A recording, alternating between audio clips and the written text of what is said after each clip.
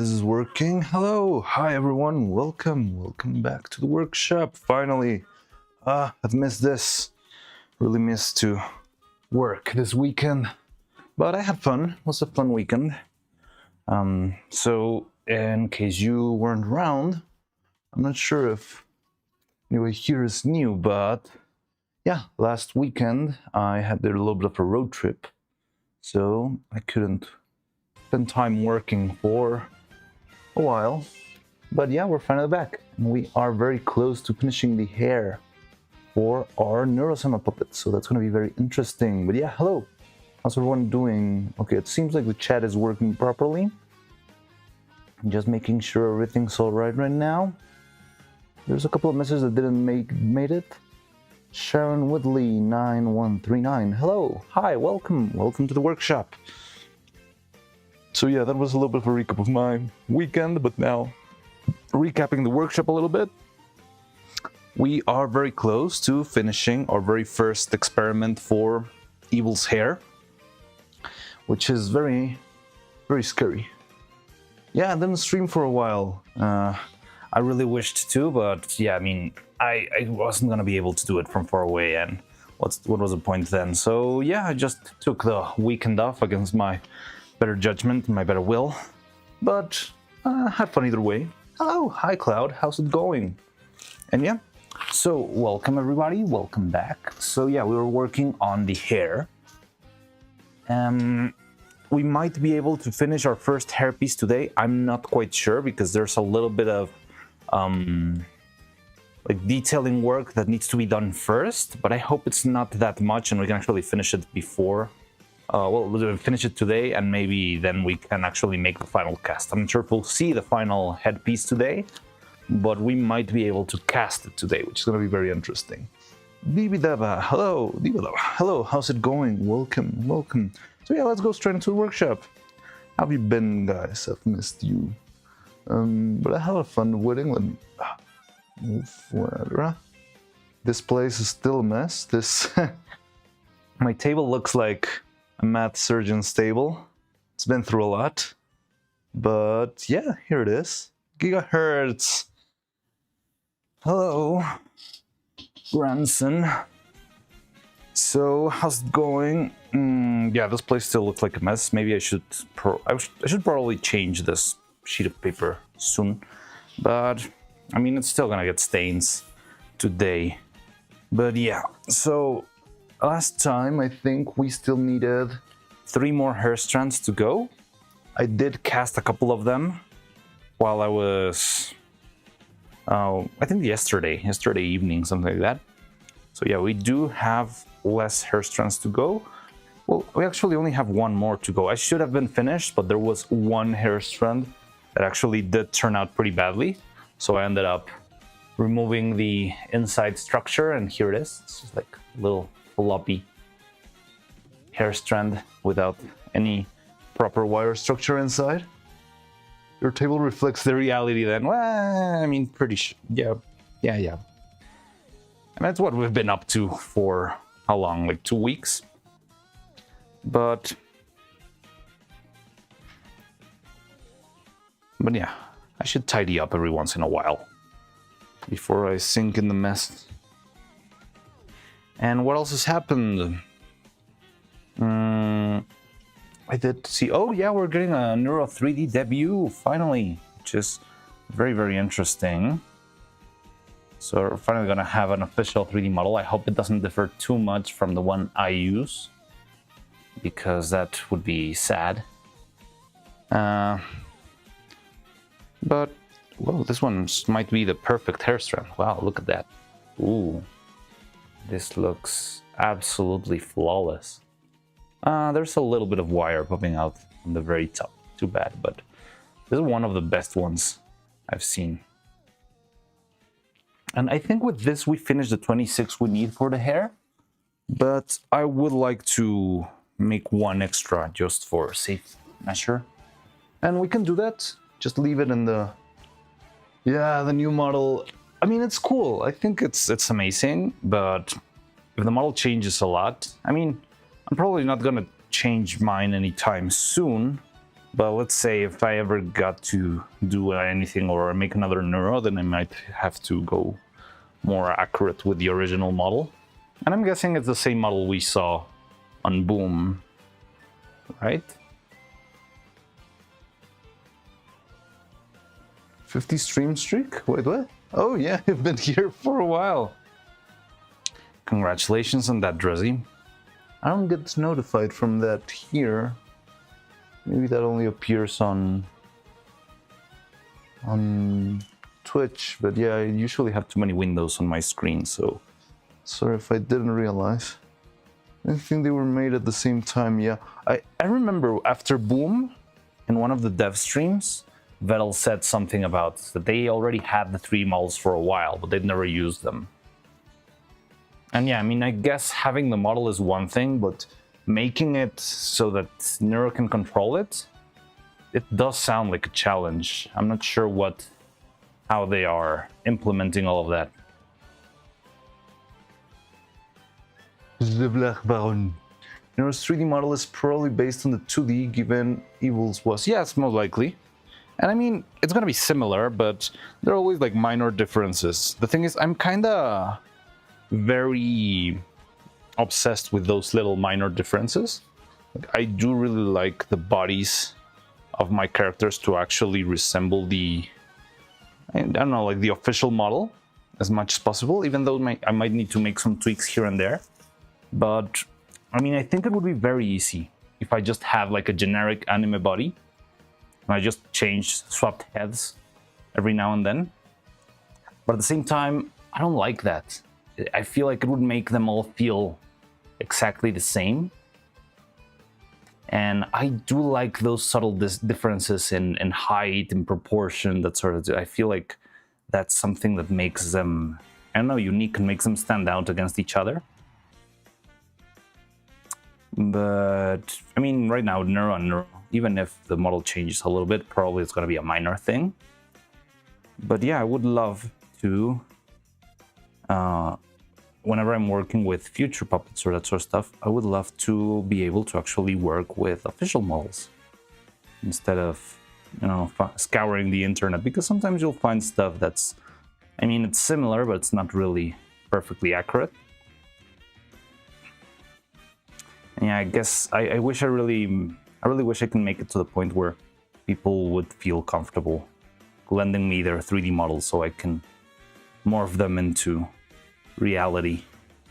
But I don't know, we'll see about that in the future. Right now we're just making our little Neuro and Evil with what we've got.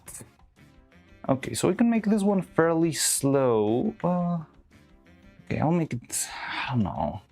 Okay, so here's the thing. I've been reading, remember that last week the silicone was sort of running out of control? Because we couldn't really see how fast it was going, or I don't know, it was acting very erratic. I made some reading while I was gone. I did some research, and from what I managed to read is that apparently this silicone in particular reacts with humidity in the air. So depending on how much humidity you've got in the air is how fast the reaction is going to take place. So, and since I left, it was very warm back when I left, and I think very dry. But right now it's very humid, very, very humid. It's like winter just kicked in all out, Mariah Carey style, and it's just, it's just feeling like late December right now. So I'm very worried on what December is gonna bring this year. Wait, what's going on? Tried sharing it, but it failed, so I sent a normal chat version because it didn't let me share more than once. Doesn't appear to anybody except me. Okay, cool. Got this emote from Twitch. Oh yes, I think that emote you get from doing something on Halloween or something like that. I wish I could say, but I'm about to be long my 3 hours. Oh wow. Well, good luck. Best of luck. Stay healthy, stay hydrated, Dividava. And yeah, take care. Have fun. Hope you have a lot of fun. So yeah, the silicone had been acting a little bit weird. Like, it would be a little bit inconsistent. So, yeah, I think if we don't really need this hair strand, we could actually go for it and just make this very, very slow. And very, very slow is not like 5 days slow. It's gonna be about 3 hours slow at best. And probably in 3 hours, I don't think we're gonna be ready to cast the final piece. So I think we're gonna be fine. Animation Didier Vidal said he might do a green screen segment on the 3D debut stream. Animation in front of Grease team might be fun. Wait, do you mean that we do some green screen animation on stop motion?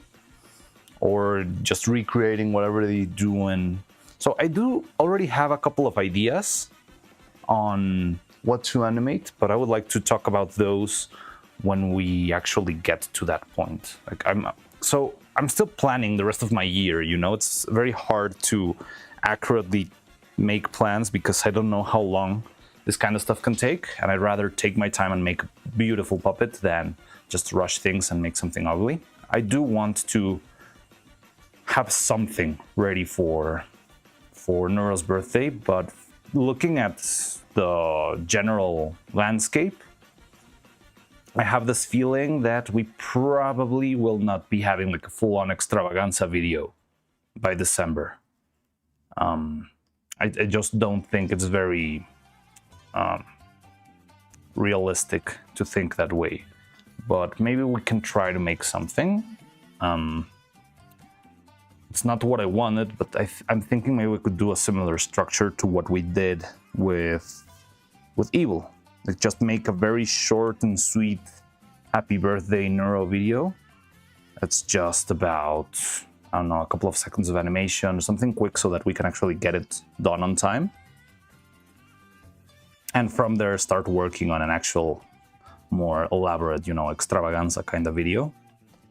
But I think, well, I think the first point we need to reach to actually start talking about that is actually, you know, having full-on puppets that work and stuff.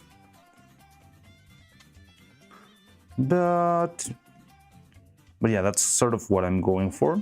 But yeah, once we get the puppets done and we can actually see them and feel them and see what they are capable of, that's when, similar to what we did with Extravaganza, I would like to just spend some time sitting down and chatting with you guys and see what we can come up with for good ideas for animation, that sort of stuff.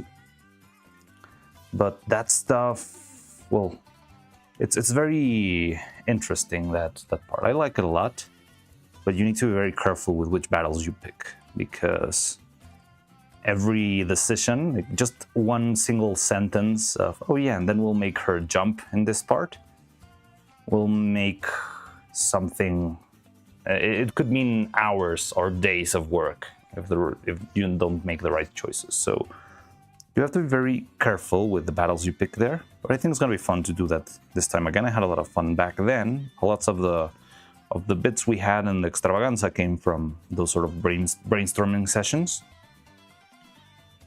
And yeah, I think that will be fun. But what do you mean with either, I guess? Yeah, I mean, I think we could do some green screen. You know, green screen can be a little bit tricky with stop motion. But I think we could do something like that. The thing is, my biggest problem right now is that I actually don't have an animation space set up. I do have something planned, but I haven't arranged it yet. I actually need to start checking into that, because if not, we're gonna just have like 5 weeks of streams where I'm just building the animation space. I'm actually waiting for Black Friday to see if I can buy like new lights or camera supports, that sort of stuff that will help me make, because I don't have a lot of space anymore. Before, we had the big space where Extravaganza was animated, and we also had the smaller space where, well, it was about the same size space, but it was much more crammed, where I had the whole workshop. Now I have more or less the same amount of space for both the workshop and the animation space.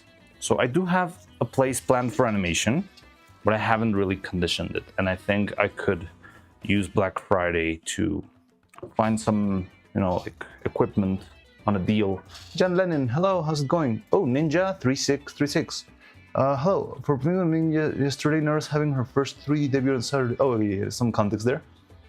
On normal stream time. Yes. So, actually, I'm really thinking about not streaming on Saturday until Neuro stream's over.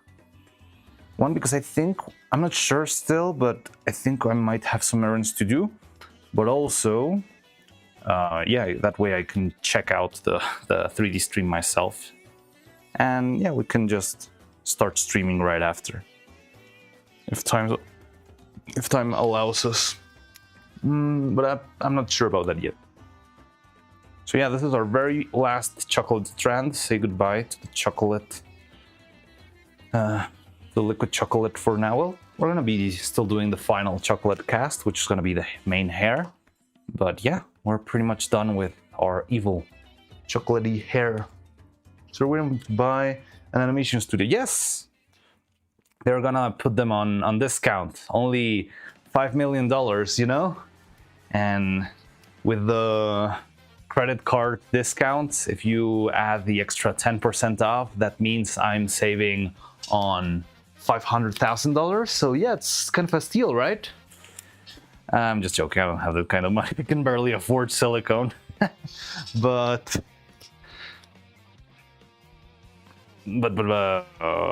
sorta. I'm finding my own ways to make stuff work.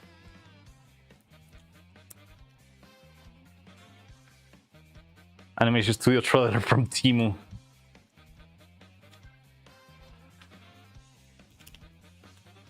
Sounds like a great deal. Yeah.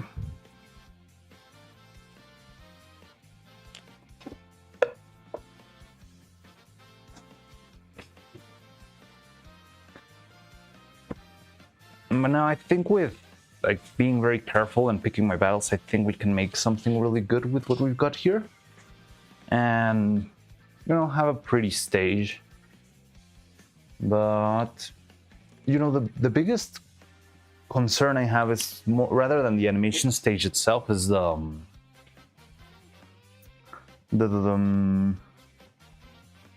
space for animating. Like the stage, I can see it, but I do need some extra space for me to walk around and stuff. And also I think this stage is going to be very close to the ground, and that's not going to be very good on this old man's knees. But I think I can manage. It's just for the time being to see if we can actually make this work, and I'm willing to find out.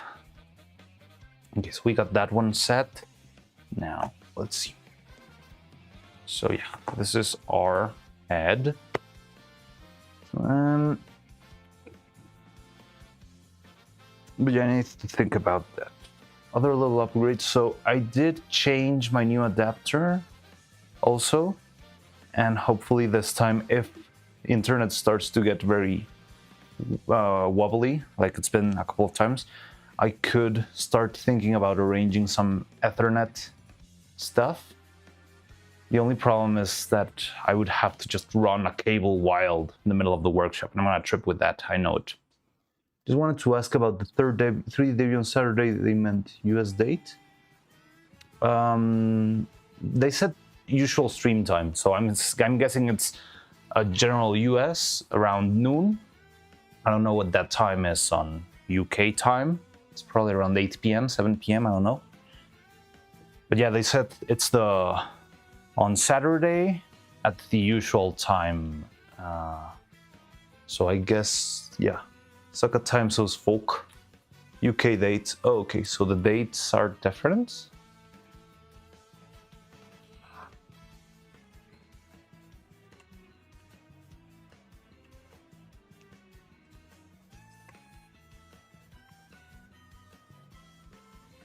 What? Oh, silly me. Okay, so you know the plan here. What we're gonna be doing is every single hole in this mold is gonna be a hair strand. It's gonna just fall out and make, yeah, the general shape of the hair. So what I need to do is arrange all of them. What I'm planning is to sort of make a net out of all of the hair strands. Then we need to place a magnet back here. I'm not even working on the camera. A magnet back here, because this is what's going to be joining the piece itself to the body, to the head. We're going to be trusting that magnet with our lives. Hope it does okay. I feel like the magnet's strong enough. They're fairly big. They're like 10 times as big as the ones we used for the mouth. So yeah, I hope they are strong enough to hold its place. I think I haven't placed the magnets on the head, so I wouldn't need to worry about polarity. I would only, just for safe measure, I would consider, you know, making them the same polarity on both hair pieces. Just because, I don't know, if someone breaks and I need to use the other head, I could just swap them and transform evil into neuro and neuro into evil. So yeah, this one still don't have their magnet set. But yeah, so the hairs should have the same polarity.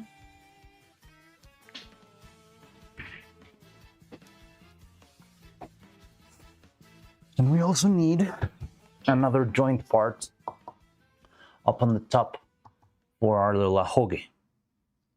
So we're gonna be working on that. So let's put the magnet in place first. And once we do that, so we put the magnet here, and then we just leave it dry, and while we leave it dry, we'll start checking the ahoge piece. Because I think I have some candidates here, but I don't know. Oh, I thought you were US, because you were asking about time zones. Japan time zone, whoa. Okay. Yeah, I don't know how the conversion is, but you can probably just let Discord tell you. Smokus? Oh, is that an emote? Yeah, we don't have that one, but you can add it on the Discord and I'll put it on later. Yes, I always have to remember the day difference when oh, okay, so the day is different in Japan and Korea. Not on Discord, sorry. Yeah, it's okay. Yeah, no, just saying, but it's fine. No, suck at reading different time zones, so on my POV it looks like code. Yeah, I've always, whenever I need to check when something will happen in another time zone, I just Google, let's say, what is it? LA time right now.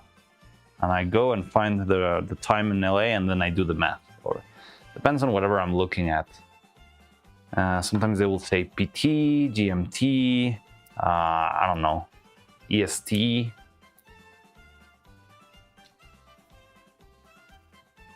Three different time zones given my computer's clock since I get them mixed up easily. I think I would get more mixed up if I actually had them, I don't know, like just in the computer. I would forget which one I've got on or which one I'm reading right now. But yeah, I just end up Googling very shady sites, like the current time in PST. And you'll see that it's 8:30, so you make the math. If it's 8:30 there and it's, I don't know, 10:30 here, and I'm gonna watch this at, I don't know, 4 p.m. That means I'm gonna be, and yeah, just do the quick math like that. But yeah, I also suck at that. No, EU and East and West Coast, and every other time zone is rare enough that I can just check when I need to.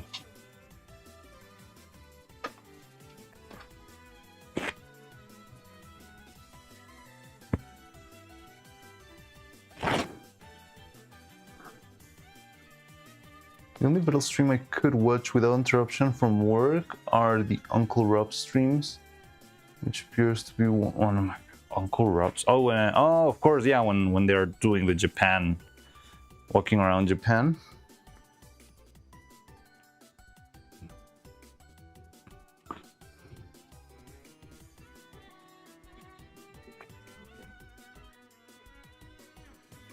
Set up clubs after power outage.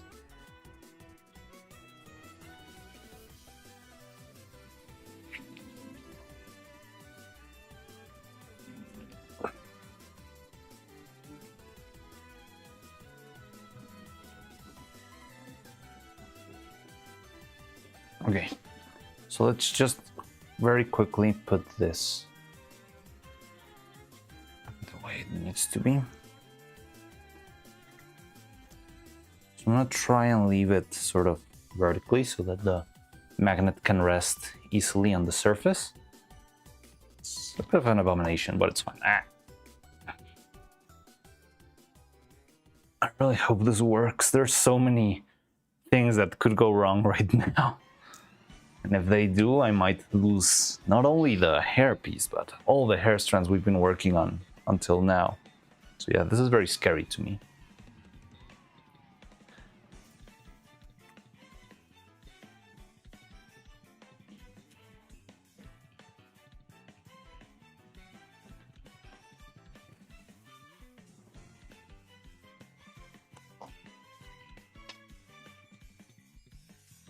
Okay. So I don't think we need more than 2 grams here. Well, I mean, not in this part. This part is fairly easy. But yeah, the main casting that we're going to be doing soon, that's going to be the big risk, maybe big reward moment.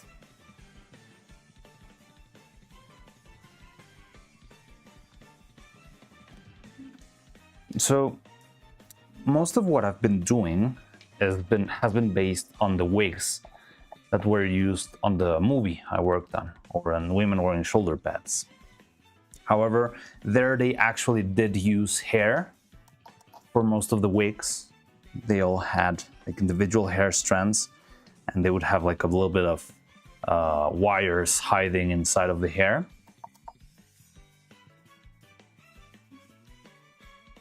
And I mean, it worked okay, but I've always wanted, I've rambled about this a bunch of times on stream, that I always wanted to have something that looked like an anime figure come to life. So that's why I'm always so obsessed with trying to make this look cleaner, smoother, not really. So I could have just gone for it and tried to do hair, and I think we probably will get to do hair at some point. But if you ask me, I would always rather have this sort of Pokemon Concierge kind of texture, but it still feels like something I need to perfect. I still need to improve my technique, improve my design, and you know me, I like to, for the sake of the product, I do like to find the ways to make the stuff work. You scared? I'm terrified. Well, we'll see. I'm not sure if we're going to see the results either today or tomorrow, but we'll see. Oh, and speaking on the topic of schedule and stuff, I might make a poll later or something, but I wanted to ask directly on stream while we're at it. So, what are your thoughts on Abandoned Archive? Because I think it would be fun to make a stream playing Abandoned Archive. However, I would like to, you know, see first with you, when or how would you like to schedule that? Because sometimes it happened a lot with Silksong. Like some people wanted to experience the game themselves, so making a stream on the very first day was kind of a bad idea. I mean, we're a very small audience here, and I'm fine with that. The thing is, if we're a small audience, I think we can arrange so that everyone has the best experience they can, and just talk stuff out while we can, because maybe someday it's going to be way too hard to arrange more than, I don't know, 20 people. But right now that we're less, so there's this big possibility, or well, there's this big drop coming with Abandoned Archive. And I don't really know how good or bad the game is going to be. I think I've never even played a full-on roguelike like that. The closest thing to that would be Splatoon's DLC. But I think it would be fun to have a stream of that. But I don't know if you would like to experience the game first, so maybe I can make the Abandoned Archive playthrough, I don't know, like 2 or 3 weeks later, or we could go straight up and do it the very same day, or we could just not do it and keep working on the workshop. But yeah, I just wanted your opinion or your thoughts on that. I think it would be good to know what you're up to, or what would you like to see on this channel. I mean, if it's up to me, I could always just work until I dry up. But I do like to once in a while spice things up with something else, you know, like playing with Faye. Just, I don't know, having fun. Oh, maybe I screwed up. Well, that's fine. For science, Neuro-Sama. Just saw your work being used by Kroll. Yes, Kroll got... Well, Kroll... It wasn't Kroll. Someone else reached out to me and said to me, hey, so I'm working on this video with Kroll. I think you already know him. And we wanted to use a couple of bits of your video. And I was like, oh, hell yeah. Yes, please do. And that was about it. And I didn't hear anything more about it until the video released. And yeah, I had a lot of fun. I was very proud of it. It felt good. I mean, it feels nice to actually feel like I'm starting to be seen as a part of the community. I don't know. I feel like I felt a little bit underground for a while, which is not bad. I do not mind about that. But it's interesting to actually see like there's other creators who like my work and who use it on their own work. It's a very fun experience. That might have been a bad idea.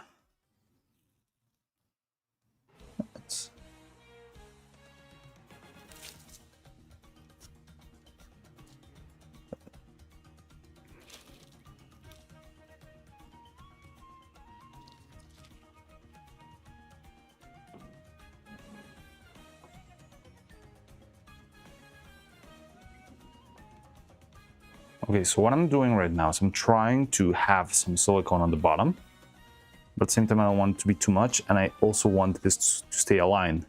That's why I said it was kind of a bad idea, because I covered everything with silicone and I don't know now where exactly the mark for my magnet is. But yeah, I'm sort of cleaning the edges to make sure, and it seems like everything's fine. So one of the big risks with this plan here is the silicone. If the magnets are too strong, because they're quite big, one thing that could happen is that the magnets just stick together and rip the silicone off, so they won't be holding the hair in place. If that happens, I am in trouble. So that's one of the possible weak spots here.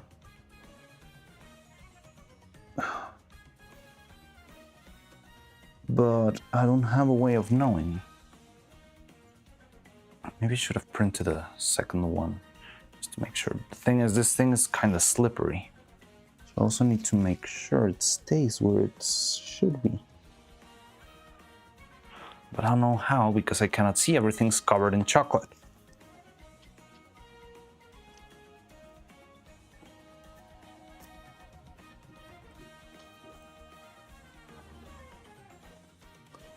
See it there.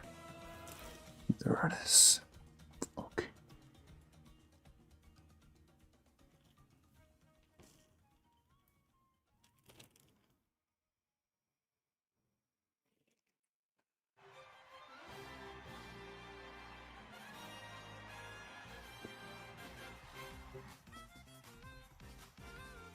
And also I need this layer to be kind of thin, because if it's too thick, then this thing will not be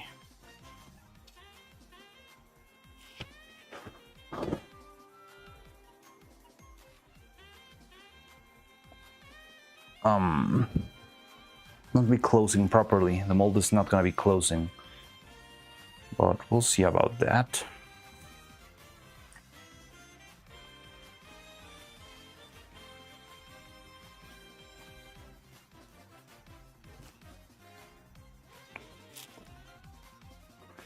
Maybe it wasn't that much of a bad idea to make the silicone fast this time, because that means I don't need to be babysitting this piece of rubber for too long. But yeah, it's gonna be interesting.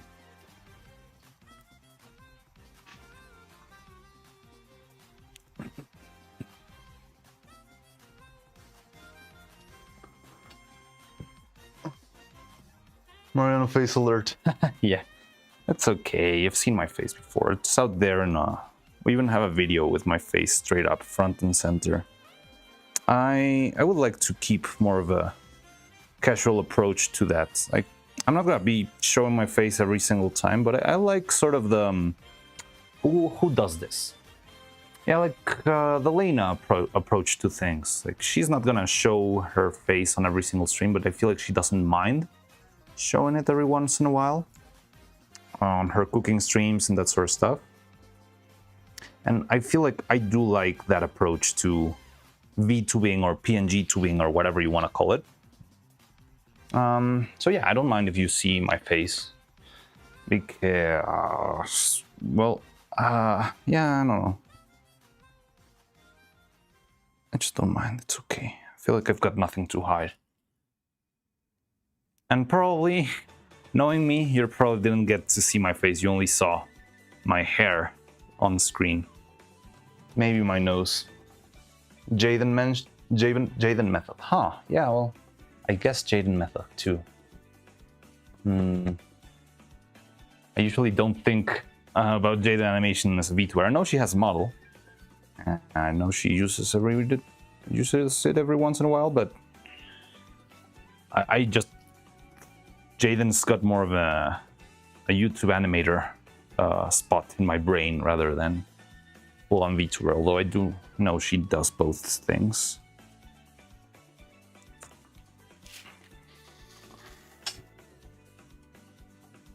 Credits of the movie, I'm guessing. Wait, what are you doing? Don Mariano sends his regards. Then you can even find his full name if you look hard enough. Yes! Well, yeah, sorta, I guess. I think it's even on the Discord. Well, it could have been on the Discord, but Roman was kind enough to blur it out. But yeah. Don Mariano sent his regards. Well, they're going streaming more, so just the fact she shows her face sometimes, but not so often. Yeah, but I mean, her face is known, right? Because, well, and also because she collabs with a lot of, you know, regular streamers, Alpharad and stuff like that. They do show their face more often, and whenever they do something IRL, they're all out there. Who knows what he'll do with us? No, his face. Dream face revealed, then face concealing. Feel bad for that guy. Yeah, I think that's why I just don't need to make face reveal. Just, it's already out there. You just have to look for it if you really want to see it. And if you really find it, you're probably not gonna be very... I mean, it's just a face. There's nothing.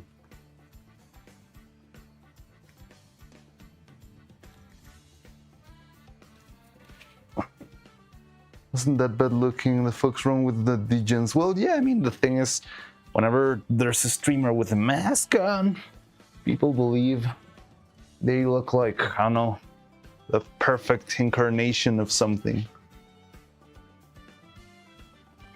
Dream's a Brit? I didn't even know that. So the thing is, you need to take into account that this old man knows nothing about Minecraft. So all the Dream drama just flew by me.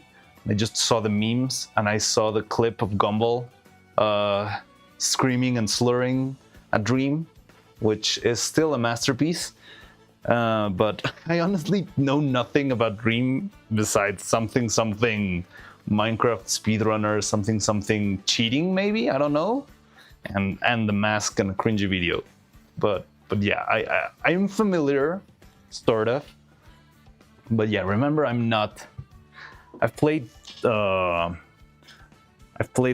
twice, which actually, one of those 2 times. Well, no, the only 2 times I've played Minecraft, they were actually with the people I went to the wedding with. So yeah, I just saw an old friend of mine, and she was telling the exact same story. She was like, "Yeah, I've never played Minecraft besides that time we played way back." And I was like, "Yeah, that was my first and last time too." Like 5 dramas ago, it was like 20 dramas ago. 5 dramas ago was like last week. You know, Norma, you didn't hear of this incident. You didn't see the Gumball slurring video? Oh, it's such a masterpiece, so beautiful. So I don't know how on earth it happened, but this guy Dream and the voice actor of Gumball ended up suited and in a car together, riding, I don't know where, I don't know, like to McDonald's or something like that. But in the video, this guy with the exact voice of the Amazing World of Gumball is just berating this guy Dream and saying the most insane shit. And you have videos of people who actually animated it with the Gumball character, and it's so beautiful. Perfect. I love it. I know. I'm an old man. Cut me some slack. And I know it's a good game. I know people have played it even 10 years later. But to me, when Minecraft was like a big thing, or when it got popular, to me it felt like, you know, the kids stuff, what kids were doing. And I looked at it from afar. It was like, okay, that's cool.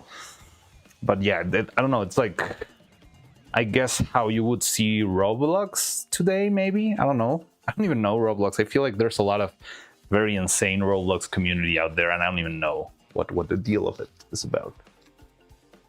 The face reveal he made, I laughed a bit, but he's too not really bad looking. He's just angled like a meme. Maybe.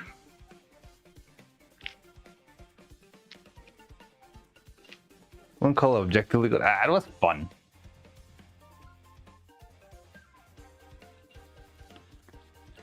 It's just such a piece of ironic internet media. Oh, were you talking about Minecraft? Oh, Roblox. Minecraft is a sandbox. It is good if you can entertain yourself. Yeah, I guess. I mean, it's. I guess it can be as good as you want it to be, or as you're willing to make it be, because you can either play creative or survival. I mean, I think I've seen a couple of people play, and I don't know, I always see it kind of from afar, but it's like, yeah, they make these huge houses and complex elevator mechanisms that help them move up or down and that stuff. Like a very big, you can do a lot of very interesting stuff there, and I see the potential of the sandbox. But yeah, I've never been too deep into it. I think it also, well, I mean, I guess you can enjoy it by yourself. But I think part of the fun would be, you know, playing with someone else. And maybe I've just never had someone who played Minecraft close to me, so.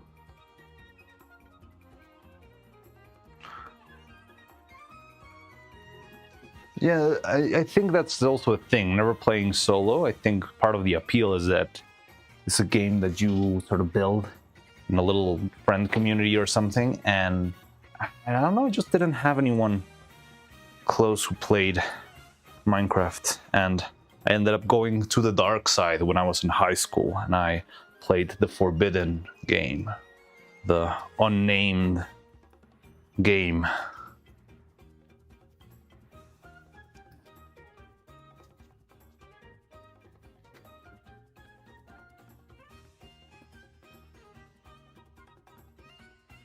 Minecraft streamer not being a PDF challenge impossible? What? Well, like pushing Minecraft to its limits. I think that's fun. I've seen people who make very, very interesting stuff with that.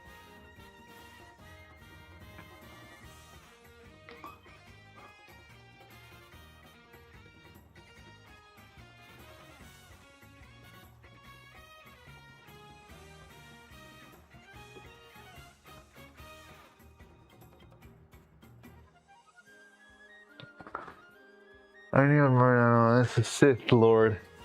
I am a Sith Lord. I'm not proud of my time. A Sith Lord, but what can I say? The past's in the past, right? Like survival Minecraft, but after finishing my base, I become less safe and, well, no need for survival, and I lose a point to play further, like nothing pushes me. Well, also I think that's got to do with when you played it, right? Because when Minecraft was just starting out, it was just about survival. But then you got, I don't know how, or if it was there since the beginning, but I think it started to grow and had a lot more stuff, you know? like the Nether and the End and the Ender Dragon and all that stuff, that wasn't out there like day one, right? Insert some Jackson face. Isn't there an emote for that?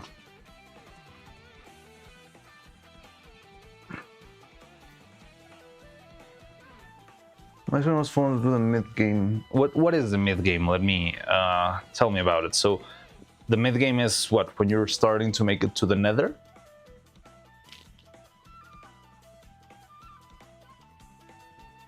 I don't even know the structure of the game. I vaguely understand that it's like, yeah, you play the overworld, you build your base, you start getting resources, then you travel to the Nether. From the Nether you get the keys or something to go to the End, and you finish the End and you're done, right?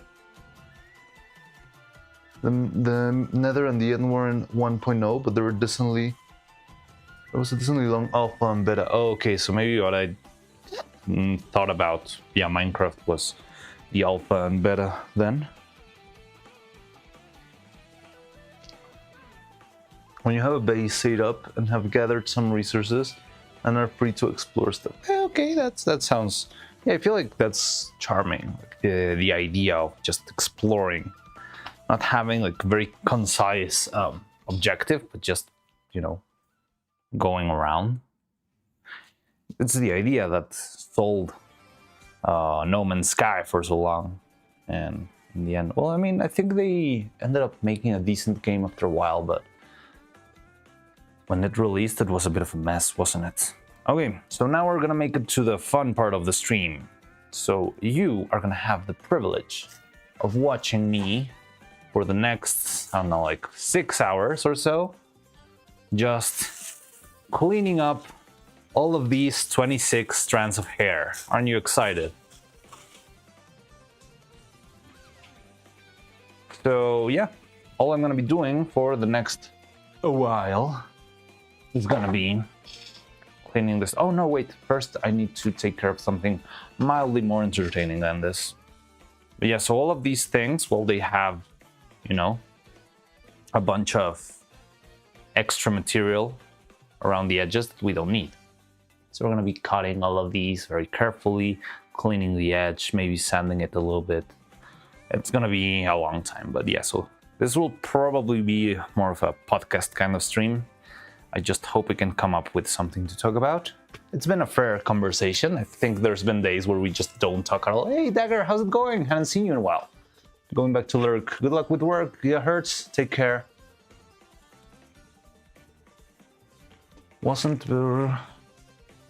It wasn't, but at some point, going to the Nether and End, I'm have self-sufficient base and have no need for anything. So pushing me into adventure. I get it. Fun part of the stream, we will lost Mariana, I know. All hail the turtle lord, cheeky breaking. Wait, what? What's going on?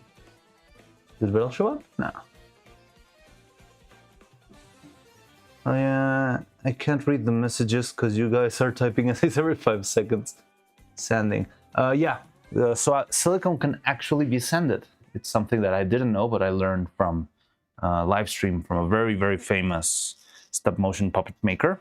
So yeah, you can actually sand the very edge of the silicone if you're very gentle and you use like a low, no, a high grit sandpaper and a little bit of alcohol just to clean the very, very edge. I'll show you in a minute, but first, I just remembered that before we do all of this, we still need to think about one more thing, which is the headpiece or the ahoge. So we got the head, right? And we need this head to have something, some sort of union to join the ahoge into the head, because it should be able to be taken out and put back in. So this is it feels kind of stupid now because the past evil is dead now. But when we were making the original evil, we designed the top of her head in such a way so that the only problem is I don't have that head. The head is being taken care of by our sweet costume department. So I need to reply to every bullshit I just need to see the chat along moving. Yeah, I like the idea of having the chat move more than before. But if you, I don't know, if I don't see a message and it's buried beneath other comments, just, I don't know, maybe send it again. Just don't send it every 2 seconds. But if you see that you get the feeling that I'm looking at the screen right now, you can, resend your message maybe if you really want me to reply to that specific thing. As long as we're still talking about it. If you start to ask me about, I don't know, the 3D debut, it will feel a lot like Swarm Brain be like, chat must scroll. The Swarm chat doesn't scroll. The Swarm chat just teleports. It's insane. It's like how many messages per second? It's ridiculous. But it's part of the charm, especially in karaoke. I love karaoke, just watching the EDM emotes like flashing.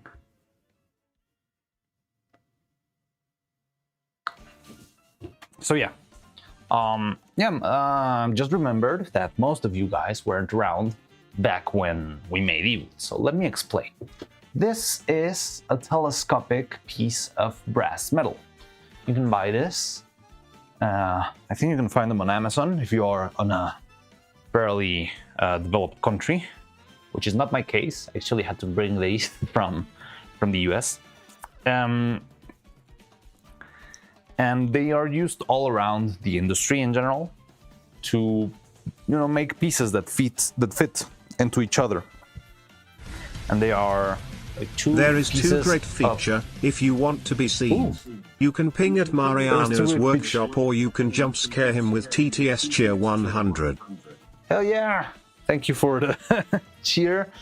And that worked really well. I didn't expect it to work that well. I still can't listen to the music. And you did actually jump scare me. I still not do that. So I started to hear noise and I was like, oh my god, what's going on? Did I activate Siri or something? But now I just realized it's my good old TTS. And yeah, you can definitely do that. TTS voice is here. Yes, it is. It's finally working. Haha. It took a while. I still feel like I want to make some tweaks. There's a lot of new stuff I want to implement to the stream, but Grandpa, I'm very bad at this. But what I would like to do next is actually, well, for starters, stop using the speakers of my laptop and start actually using headphones. Well, I don't like headphones. I hate headphones. So I feel like I'm probably gonna try to still use my, I don't even know how would you call them. I mean, they're probably also headphones, but the bone induction headphones, which I used a lot when we were animating, I believe. Somewhere around that. But the problem I always had with those is that I never could match the delay of my voice and the music, so I would always be like off when stuff was going on. But yeah, I would like to do that too. But yes, that is true. I had completely forgot we had that feature. So yeah, you can actually send bits, or you can do super chats on YouTube. And if you do super chats on YouTube, then you will also get text-to-speech. Allegedly, we've never tried that. We've never had we haven't had a super chat in a while, but they should be working. They have pretty much the same system as the bits that Jan just gave out, so it should work. Don't really know exactly how or why, but yeah, if someone wants to give it a shot, I hope it works. I really hope it does, because I want to feel very scammy if it doesn't. But it should be hooked up the same way, so it should work.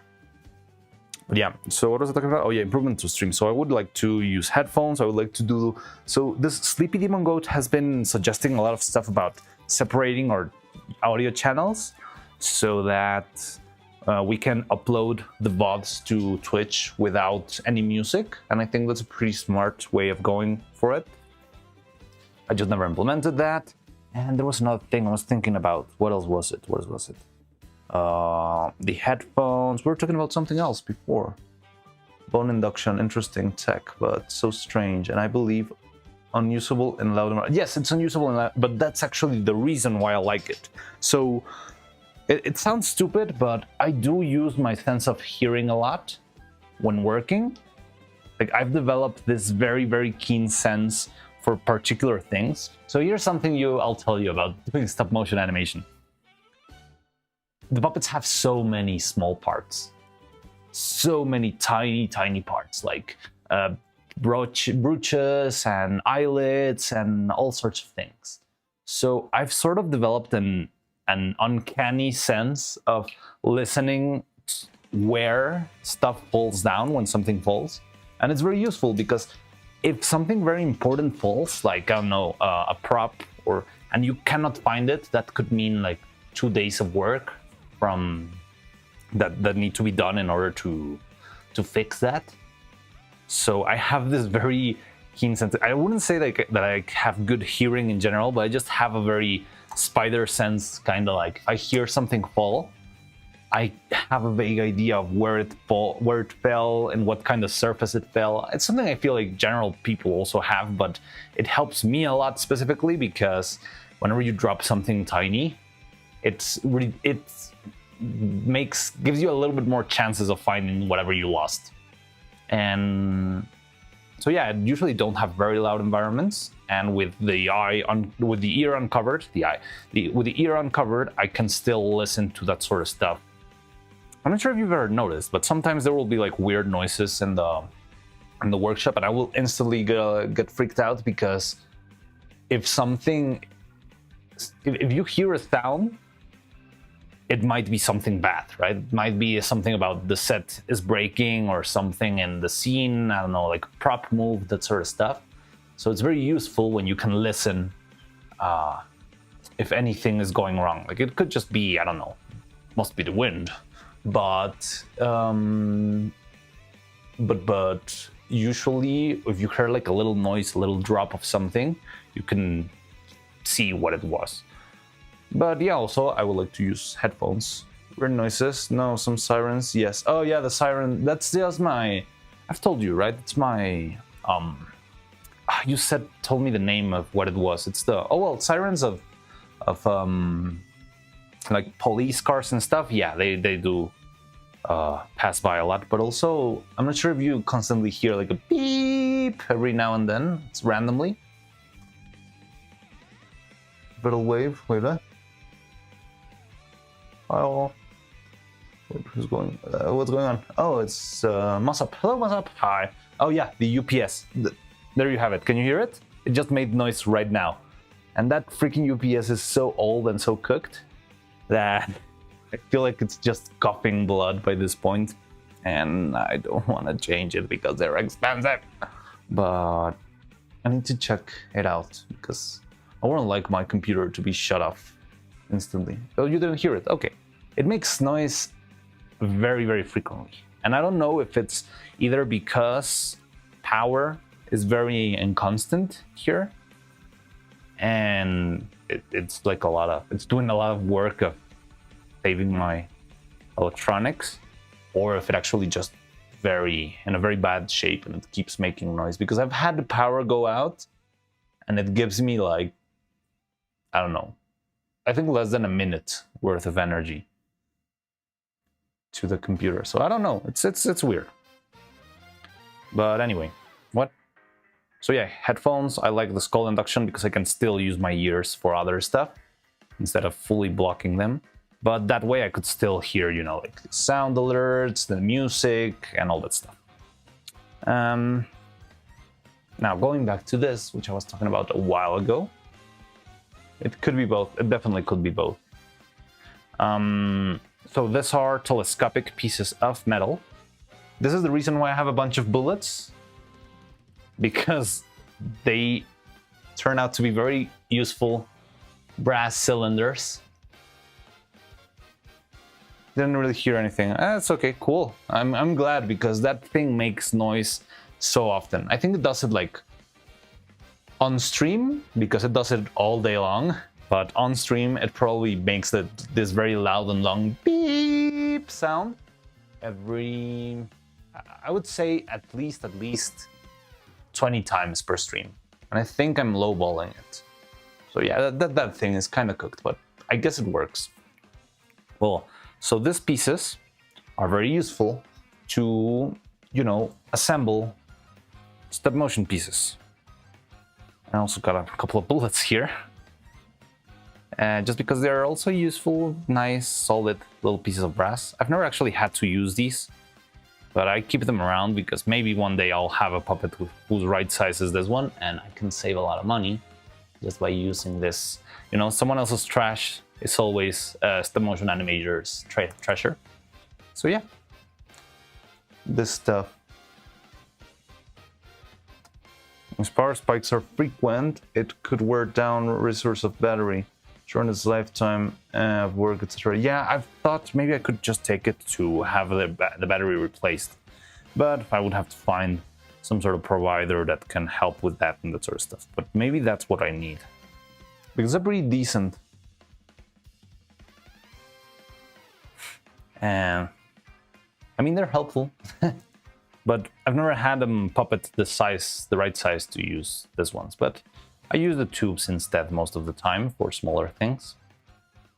But the reason why I use these ones, or why we had this on the other evil, was so that we could put in the ahoge.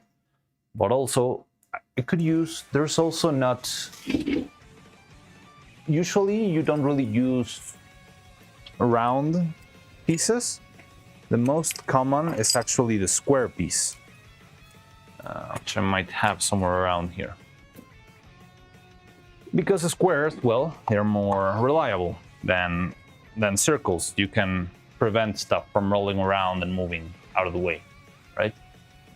So I also have like a bunch of why isn't this coming out? Oh, I see why. So I have a bunch of squared pieces that are also very useful. And these are great for back joints and that sort of stuff. But the reason why I was using round ones this time around is because I have this weird feeling that sometimes we might not be using the ahoge itself, but instead, I mean, I'm going way into the future, but I really hope this time these puppets last for longer than what Evil gave me. But yeah, at some point we might be able to, instead of using the ahoge, so imagine the ahoge is this piece, and it goes into the head, which is this other piece. But maybe I could just change this piece and replace it with a certain turtle character that you all know about. So if I ever get to actually make a turtle, I can have the same slot and put the switch between the hair and the turtle and the hair and the turtle and all that stuff. And having it round, I think would have it makes it more helpful so that it's a little bit more expressive, because if I have it round, I can make the turtle sort of like tilt slightly to the left and to the right to look around and do that sort of stuff. Oh, I do have turtles, like, to demonstrate my point. Wait a second. So yeah, I can have the turtle placed on top of the tube, and that way it can turn around left and right. I mean, at least it will give it a little bit of motion range and, you know, emotion kind of stuff. It's something I can use just to, because just having it placed on top of the head and hoping it works, it's not a good idea. Truly a cartel boss. Not a cartel boss. Stop saying that, you're gonna get me in trouble. I'm just an old man. Mariano Rosell could use bullet shells to lower cartel expense. and yeah, that's my big idea on how to use this. But yeah, so I decided to use the round one, so if I ever transform the ahoge into a turtle, I can have it just slide around and move from one side to the other. So that's a big idea.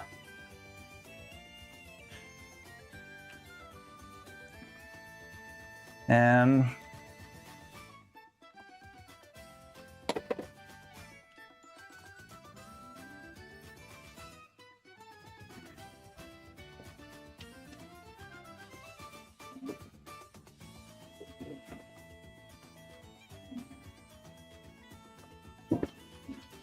cool old man, but with history of being an assassin on the Sakamoto Days Plus. I still need to gain a couple of pounds to be a Sakamoto Days guy, but I haven't seen that thing. I've just seen like bits and pieces out there. So yeah, that's the big idea. That's the plan.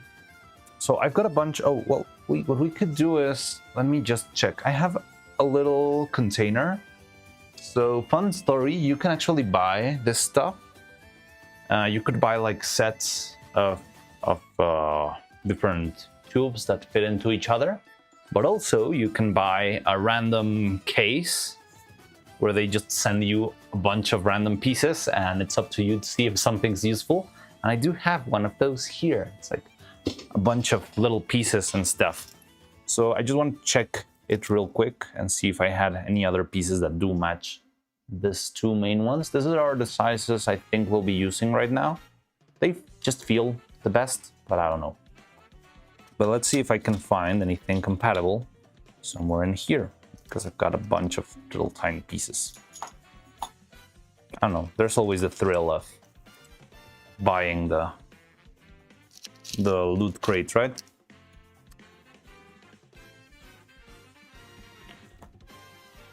So I got this one. This one feels okay, slightly. So sometimes they change the measurements between millimetric and inches or imperial. So there are pieces that kind of fit, but they do have a little bit of jiggle, or that they seem like they would fit and they just don't go into one another. So yeah, there's a lot of back and forth here. But I got plenty of pieces, so let's see what we can find. I mean, if I put something that's already cut, well, that makes my life a little bit easier, doesn't it?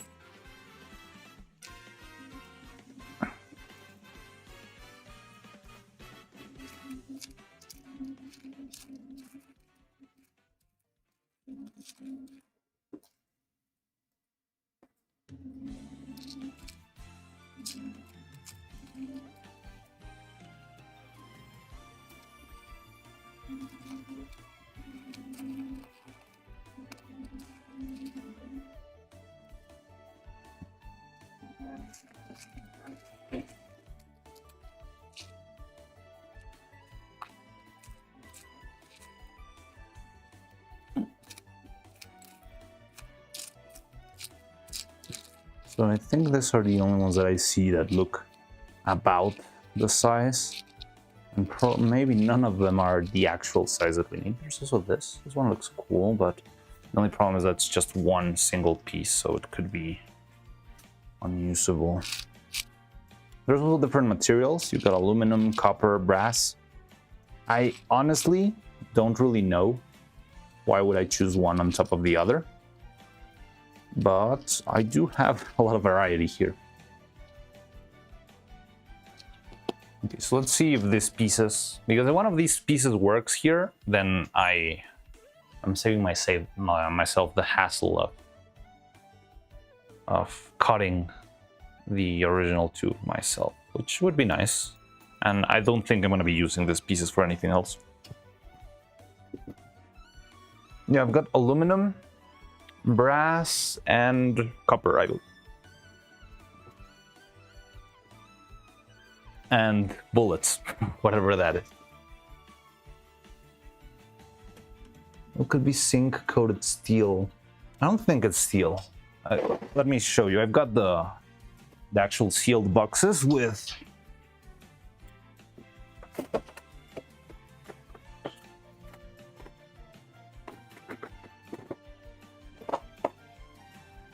so yeah, it's copper, aluminum, and brass. Those are the ones I found. You can find them. It's like KNS. They are not that hard to find. Well, if you're in the US, I'm not sure about the Union. But they're pretty cool. Pretty easy to find, pretty useful. And they do last a long time if you only use like a small piece every now and then. Glitches for me. Ah, buffers. Oh, I don't see anything going weird. Okay, I'll see. Oh yeah, that was what the other improvement I wanted to do, is to see if I could set up an Ethernet cable through the workshop. But I need to find one, get one.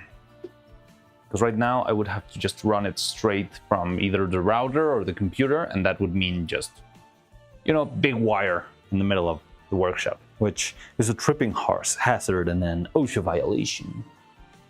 The buffer of death. That's fine. Like right now, the signal seems okay on my stream, so hopefully it's not gonna die anytime soon. But if it keeps dying and if it really becomes a problem, I will address it and I will have... The good thing is because the router is very close to what is hopefully going to be our animation set, I can at least assure you that all of our animation streams will probably have full-on Ethernet. So there's no problem with that. But yeah, the workshop streams still... I would rather have them in Wi-Fi because that way, I don't know, if I ever wanted, I could just move the camera around, move the laptop, move to another table.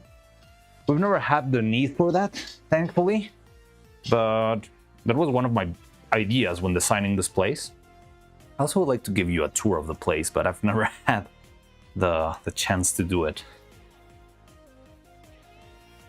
Well, the thing is, because it's still not perfect, it's still not... all set up, as I feel like I need to wait until I have everything set the right way. Okay, this one's all suck. Ah, come on. Give me at least one. Maybe this one.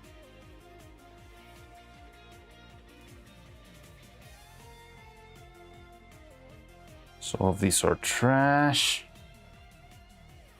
Okay, so here's the thing. The reason why I'm taking these as my base is because they're fairly long. So if anything goes wrong, if I need to repeat something, anything like that, I'll just use the like another piece of the same tube, right? But if I just use, let's say this, right? These two guys, they fit really well with each other, but they're very short.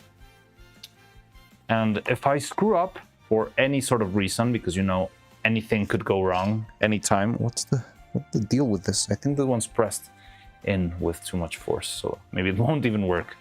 Let's say I use, I don't know, this and this or anything like that. Because these pieces are so small, there could be a chance that if I ever need to repeat it or do another one, I'm not gonna have the exact same measurement and I'm gonna be in trouble, a lot of trouble. So I'd rather use the pieces. I would have loved one of these, at the very least, managed to be the same size. There's some that kind of fit, but they're not, they still feel a little bit wobbly. And I think it's got to do with the imperial measurements and that sort of stuff. But yeah, I don't want to use those. Because then what if I need to make a second piece, a new ahoge, I don't know, whatever. It's not gonna fit, and if it doesn't fit, then I might have to repeat the hair, and I do not want to repeat the hair. It's kind of my... I think I worked more on... I definitely worked more on the hair than I worked on the body. And that's pretty crazy. So yeah. Because of that, I'm guessing we're not gonna be using any of these. Well, I could use... I think this one could work for the ahoge. It's small enough, it feels like it could fit. My hands are too big. Can you fit? Come on. Maybe not. How about you? Oh, come on. None of these guys fit. They should fit somewhere, right?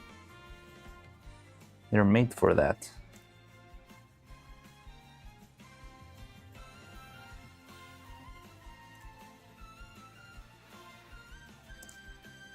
Okay, so yeah, it seems like all of these little pieces are trash, which I could use for something like a prop, something small that I'm not gonna repeat if I ever get to do something like that, but for a mainline puppet that could be using replacements or changes, so I don't know, let's say I try to make the short hair of Neuro at some point, I don't know, I would have to make another piece, so yeah, hold on, I have to stick with these two. Unfortunate that none of our other pieces... Oh, there's also this one. Let's try this one. So yeah, unfortunate that none of these fit together. But we'll do what we can. And I'm not working on camera. But there you can see it. So these ones are a perfect fit. They match really well. I think they do have a little bit of wiggle. No, not you. You could use one of these then. Too much wiggle. I don't know. No, it does feel like too much.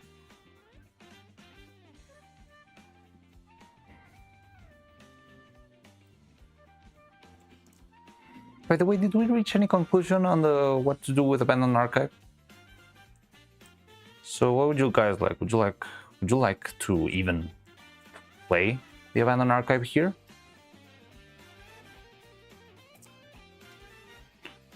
Or it's just... or you just don't care about it? Screw it.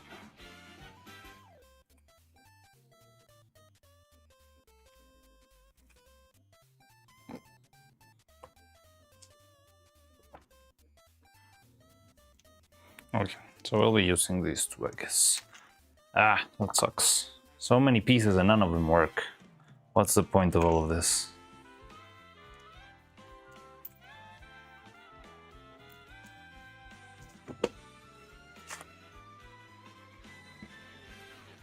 Plate, plate, plate, plate. Okay, so I see plate day one. Plate day one, are you all agreeing with playing day one? Oh, you got Kalian C-modes. The hell is that? Dear God. I have no strong opinions on Abandoned Archive. On smaller streamers, sometimes yes, after battle rate. Crowley had lots of randoms get subs. I was there when people came to stream. That's why they got one.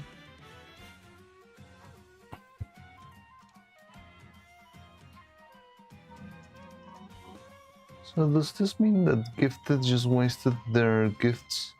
Someone that doesn't even own the channel?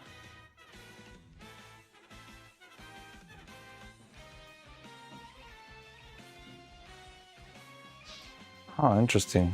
I didn't know that. Well, we've got a couple of gifted subs whenever we play it. Roguelikes.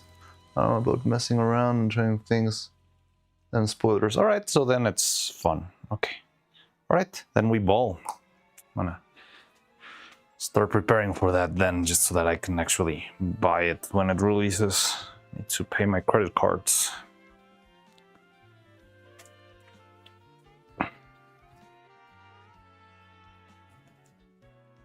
Oh, which also, by the way, a little bit of news there. I think we've talked about it a couple of times before, but not that much. And I don't know if I should really go into depth with finance, but I think it's interesting because I'm discovering it. I'm figuring it out as we go. So we barely made it like yesterday or something, to the point where we can actually have our very first payout from YouTube, which is very interesting. I'm learning the system. But I still don't know how the process works, and that's gonna be also interesting. It could take another 5 months to just make the freaking payment. I don't know, it's weird. But yeah, I'm learning. And yeah, we're finally making the first steps towards sustainability here. Hey, John Smith, what's up? London will probably be less than $5. Less than $5, really? Oh yeah, then we're totally in. There's no problem with that. But yeah, Abandoned Archive, day one. Be there. Well, I don't know, unless you want to see it with other streamer, which is fine.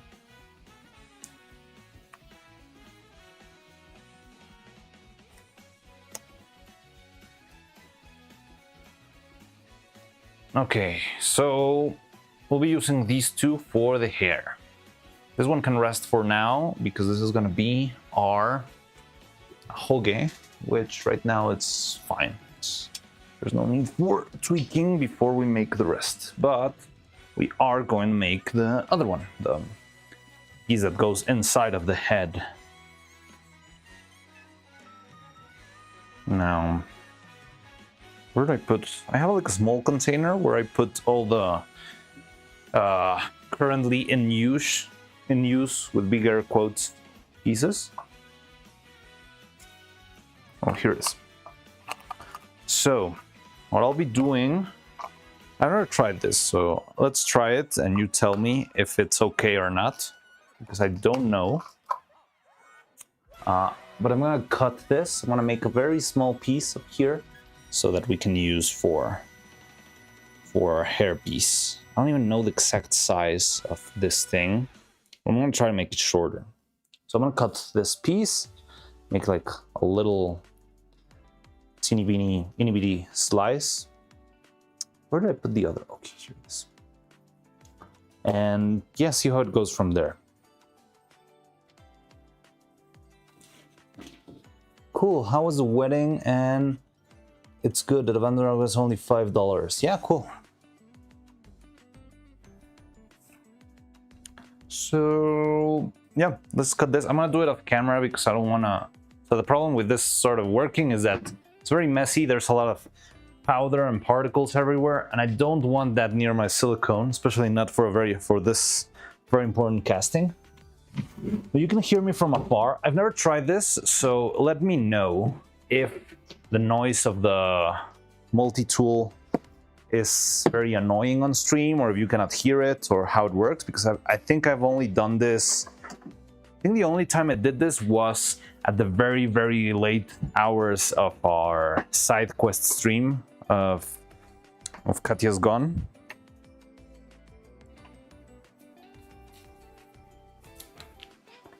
And I'm not sure, I think I left. I usually leave the microphone, but I just want to test to see if... I don't know if we can talk while I'm working on this sort of stuff, or if it's better if I just keep leaving the mic out of here for the sake of your ears. So I'm preparing the motor tool. You know what it is, right? It's like this spinny thing. You can use it to cut stuff, but I'm gonna do it far away from here just because I don't want a table to be filled with pieces. No problem. Misremembering doesn't need to be on screen. Dismembering doesn't need to be on screen. Yeah, no, of course not. Dismembering is always an off-screen thing you do. Unless you want to strike terror into your enemies. But that's just on special occasions, you know? I'm gonna see how am I gonna cut this. Do-do-do-do-do-do-do.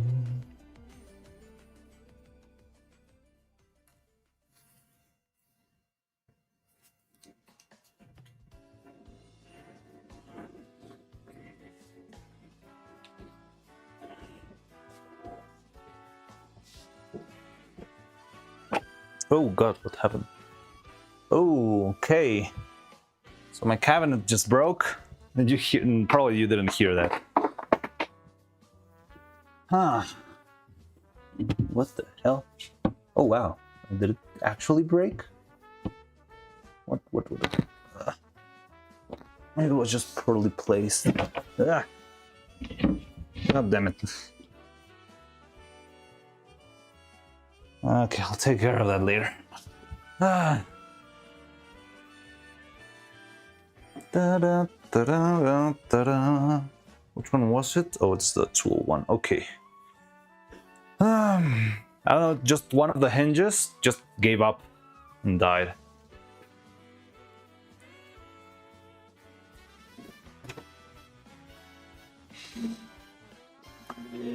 So, yeah. I don't know how big this thing needs to be, but I think I'd go for not more than 1/2 centimeter, which is, I don't know, like 1 seed of corn where you work on weird units.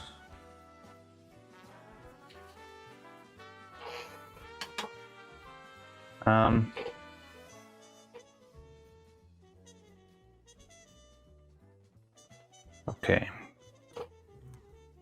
Now, the other... Yeah. If it does, I'm gonna lose this thing forever.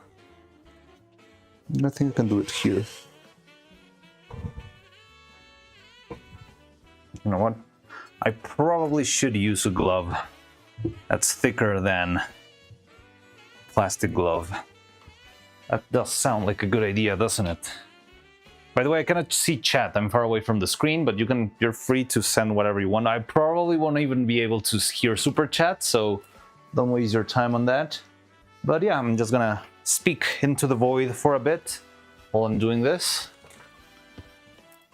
and hopefully catch up with your messages as soon as I'm back. Maybe when I set up the earphones, I'll actually be able to at least hear super chats when I'm doing this sort of hands-on, heavy-duty work, not my delicate artist work. All right.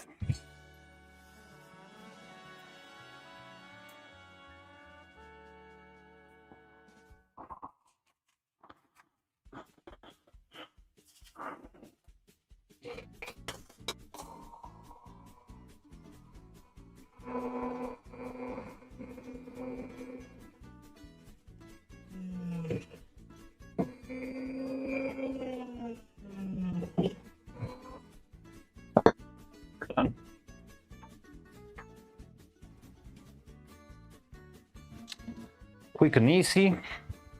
Oh, but wait, I'm gonna do another little thing.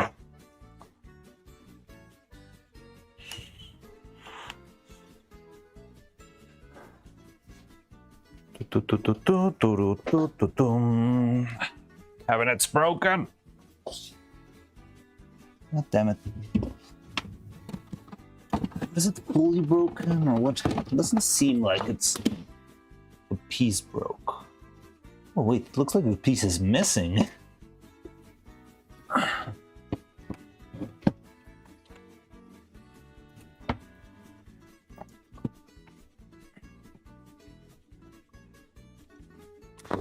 Okay, cabinet's back up.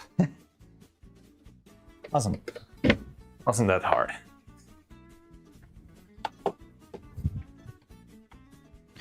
Okay, so I'm gonna try something, and I'm not sure if it's gonna work, but I'm gonna try it anyway.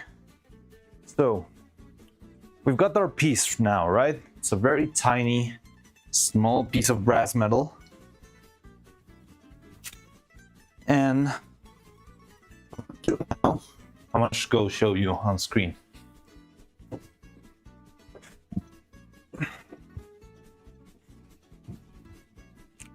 Let's probably zoom in. Not gonna be able to see. Ooh, Delfino Plaza. Yeah, there's our tiny piece of metal. And I'm gonna try and drill it a couple of holes on the side. Very tiny holes. Just so that maybe I can pass a wire through and make sure everything's properly secured to the rest of the structure. Hey, Roman. How's it going? TTS was single use? No, it didn't sound? It didn't make sound? Oh, come on. Really? I mean, the problem is I was too far away, so... Be careful with any gloves for working with milling cutter. Would reel up cloth as well. So I was wearing these gloves. They are... I think they're fairly good for this. So it didn't, just let me know, it did actually not make any noise? Or it's just the fact that I couldn't listen to you because I was far away?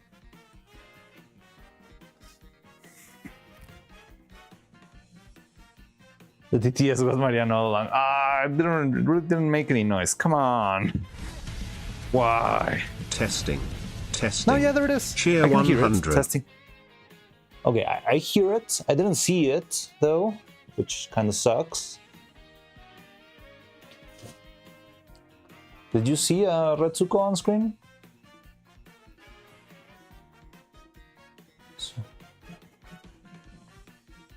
A length limit?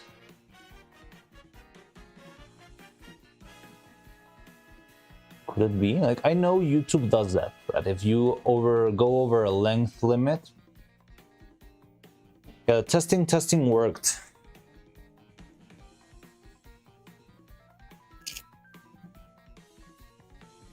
So heard the testing, but I didn't hear, and I didn't get to see Retsuko dancing. whenever I start to think I'm getting the hang of this, I figure out it's not working. It should be at Twitch points redeem. I can try and set that up. The thing is, because I'm doing it on Stream Elements, I didn't see the Twitch points option. I just worked with the options that were there. But I can try that. I feel like the Twitch points doesn't have an equivalent in YouTube. So I want to make whoever watches on YouTube to feel like they are not less perks than Twitch, but I mean, I guess that's on the platform.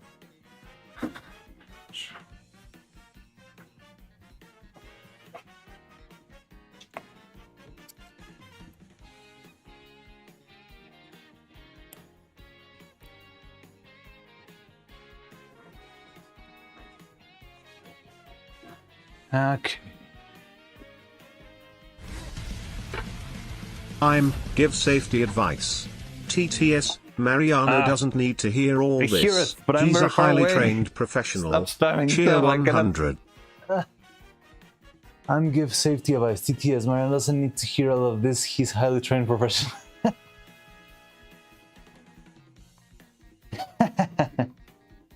It's the... But yeah, if you want, I'll try and see if I can set it up. But just remember that I'm an old man. It's gonna take me a while.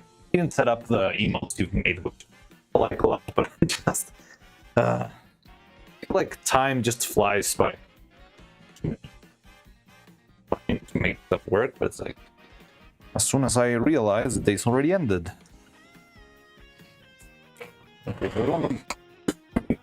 Nice work. So I need to be very, very good.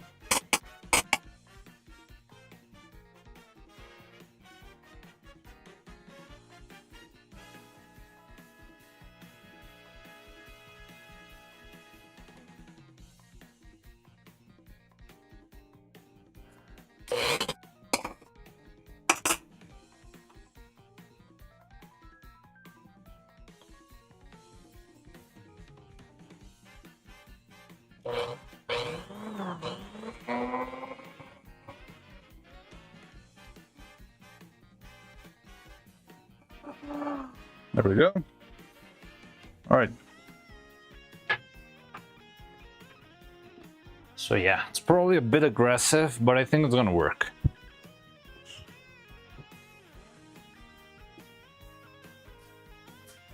Just hope the other piece fits really well.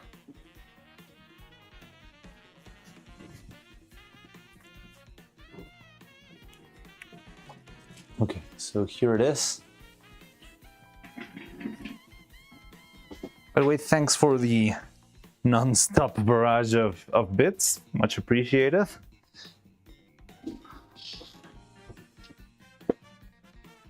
C Booster, who's that? Hello, hi, welcome to the workshop. C Booster 223, how's it going? Welcome to the workshop. So I'm currently working on a stop motion puppet for Neuro-Sama, and I've been doing this for a while now. But yeah, look, so that's my plan. I can have, oh god, that's okay. I can have this little piece secured to the rest of the body. So I can go pass a wire through it, through the center. And then I'll just have the other piece, which, where did I put? Over here. Ah! So this will fit in here. And that's how both our ahoge and Vettel will be secured to the body. I hope this is enough. It's kind of small. I just hope it doesn't fall out. If it does, maybe I can just use some Teflon or something like that. So yeah, that's the big idea. Let's see how this works. And I don't know, pray for the best.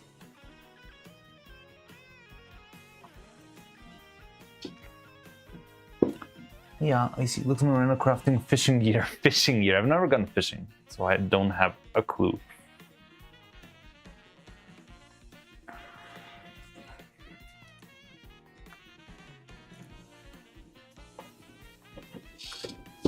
Okay. So all we need right now, actually be having this wire along, place it right on our mold. So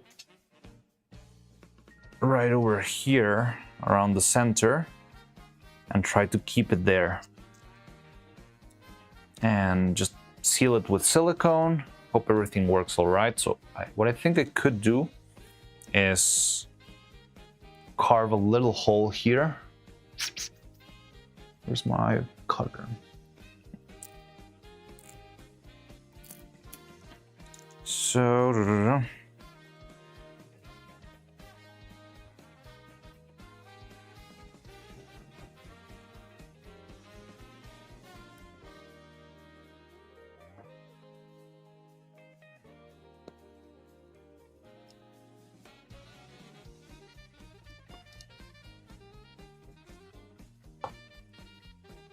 I'll remove the silicone that I already placed here, just so it's clean and empty. I don't want any extra space that could lead to this stuff not fitting.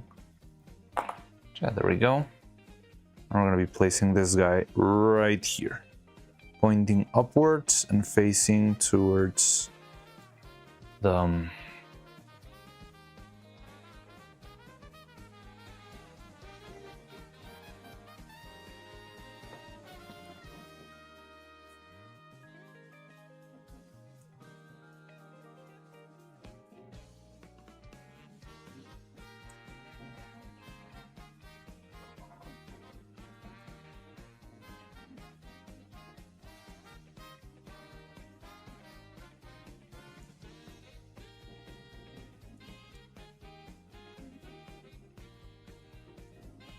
probably gonna have to keep holding this for a while, but it's okay.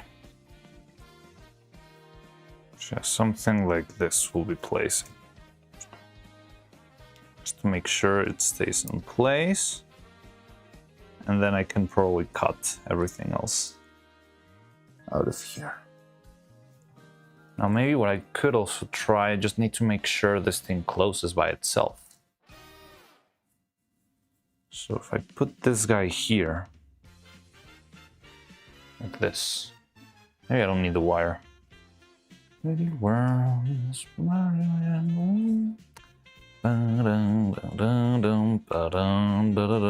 it's fine. We're fine. Okay.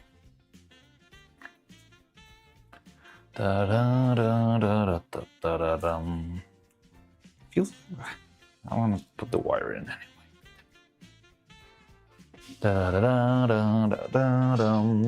Whoops, I'm late. Hey Homer, how's it going? Welcome. Hi, how you doing? Viewers are pleading, my lord. Sorry. I don't know, I wish I could make stuff more engaging, but this is what it is. Yeah. Sorry. I can't even see it. Where's the Twitch count? I don't even know how many viewers. Like, Twitch is not even showing me how many viewers there are. I think it thinks you're all bots.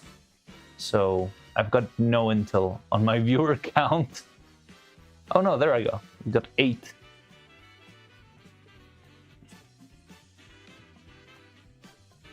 But yeah, I mean, I'm fine and happy to be here. All right, cool. I can work with that. I'd rather have our good few, our happy few, rather than just force a bunch of people here and start, I don't know, like, pretending this is not incredibly hard. But yeah, it's okay. It's okay. We cannot let the algorithm decide what we do. It's okay. We'll just have fun.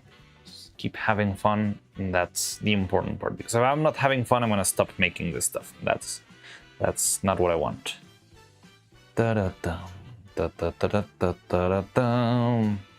So I hate the fact that I'm doing this, but I think I need to.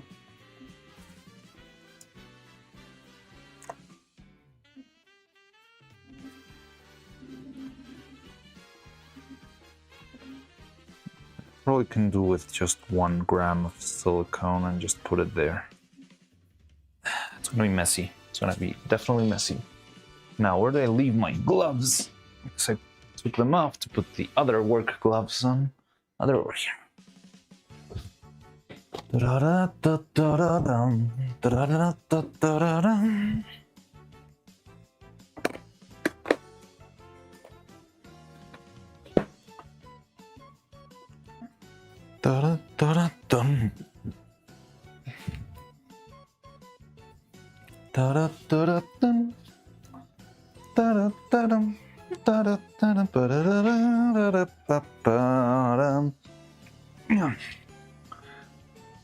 The granary is empty, sire. Food stocks are dwindling.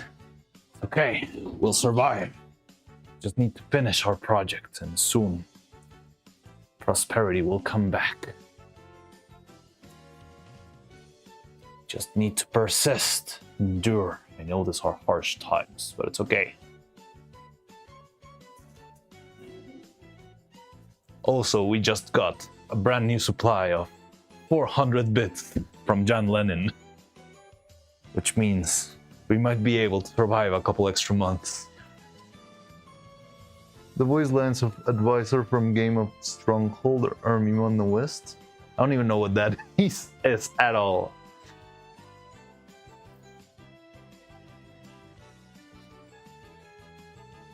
I'm just, I don't know, improvising here. Okay.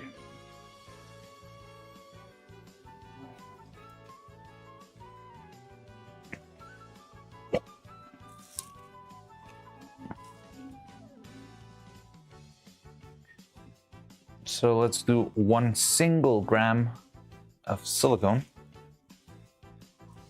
Wham.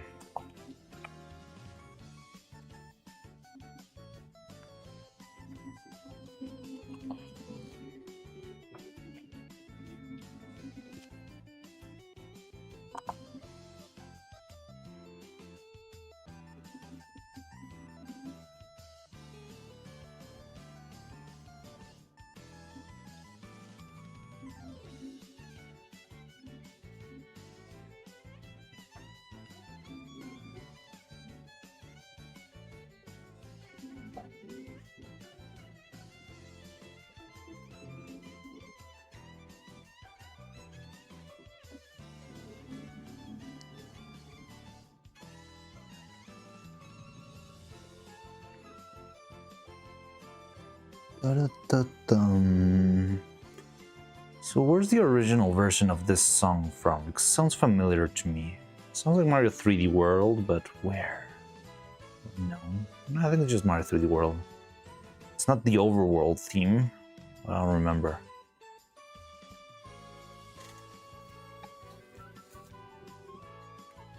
I mean, I know this is Mario Kart World, but the original song, it's not a Mario Kart World original.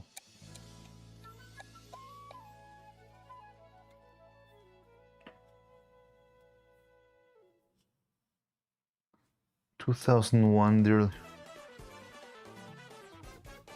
Real-time strategy game, quite an old one. Oh, interesting.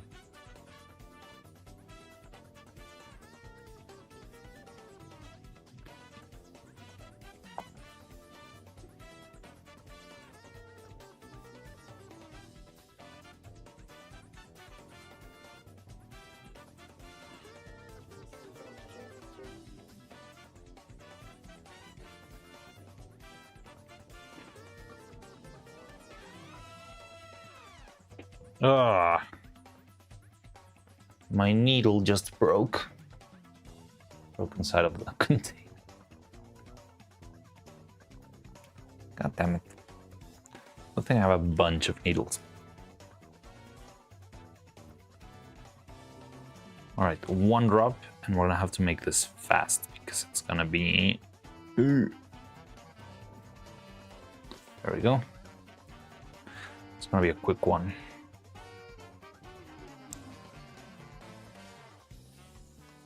Your words were well chosen. The needle broke, but not our spirit. We'll endure this harsh winter. The winter's making the silicone faster. It's not gonna last very long.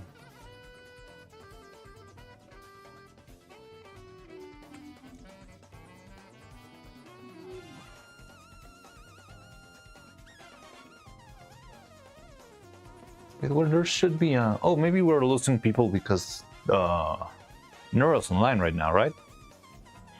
So yeah, usually people go watch Neuro, which I totally understand. Come on.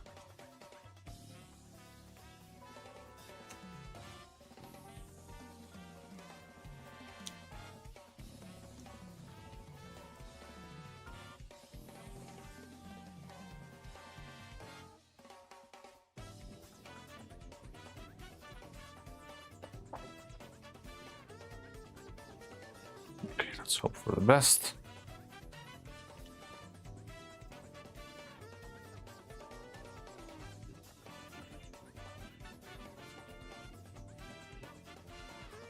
So I'm trying to cover this as well as I can. I would like to be filled to the brim with silicone so that it really attaches properly where it should.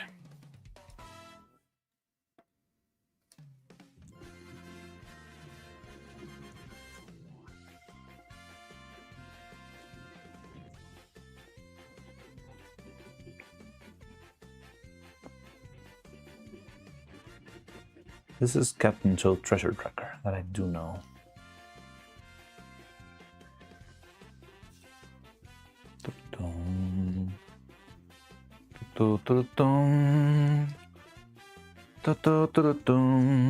Okay. Stop. Should have thought this a little bit better before.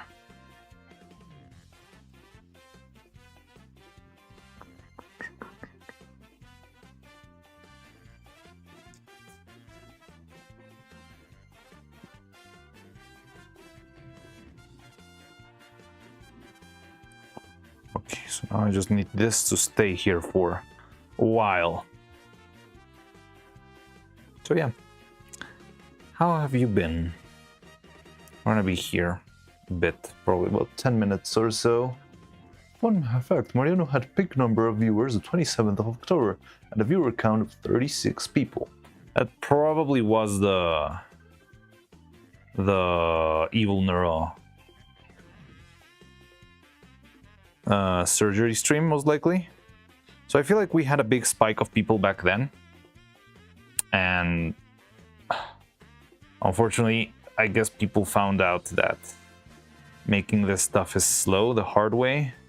And they ended up just, you know, slowly drifting away, which is fine. Well, I hope they come back whenever they see us actually make more stuff, but I want to stream anyways. It's not like, I don't feel like this is hurting views or anything. It's just like more like, yeah, it's not for everyone.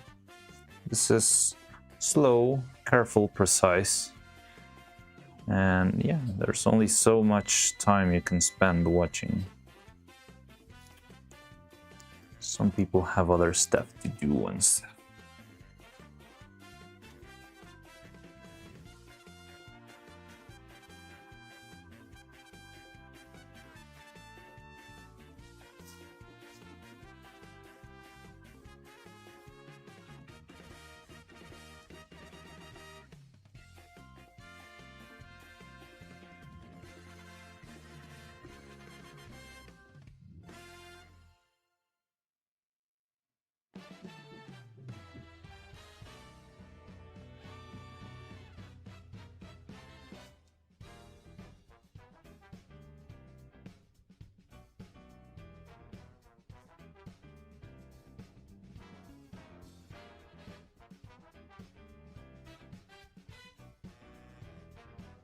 This is a little bit messy.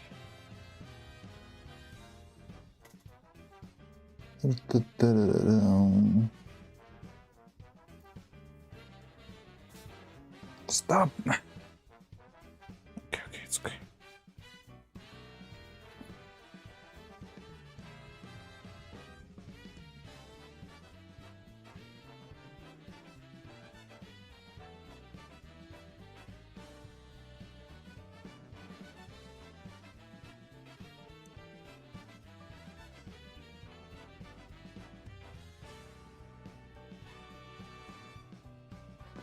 This is one of those things that if something goes wrong, nobody will ever notice, but I will never forgive myself for giving evil a crooked ahogi. And I know nobody will ever notice. There's actually a couple of defects with the body that I know are there, but no one has ever mentioned.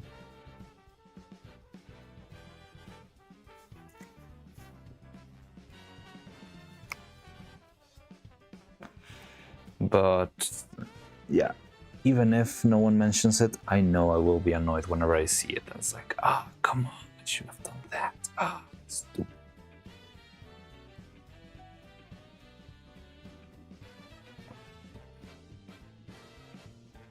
So yeah, I'm gonna stay here for a while. I want to check chat, but I'm too scared even of turning my neck around. Just by getting lots of viewers on the finished product, can you give... Yeah, it does give you a little bit of... I don't know, because the first video we published, Extravaganza, came out actually before we monetized, but it's the one that actually enabled monetization. So from that video only, I don't think we made a lot of money, but because most of the views were made before the monetization began, unfortunately. But yeah, that's got us where we are currently. So... But yeah, I don't know. I feel like the most stable model for me right now is not really working out for the views. I don't know. I feel like right now it's not gonna be a like huge shift. Maybe until we release Neuro. I don't know. It's a very weird state we're at, right? Because I always see people, whenever somebody new watches the videos and the stuff, they always are like, wow, this is amazing, this is cool. But just why couldn't I see this before? And it's like, well, I don't know how you didn't see this before, because we've got even Neuro herself talk about us, right? So, yeah, I don't know. I mean, there's just a lot of people on the internet and you cannot reach all of them, I guess. But, well, even if... I think most people are not gonna stay for this long format stuff. But I'd rather do this. It helps me keep my sanity before the puppets start speaking to me and the voices. Rather have chat than the voices. Chat's kind, the voices are mean.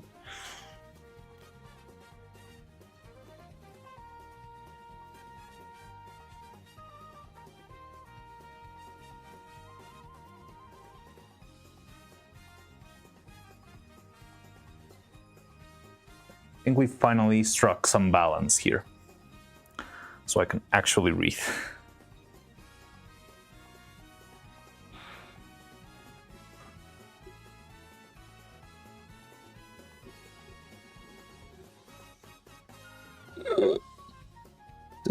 Don't move, please. Stay.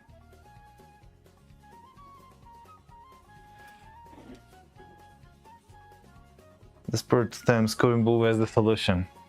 Yes. There's always the nuclear option of going full on anime girl.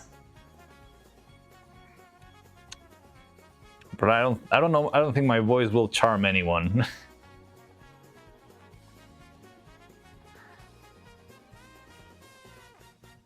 I feel like my old man voice. Hello, Kya.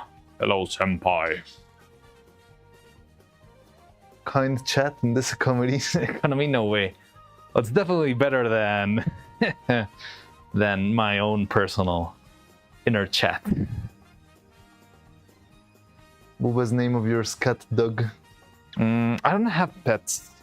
So I used to have pets, but whenever I started to, well, I mean, they eventually just passed away. Rest in pieces. But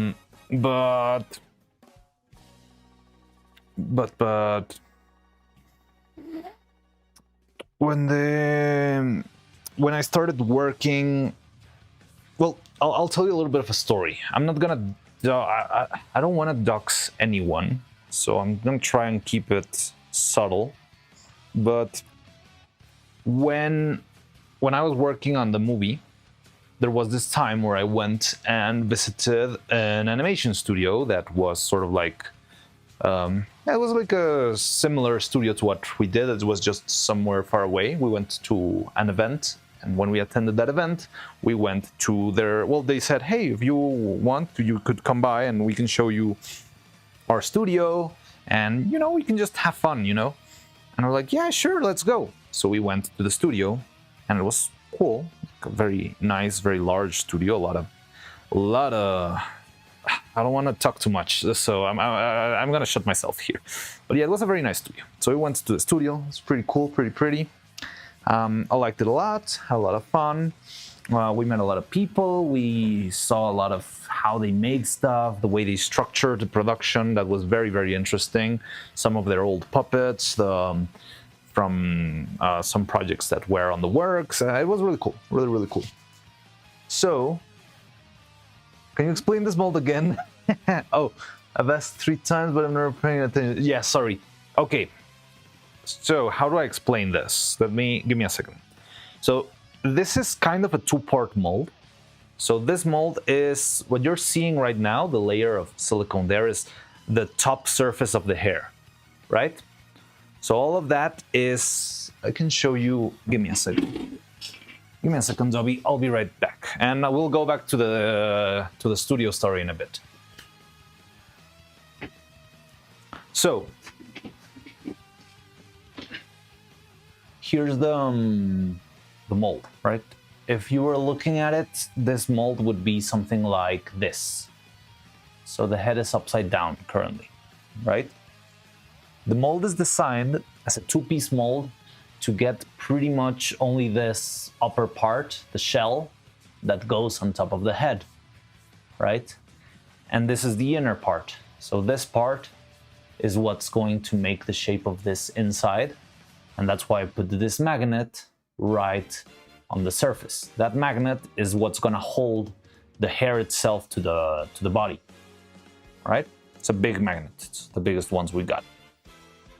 So that's just the general outer surface. This would be placed like this, right?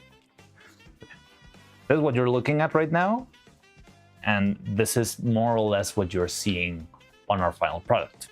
Now, this shell is only designed for sort of the thin layer that makes the surface of the hair, the upper part.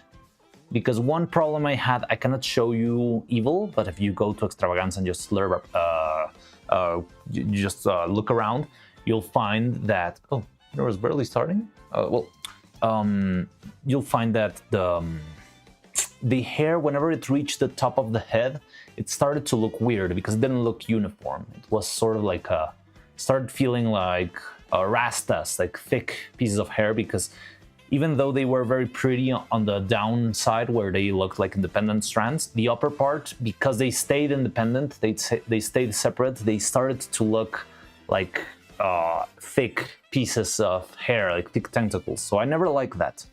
So what I want is to try and have this and have all the hair strands poke out independently. So we're gonna make some sort of like a very long octopus, because this is the very first shape. This is the shape of the 3D model that I downloaded. And I tried to print it. This mold was very hard to make. Very, very, very hard to make because of these 2 sides of hair strands over here. They are a very irregular shape, very hard to mold. It was a big challenge. And I think it was not really worth the effort, because in the end you have this very thick, solid piece of rubber. And if you try to animate this, imagine this being, let me open the camera a little bit so you can see a little bit more. There we go. So if you try to animate this, it doesn't feel like hair. It feels like a solid piece of gum and rubber because the strands themselves are very short in the end. If you try to move it, you'll end up moving the whole thing instead of moving separate pieces of hair.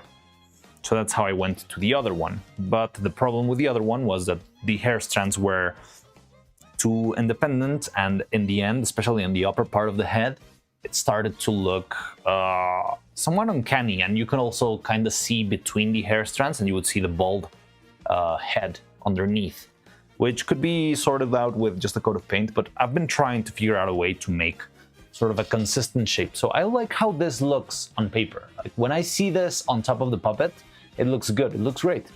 But animating this was very ugly, very uncomfortable, and not easy at all. So I'm trying to find like a midpoint between the prettiness in this hair and the versatility of the other hair.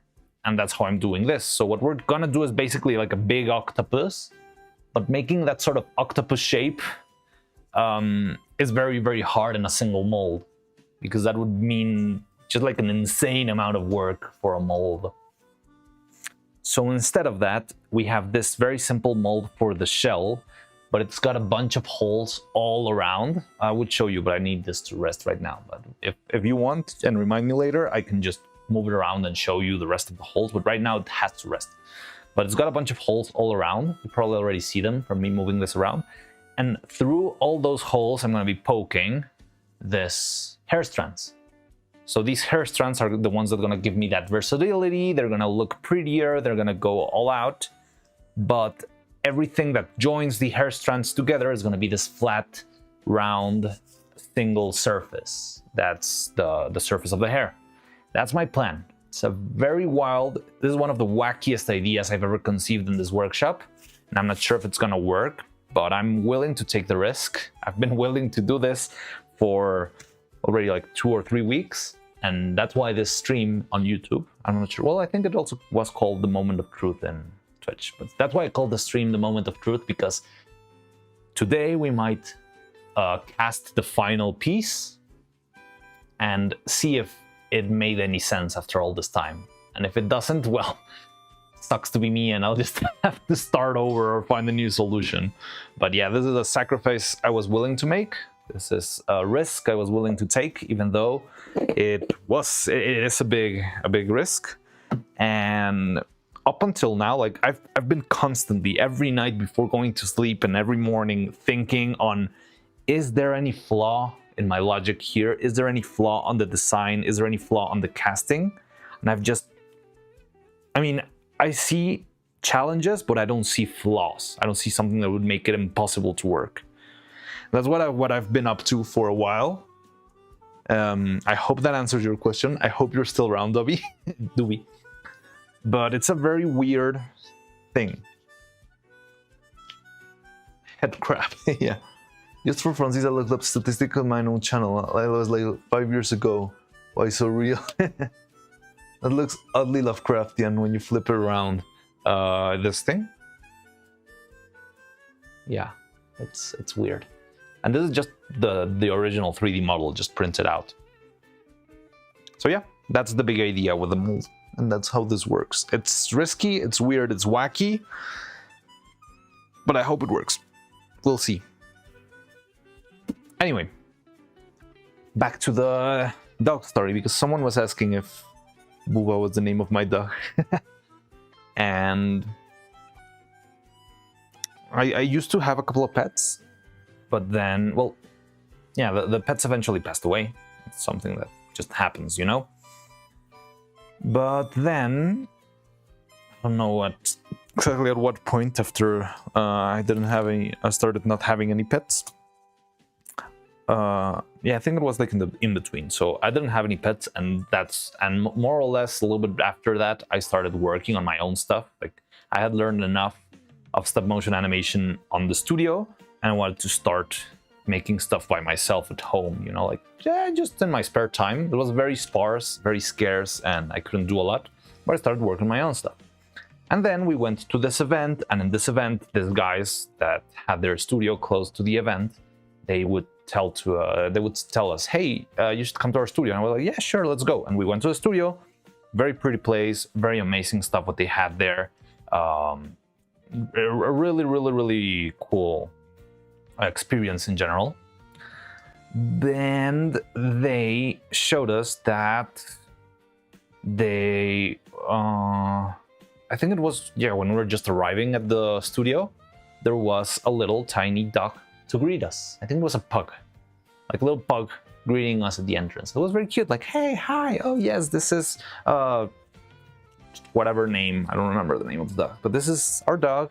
He's the boss around here. He's the one who owns the studio, and he's the charismatic villain there, not gonna lie. It sounded like a charismatic villain. Some mods are going to fail. That sacrifice I'm willing to make. Oh yeah.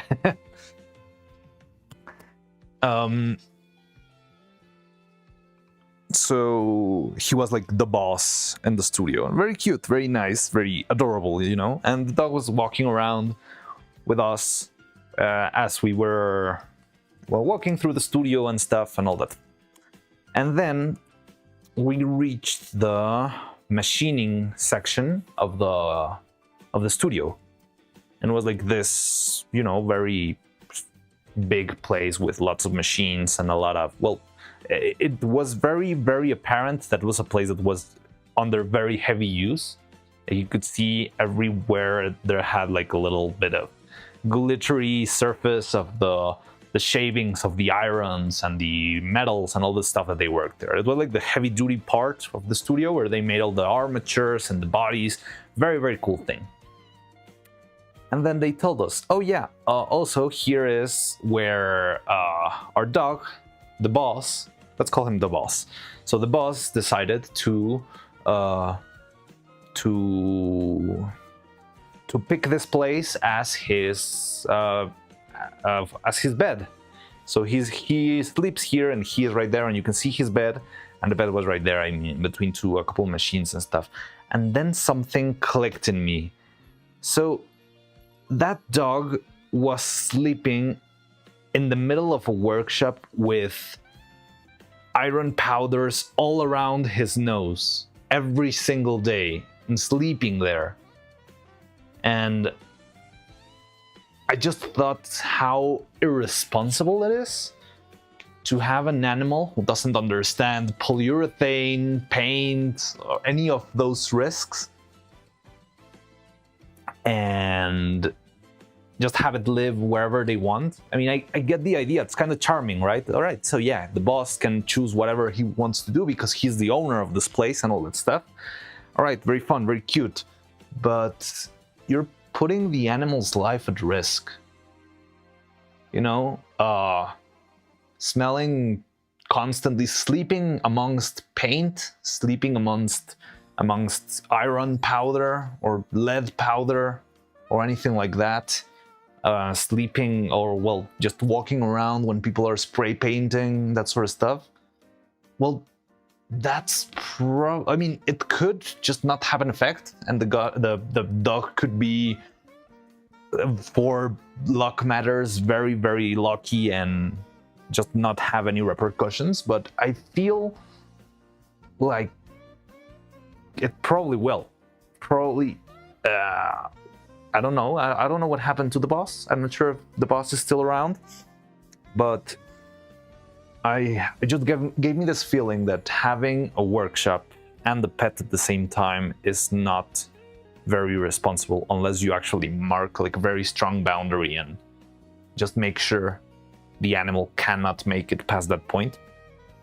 And ever since I had that idea, I haven't like gone back to the idea of owning pets, you know?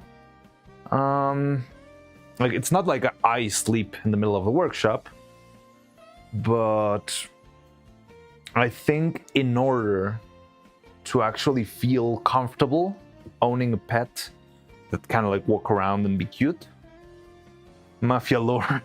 It does sound like mafia lore. I hope the boss is still around, but probably he's gonna get something bad in his system very soon.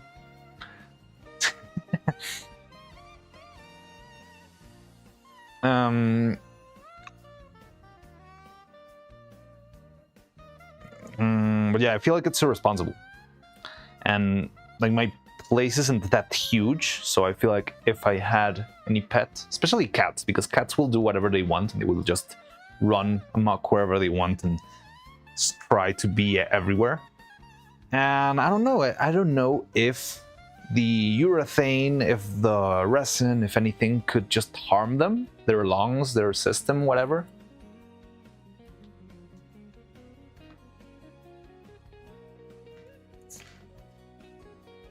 That applies to any animal, but a pug in specific, those poor things can't even breathe in normal conditions. Yes, I'm not quite sure if it was a pug. I kind of remember it as a pug, but I've got like the memory a little bit hazy. It was a long time ago.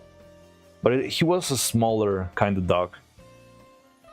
And yeah, I don't know. That you were telling the story because your cat sniffed accidentally when you were prepping. No, I don't have a cat. I had like a childhood dog that ran for a long time. And I think she passed away around 10 years ago. No, a little bit less than 10 years ago. And said you weren't part of the cartel. I'm not part of the cartel. Stop saying that. And I did have a hedgehog. I had a hedgehog for my... he was the sort of a lockdown pet. I did get it before lockdown. Didn't expect it, but it was very fun having a hedgehog as a pet on lockdown because they're nocturnal. So I could just... because I was not... no one was going anywhere. I could stay up late and have fun with the hedgehog running around the house and all that stuff. It's a little bit harder to keep track of a hedgehog if you're working full-time in a regular schedule, you know? The storytelling sounds like history. Come on, I'm just talking about a dog. How can I make this sound less suspicious? It's just because I chose the name The Boss, I guess. Just to make it sound like Mafia Boss. Hedgehogs are nocturnal? I didn't know that. Oh yes, they're very nocturnal. Very active on the night. And very inactive during the day. They're very sensitive to light. They are... probably... they're practically blind. So they cannot see most of the time with light. They're kind of like moles. And that aspect that they don't... They have very bad vision when there's high light. And the hedgehog would constantly just... if it was during the day, I mean, sometimes he would wake up during the day, but most of the time he would just stay active at night. But when he was awake during the day and he wanted to run around and stuff, he would totally just slam himself into a wall because it didn't see any better. And yeah, they're very blind, or they would just run off of a table without noticing. They would just straight up bounce out of the... They're like a Philian kind of animal, I believe. Cream Doxy white fur. Have a cream Doxy with white fur. She kind of acts like a cat sometimes. But yeah, so they are nocturnal. They are very messy. They are very, very unhygienic. I feel like they have absolutely no care for I don't know, like basic cleanliness. Clip it and ship it. I don't know. I feel like Philian would run off a of a table if she was tiny. Tell me that her name was Sonic. No, it was not called Sonic. It was called Mookie. Which is a very weird story. So I didn't have a name for it. And I showed it to my mom, and when she saw it, she had like a crazy flashback from when she was a child. Because when she was a child, there was this toy that was like a family of hedgehogs. And they were all called like Miki, Maki, Meki, and Muki or something like that. And the one that she had when she was I don't know, 50 years ago or something, when she was a child, was, well, 50 years ago, like from the time when I was showing her the hedgehog, which was also a long time ago. So, and she said, yeah, she looks just like, oh, because her and her brothers, they all had a different hedgehog figure, so they would all together make the family. So the big brother had the Maki, and the little sister had Meki or whatever, and then the one that my mother had was called Muki. So when she saw the hedgehog, she was like, "Oh my God, she's so it's so beautiful. It's just like Muki." And yeah, it just stuck the name. I've been able to catch streams. Hello, Long. How's the pub going? So for starters, we didn't stream for a couple of days. I went to a wedding, so we haven't made that much progress. We're currently testing the waters. We're very close. Probably today will be the very last day we make the trial casting of our hairpiece, which is very cool, but also very scary. So that's what we've been up to today. I'm not sure if we're gonna open this today, but we're probably gonna cast it today. And yeah, this is probably the craziest mold I've ever made. And I really hope it works. If it doesn't work, I'm gonna have to figure something out, but it's gonna mean like the last 2 weeks of my life went down the drain. So yeah, fun. And other than that, we've got, well, yeah, now that we're at this, so we'll leave those rest for now. And these are all the hair strands that Evil's gonna have. All these, and also this one, which, because I made it very slow, I think will open after lunch break. Probably not gonna need it for now. And what we're gonna do now is clean up all of these pieces, because if you see, every single strand still got a little bit of flesh around the hair strand from the mold, you know, this little membrane that forms itself at the very edge. And yeah, I could just clean the surface, check if everything's all right, that sort of stuff. That's what we're gonna be doing. And this is what I meant at the beginning of the stream when I told you that this stream is probably gonna be more of a podcast format, because I'm pretty much not gonna be doing anything very entertaining. You're gonna see me cut hair strands for the next many hours.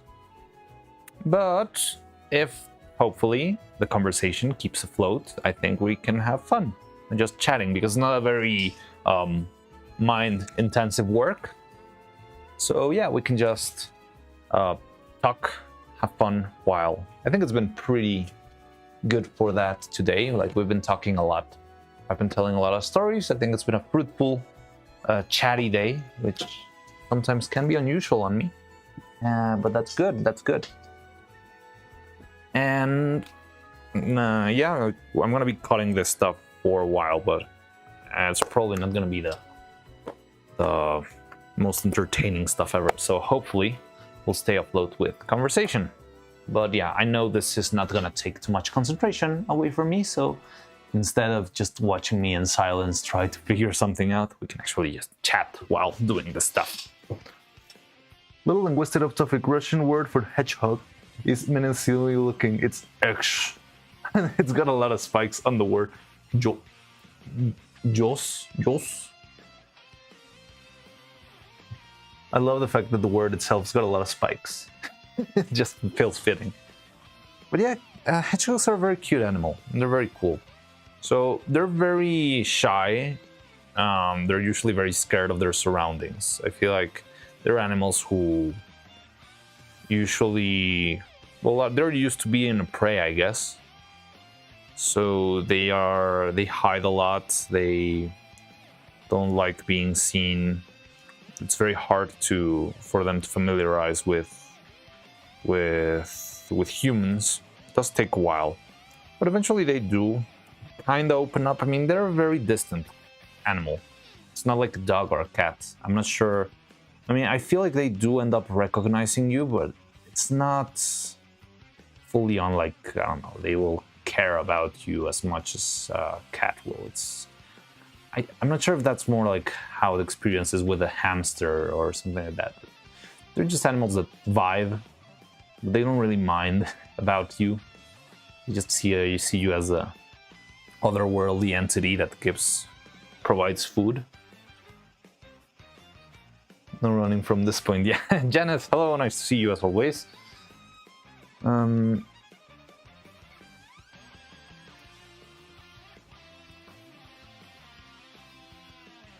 And oh yeah, I was saying that they are very, very unhygienic. Like, it will just. I remember it would.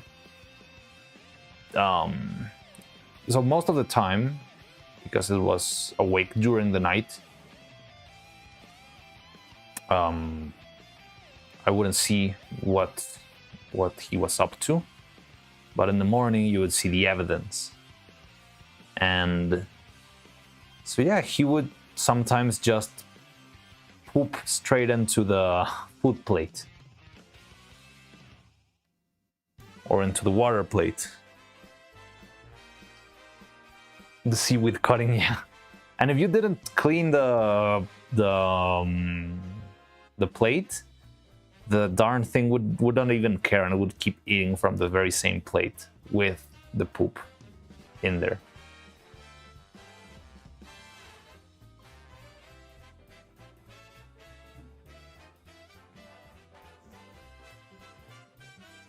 So, I don't know, they're bizarre creatures, I guess.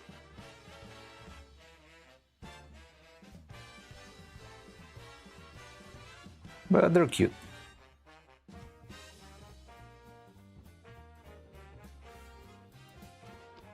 The seaweed cutting, yeah.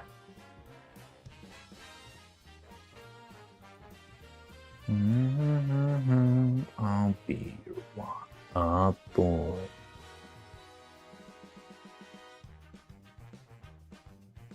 Now, a couple of, like, there's this very thin membrane that got stuck to the surface, and I think I cannot take it out.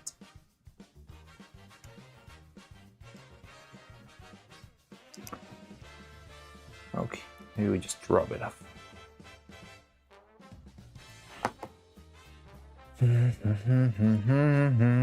And what else did it do? So they're also usually just snooping around, smelling stuff. Oh, did you know they scream? My hedgehog would sometimes scream very, very loudly. You would never believe the sound that a hedgehog makes when it's in panic, but they very rarely do it. Very, very rarely. When the only moment where it consistently did it was when he went to the vet. He was very scared of the vet. So yeah, when they started, checking how it was doing, how its weight was, all that stuff, he would be very scared and would start screaming, but hollering. It sounds like a bird.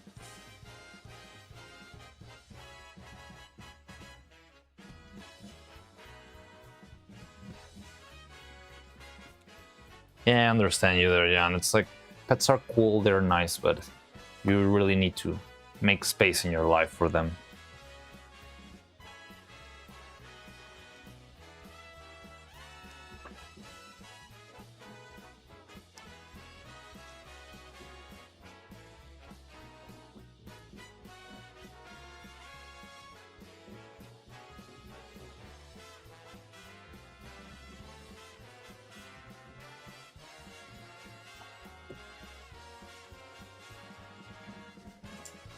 You know how it sounds? It's a very unusual sound. I never expected that to come from. Also, I didn't know. Like, the first time I heard him scream was around when he was 2 years old. So yeah, he'd been around for a while. I didn't know he was capable of that. But yeah, he was. He also bit me a couple of times whenever I showered him.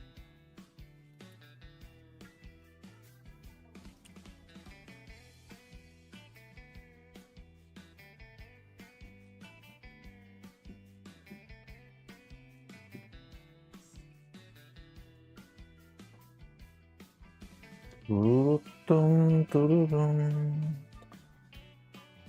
so a lot of Odyssey music in the Mario Kart soundtrack, I believe.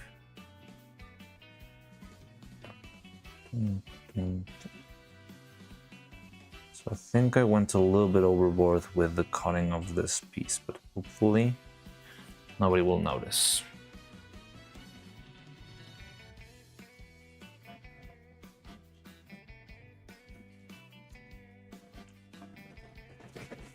Welcome back. Who's back? Hello? I have returned. Hey, Blue Cloud, how's it going? Hi, Dolphin. You too. Hello, how's it going? So yeah, we're on the lower section of the stream where we'll be cutting every single hair strand to clean the edges, and that's gonna be what we do for a while, probably. So, like, now that I finished the first one, I don't feel like this is gonna take too long, but it's still kind of slow. But yeah, in the meantime, we can talk about stuff. We were just talking about my pet hedgehog. And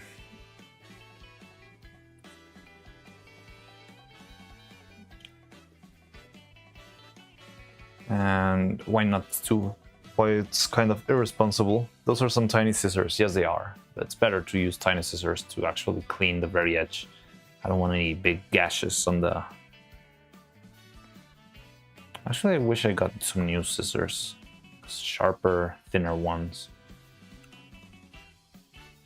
Yeah, these ones are used for pedicure or something, I believe. Like, I remember I bought it in like a manicure set online or something. I got it right here, but the scissors are the ones I use the most. Yes, one of these little sets with tools. And I don't know. I don't know exactly when to use all of the other ones, but I do have this feeling that they probably will be useful at some point. They do look like something I would use to make a mold. Just never has come up. But yes, these are some tiny scissors.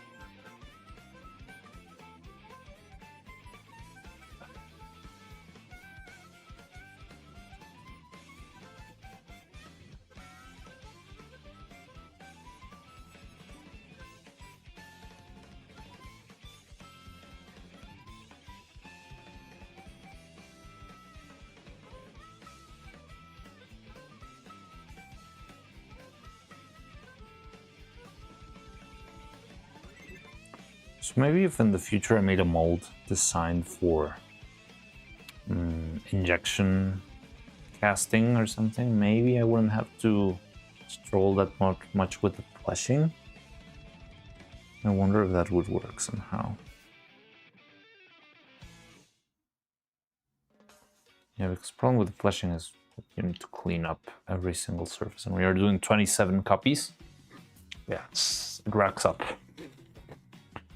pretty quickly.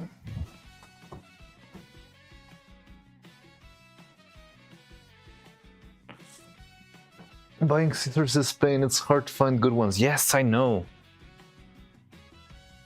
Rarely have used for super heavy duty scissors that can cut through vintage pennies. Whoa!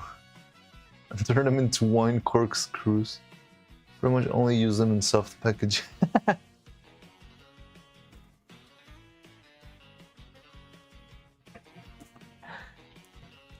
Yeah, scissors are a weird thing. You'll find all shapes and sizes, but you'll still need another one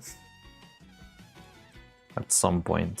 So you got the scissors that cut threads, but not the scissors that cut, I don't know, silicone or plaster. I even used silicone to cut plaster.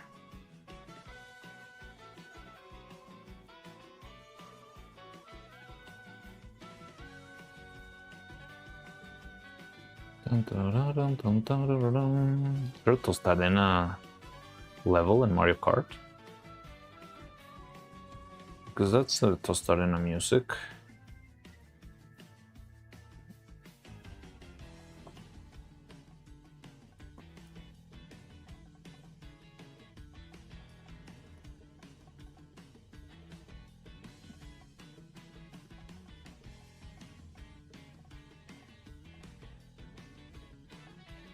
We're making forbidden... What's the name of that thing they use in Japanese food? Bonito flakes? Forbidden bonito flakes here.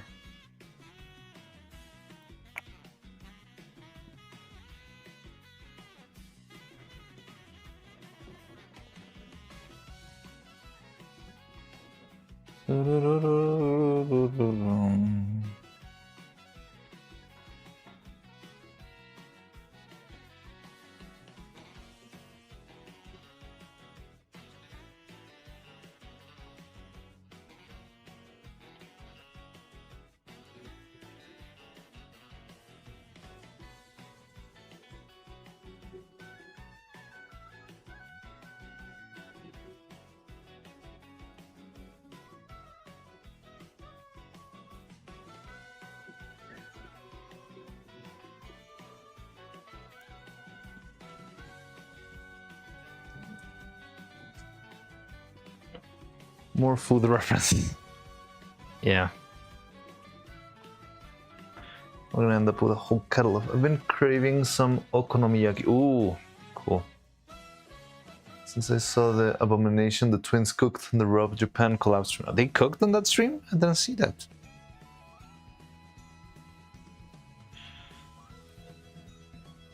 I just saw them walking around and asking for subs and that sort of stuff. I've made takoyaki a couple of times and it's really good.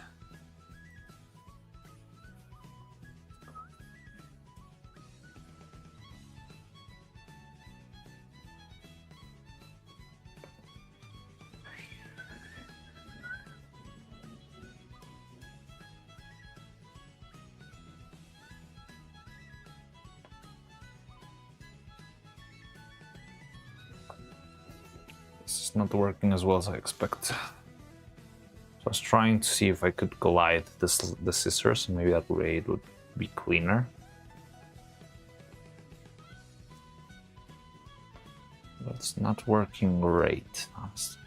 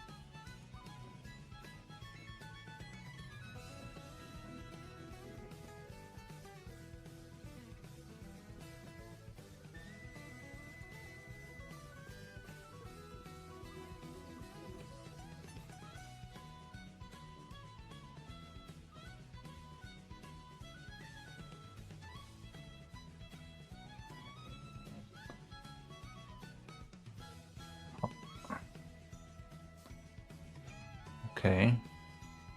Trying to find a technique that helps me do this faster.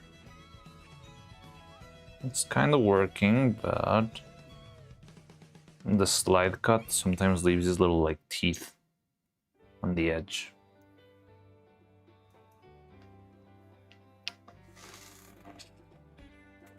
And that's why I hate that. Maybe switch to knife. I could try that, but I'm scared of breaking one of... I was thinking of that, but I'm not sure if it could break the hair strand, because it's a very soft material, so if I just put a knife horizontally, it could sort of carve in very violently. But yeah, okay, let's try that in a second, but I'm gonna be very careful. Do, do, do, do, do.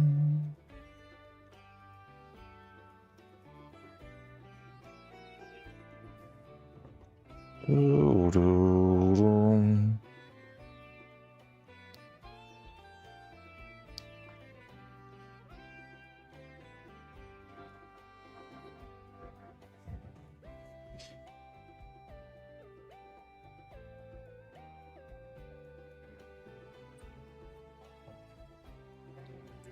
Okay, so we got 4 strands. Okay, so we're doing decently. Why is that censored? I don't know. I don't know what you tried to say. Probably not a good thing. No, it's a very local, almost personal meme.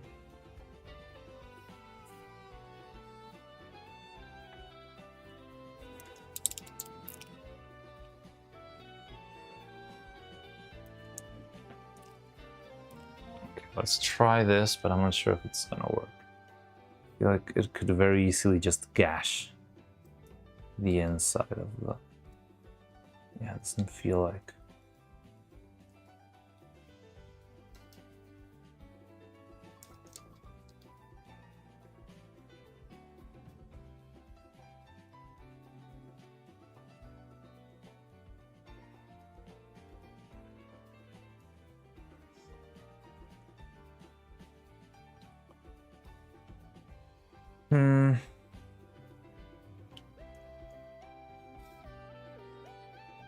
Da, da, da, da, da.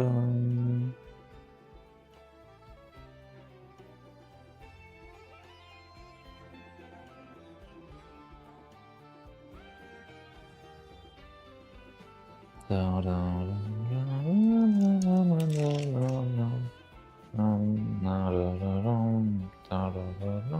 da.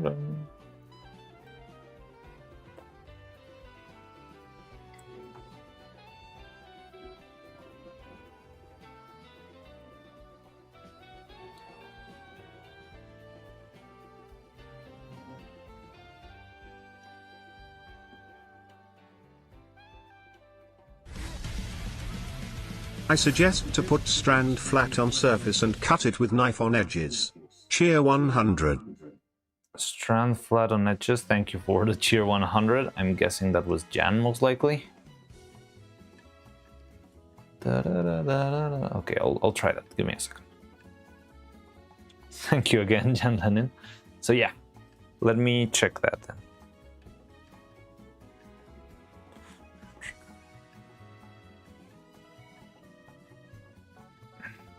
So maybe right now that I've already... So.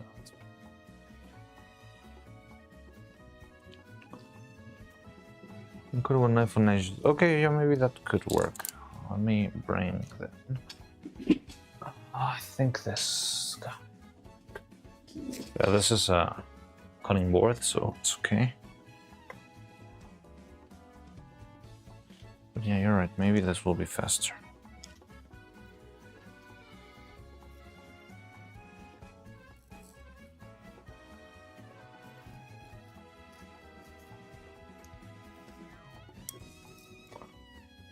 Oh yeah.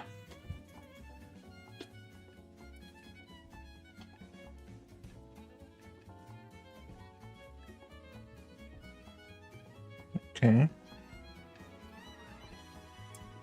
Now the tip is going to be interesting because some of the tips don't have any inner structure. Maybe I'll use the scissors there. because sometimes the wire doesn't make it to the very tip. If I just slide the knife, it just like stretches the tip and I could just rip it off. But maybe there will be a couple strands where this works. Okay, I think this will be faster. You're right.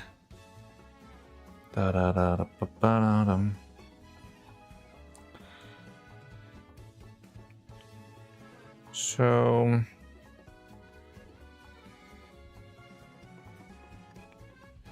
what were we talking about before? I don't remember.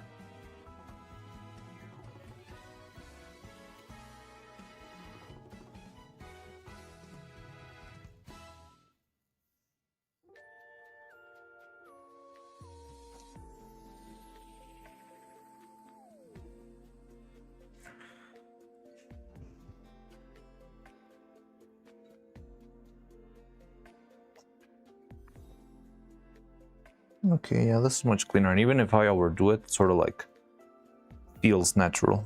So it doesn't affect that as much. So yeah, I think you were right.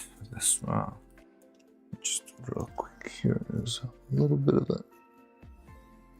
Yeah. All right. There we go. We got 5 now. A useful. Yes. Verily. Da-da-da.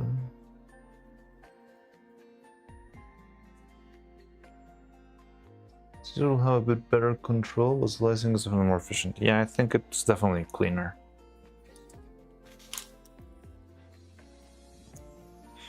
So maybe I got used to doing this because I do this with all things, bodies and stuff, and I cannot put bodies in a flat surface because they're usually rounder, but this thing's flat on the bottom, so yeah, it's much easier to actually do this now.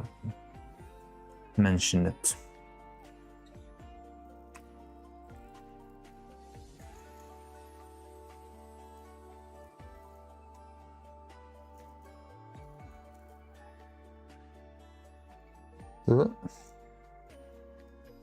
There we go.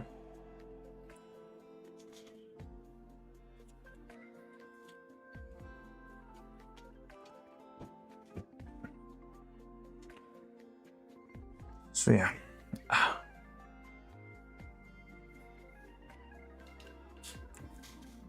What the hell? Feels like I cut myself, but I don't see anything.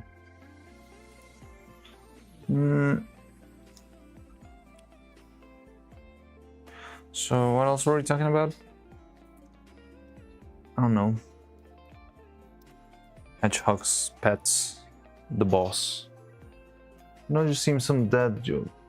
Just now seen some dad joke and it cracked me. I ran out of the toilet paper, so I had to start using old newspapers. The times are tough.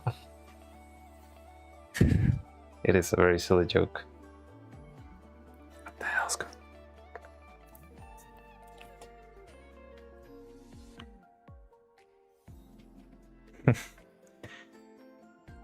Gigahertz robot laughing at your jokes.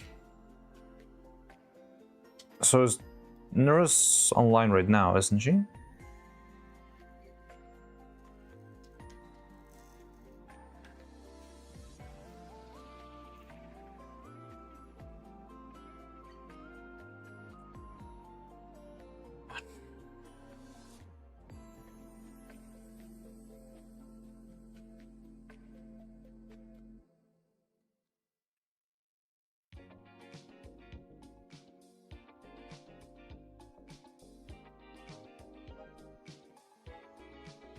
Okay, how many more?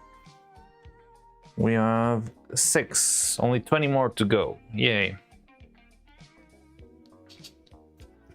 Oh, and times are tough indeed. Ah, Troy kind of forgot. And the low quality paper. Indeed online. Yeah, I did see the notification a couple of minutes ago. But I'm not sure. I remember from yesterday's. I just saw like an abridged video of the. Oh God. Okay. Of the dev stream, and yeah, it's probably gonna be like a slow week, except for the 3D stream. they're gonna be working a lot on making that work, from what I saw.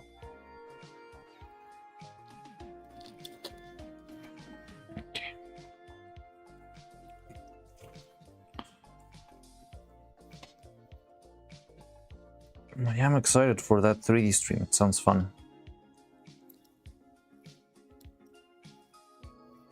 I wonder what they will do with the 3D stream, though.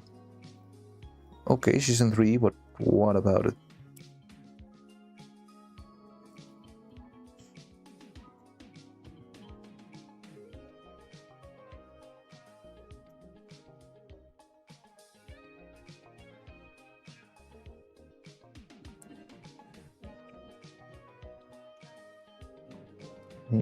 Tried shilling her holy book.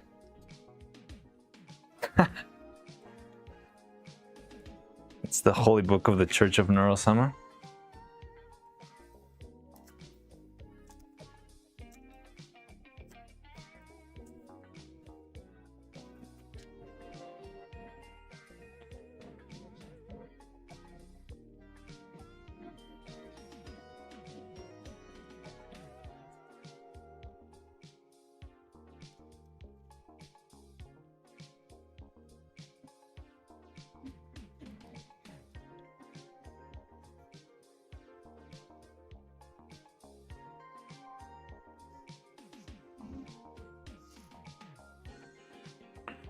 Okay, maybe I should remove this paper coating.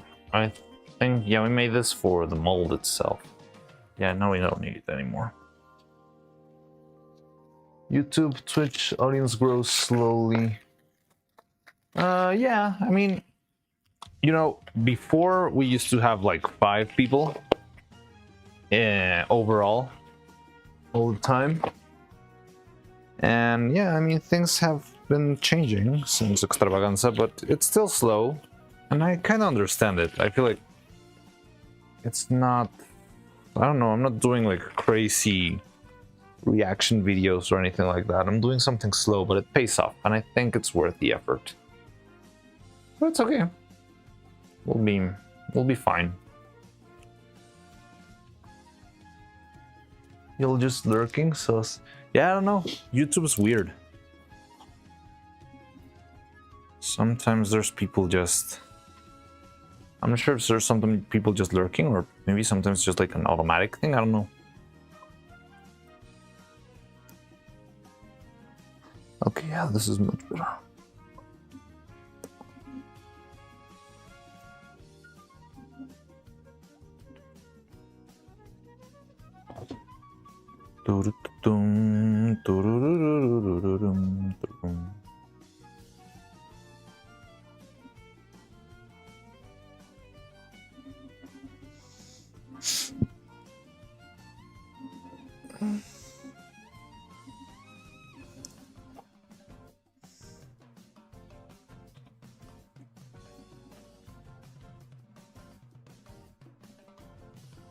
Howdy YouTube, how's it going?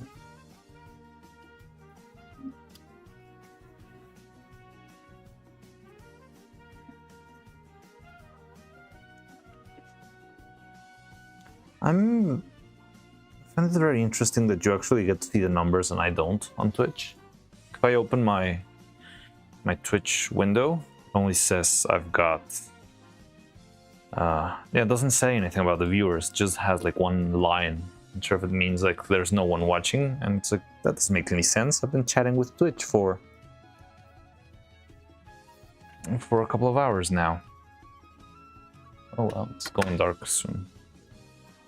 I think it's it rained today, I don't know. One more.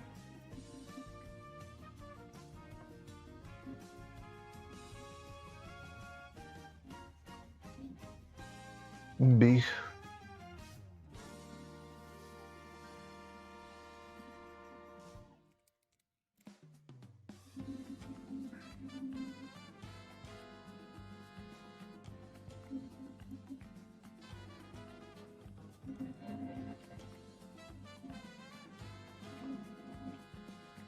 Big emote. I don't have it. I set on CTV.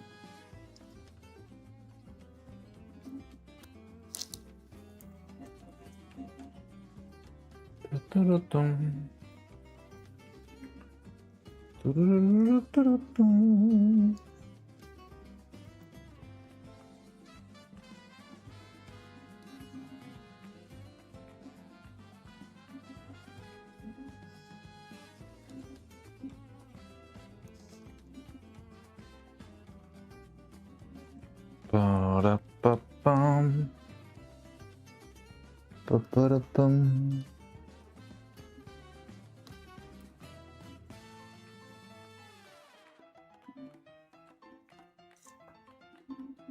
Okay, never heard this version of Bum Bum. What's it called? Bum Bum Bali? Bum Bum.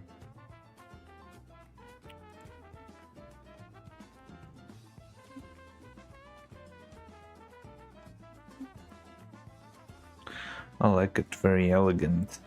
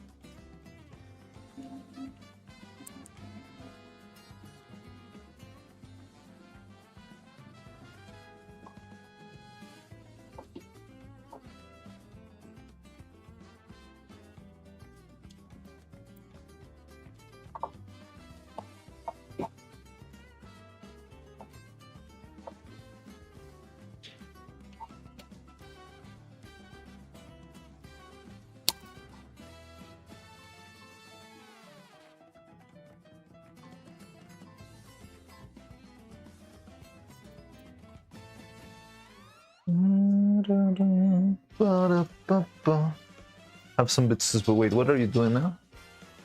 What's that batch? Where's the big emote for Bitsaya? Yeah, you have what's going on? I know nothing about Twitch, so I'm not sure what you're talking. Oh!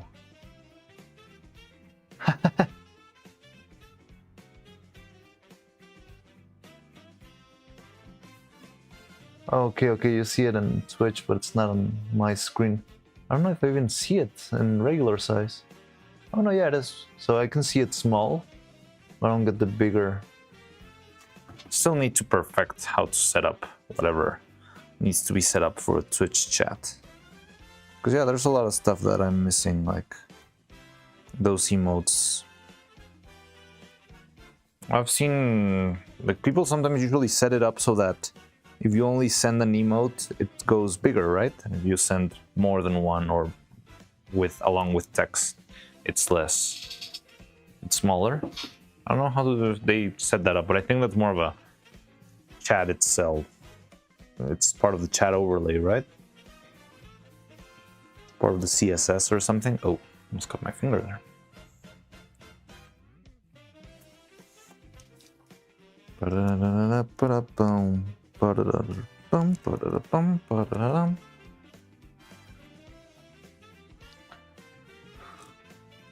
Yeah, it is big on Twitch, but not on screen here.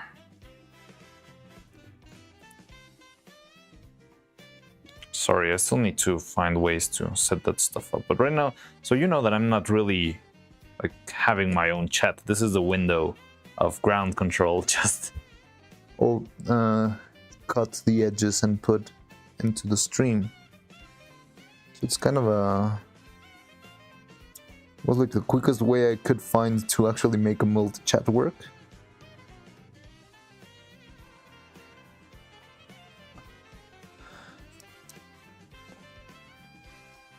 I don't even know if those things work on my old chat. Let me see, I have it around here, I believe. Or did I take it out? I do see some of the things, but yeah. Like this is the old multi-chat we had. Wait, let me give me a second.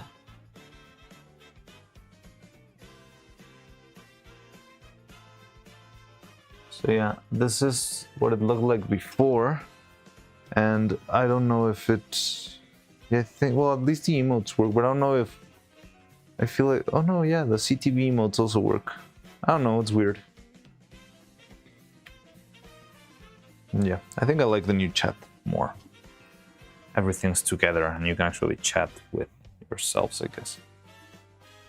Sometimes there was a big divide on what people were talking about on YouTube and what people were talking about on Twitch. It's honestly pretty crazy that I just started streaming on Twitch a couple of months ago. Before that, everything else was all on YouTube. But I do like the... So I feel like probably Twitch is better for the streaming itself, but YouTube is definitely better to keep the VODs up. And I don't know, maybe streaming it both at the same time is easier than re-uploading everything to YouTube separately. And yeah, I'm guessing, I guess there's also people who enjoy watching from YouTube, like Homer.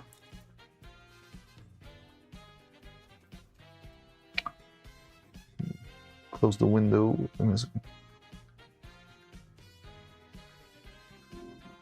81 Chatarino is nice, still need more monitors for all the windows. Yeah, I know.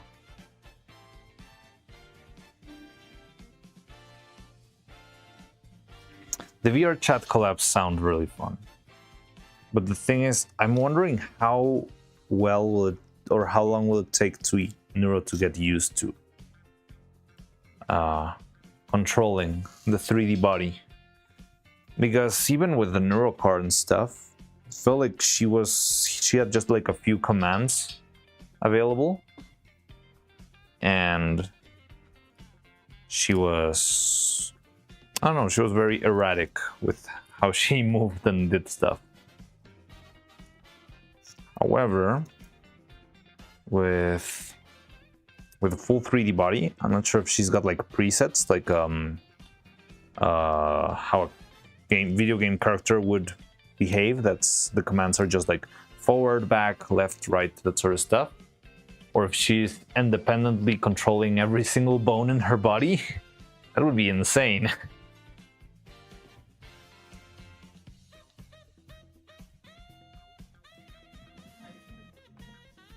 One where everyone knows chicks and squish them.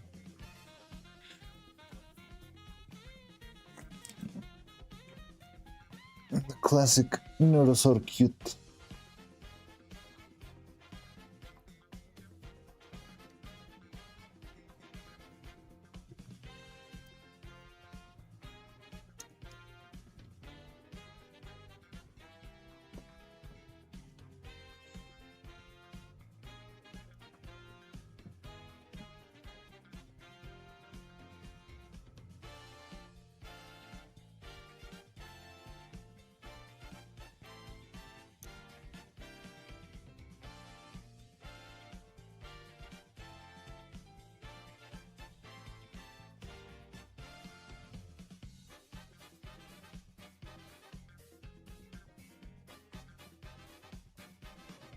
Remember,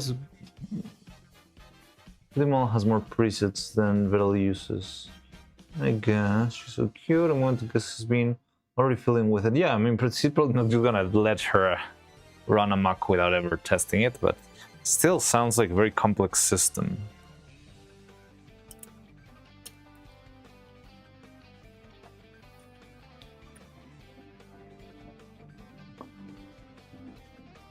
She has no poses or anything. Okay. Tutti has toggles and idle animation.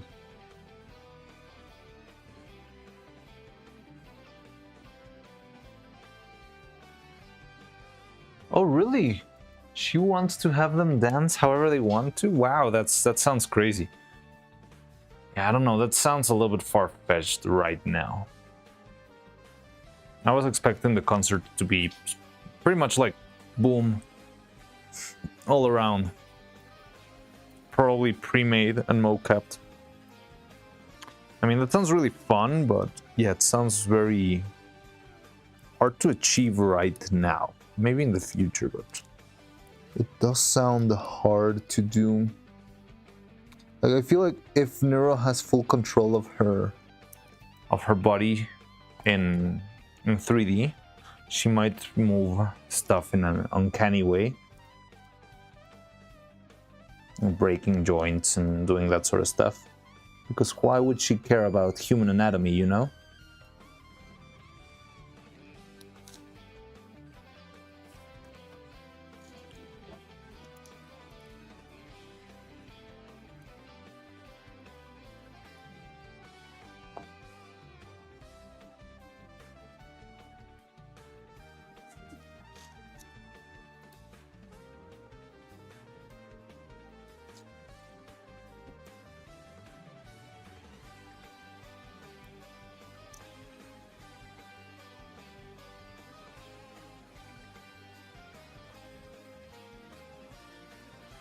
How many more? There are plenty of these things to go.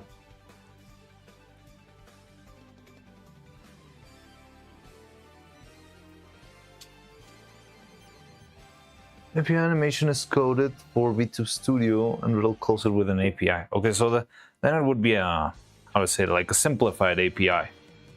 So it's just like, you know, simple commands as walk forward, walk back, but that's what makes it very hard for commands like, I remember on the dev stream he said something about Neuro being able to pet the cat or pet a cat or something like that.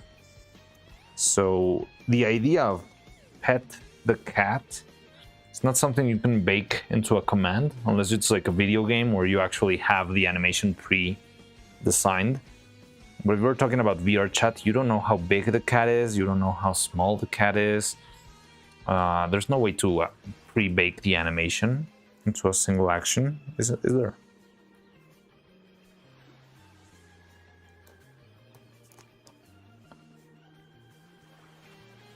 Doo-doo, doo-doo-doo-doo-doo.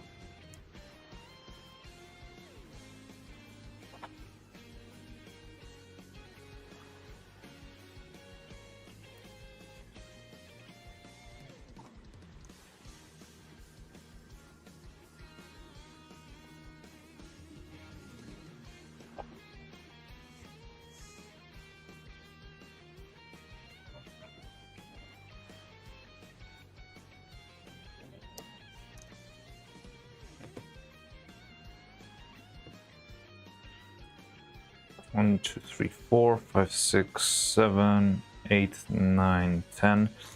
Okay, so we're about halfway there.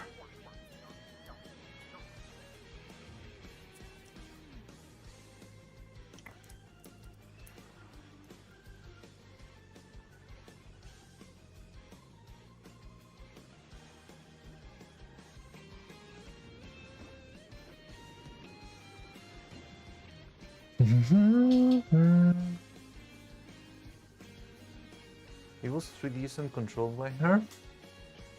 Yeah, it was all mocapped, right? I think they said that Boom was all mocapped. And there were a couple of streams they did in VR chat, right? I think the Fillion Roast was one, but I'm guessing that one was being controlled by Vettel. I don't know how she moved.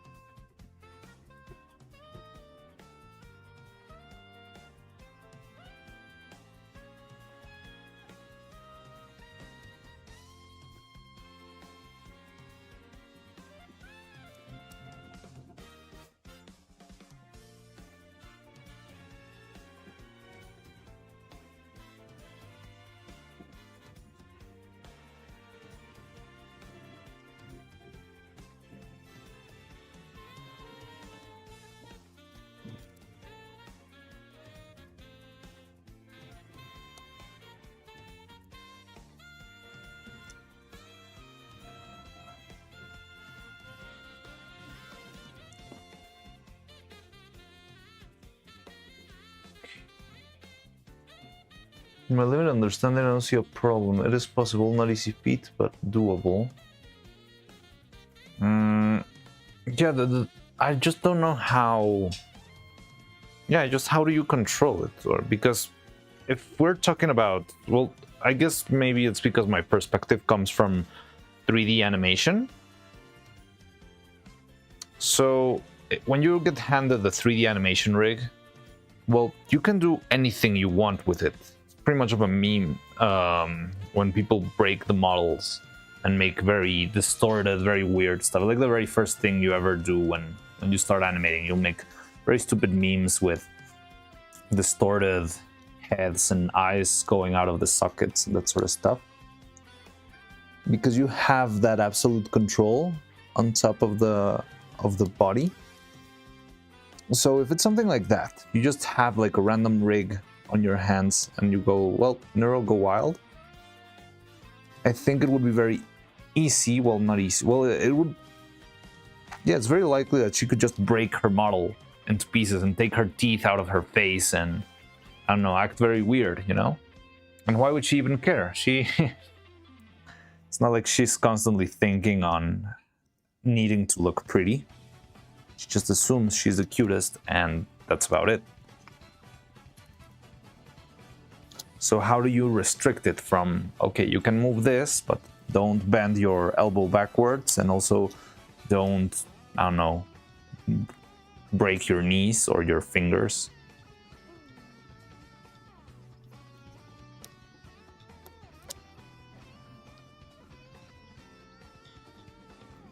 The animation has to be created and then it has to be called. Okay, so yeah, then there it is. But if that's the method, that means it's very limited, right? Because you need to sort of pre-bake all of the animations.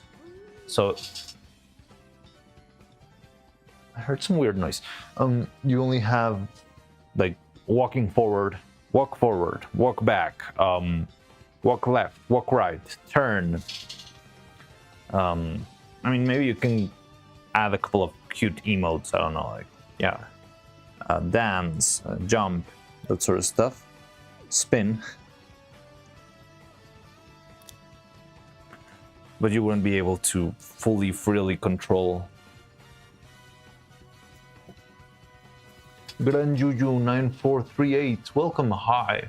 Hello, while I don't actively text here, I've seen your channel pop up a lot of times, quite a while now. Good luck on what you are working on, said.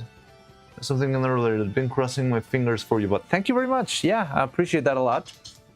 So yeah, we're working on Neuro. We are hopefully close to finishing the most structural phase and gonna start moving into the decorations phase soon. Which means, yeah, the puppet's kinda on its way. There still needs to be a couple of stuff that needs to be taken care of, but yeah, I hope we can finish soon and, you know, just have a video that more people like you can enjoy around. We'll see probably 50% debut. We'll see Neuro's.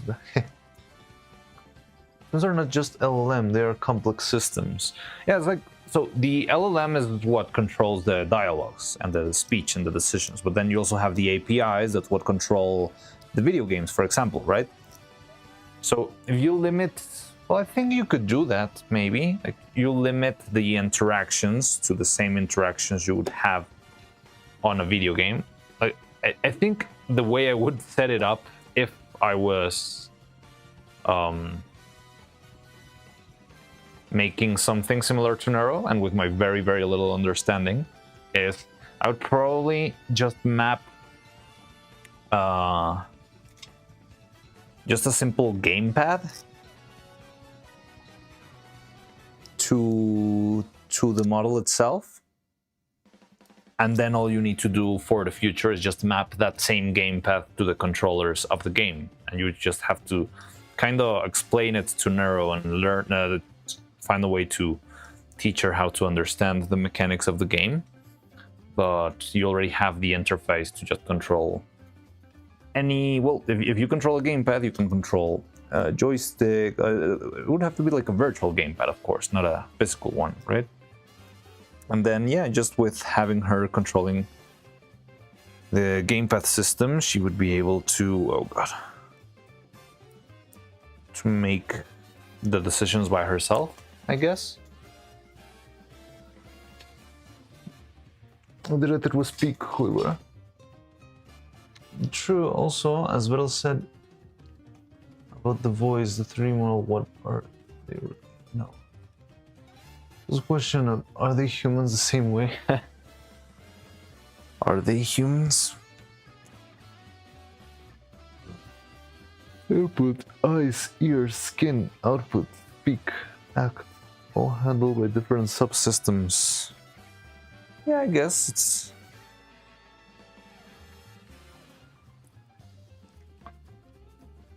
Motivos, limitations, and purposes exactly are yet, of course, from a top of the line AML. Yes, it is a pretty interesting AML, but what I'm guessing is that it's actually like, is it all one single piece of software, or it's like 3 or 4 different things running all at the same time?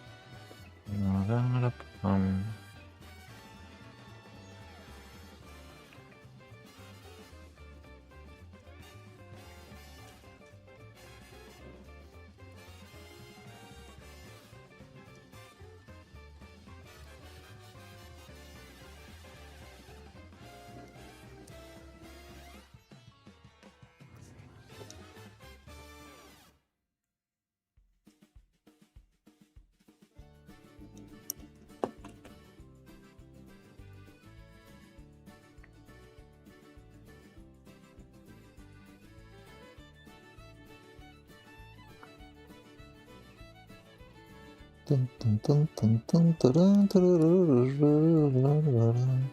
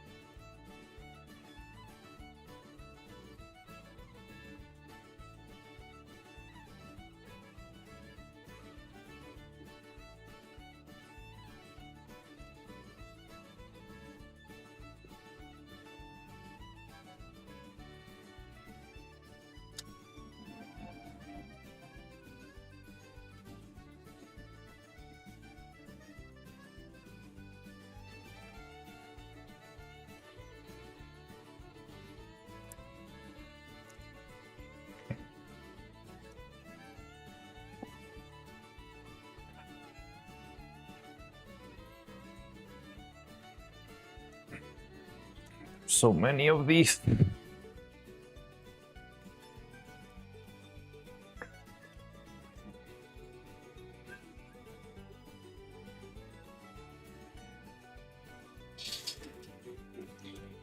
The brain still works fine, but the connection is split so two halves can communicate.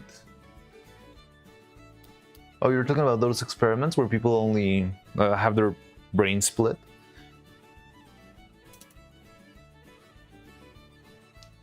It's crazy stuff on learn with. Yes, it's pretty insane. Like, you can become two separate people, right? And the other interesting part, I've seen this experiments where it's like people are programmed to agree between both of their sides of the brain. So the people who would have the brain split in half like that, whenever they were asked about why they did a choice when referring to the other side of the body, they would make stuff up in order to make the statement true. And that's very, very interesting. It's a very nice insight too. I think it's a nice insight on why people lie sometimes. It's like, or why people lie to themselves, you know? Both or neither. If both have still work fine, which have you? Yeah, I mean, I don't know. Maybe they could each assume separate identities, but the problem is that one of them cannot communicate, right? One of them cannot speak, I believe.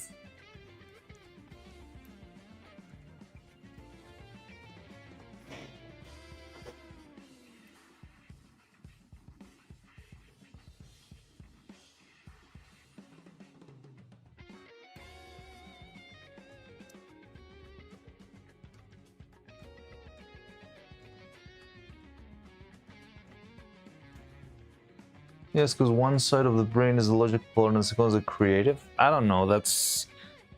I've seen that sort of stuff, but I feel like that's kind of a generalization. Like, creative... I don't feel like nature structures stuff in like, oh yes, this is the logical part and this is the...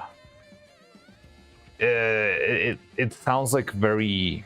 much more complex than that. I don't think the concepts or like whatever structured the brain probably cannot really be encased into a word, because it's not really a concept of understanding on itself. Like, it could be seem to be related to, yeah, I don't know, logical stuff and creative stuff and that sort of stuff, but I don't think that's the terms in which the system was developed on, you know?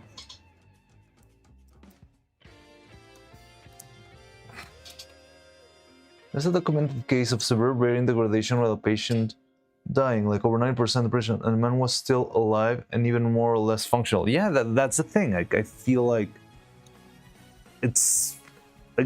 I think it's okay if you sort of like do this neurological scans and map out like, okay, so when people are doing creative stuff, this side of the brain lights up a little bit more than this side of the brain, and statistically we'll assume that then this is the creative part of the brain. But that doesn't really mean that it only does creative stuff.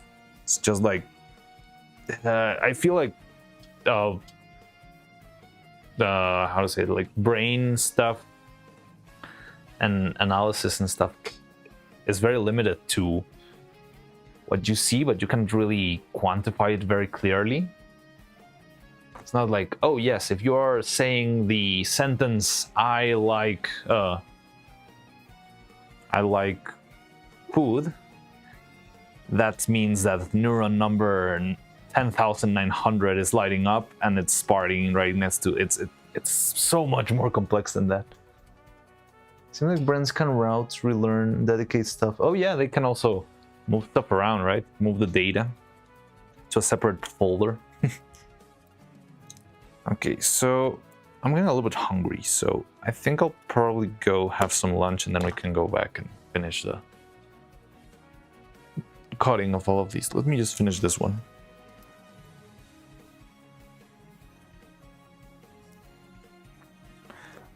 Ba-da-da-dum, ba-da-dum.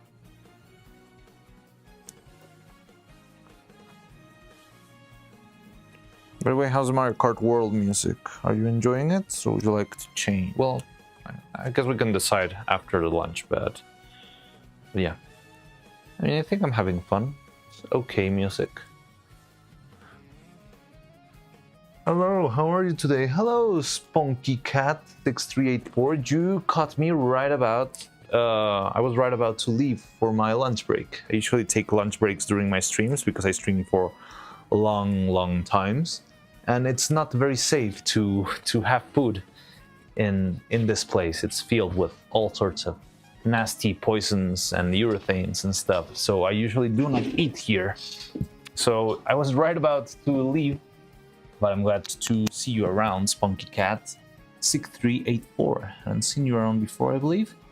And yeah, it's all going good. We are about to finish our first evil here, and hopefully it's gonna be okay. I don't know.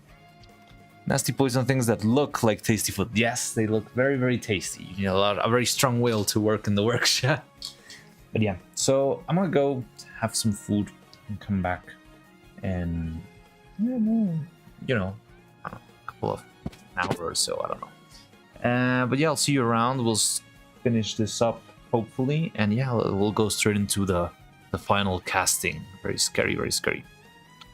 But I'll see you around, and take care then. I don't know. I'm waiting to see if Spooky Cat says something because I'm scared to. I don't know. Well, I don't know. It's just I'm gonna eat too. All right, and sleep after that. Yeah, okay. So rest well and enjoy your food. Functional MRI exists and work on existing zones, but it's the thing is like it's a zone and it's not very. So yeah, MRIs will give you an idea of what lights up more and less, but it's not like when you're doing creative stuff, the other side of the brain is completely pitch black.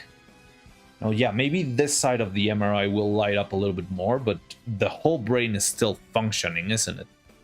So I think there's more to it than that, but I don't know. It's a very, very, very interesting and very weird subject. If we ever get into a conversation with, who's that neuroscience VTuber out there? She hangs out with Ellie a lot, but she seems like a very intriguing individual who might probably understand this a lot better than we do. Anyway, I'll see you in a bit, and we can keep on talking about brains and stuff and having fun. So, see you later then.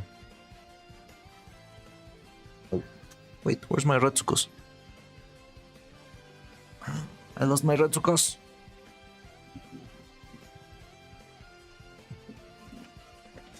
Give me a second.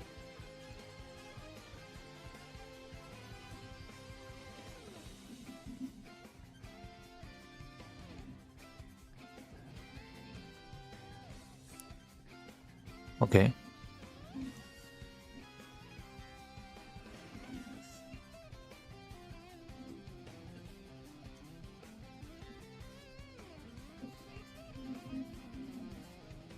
So maybe they're mixed and matched, but... Oh, yeah, it's because I need these ones instead. Okay. Alright, that's enough for today. I'll set the rest of them later.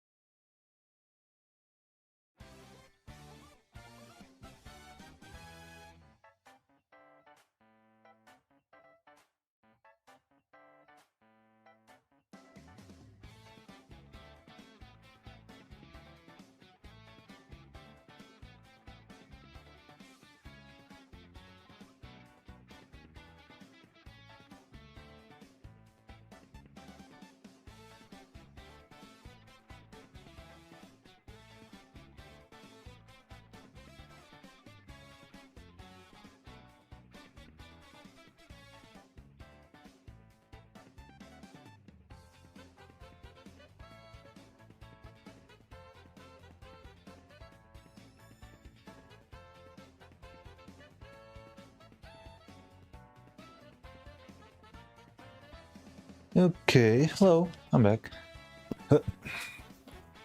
How's it going?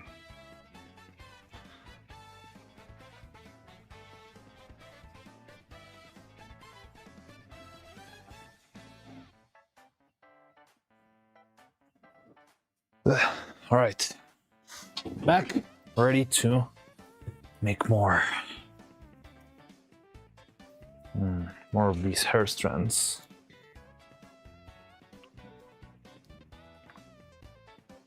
Good, how's lunch? Cool, it was good. Had some fish and salad, and that's about it. And I got a fresh cup of coffee. Keep me energized for now.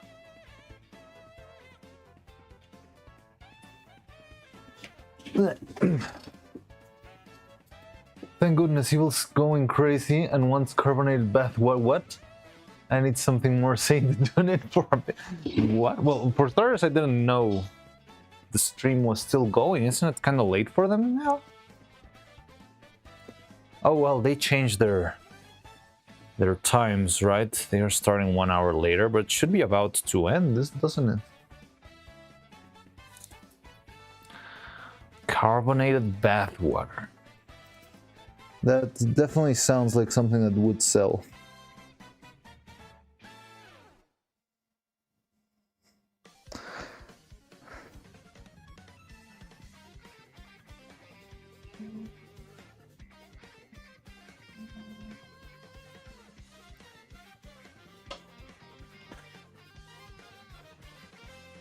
Daylight savings for everyone else kicked so back to normal time. I don't know. They forbid daylight savings in my country a couple of years ago. Now it's a crime to move your clock. It's not a crime, but it's just they made it so that we keep the same time forever.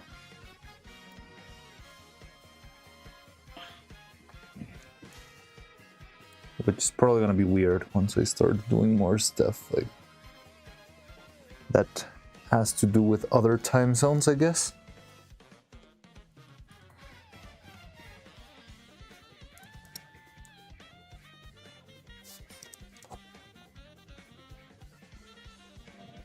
Bathing in mineral springs is a fairly common therapy here. Oh, really?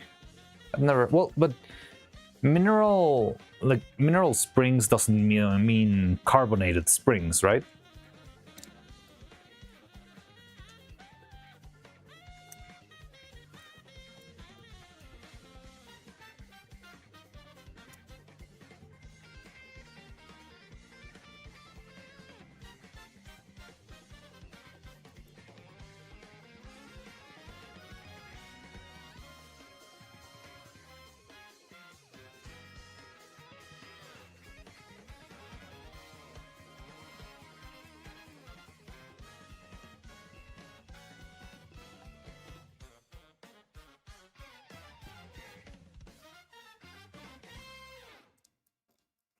You know what, let me turn the lights on because it feels like it's gonna get dark pretty soon.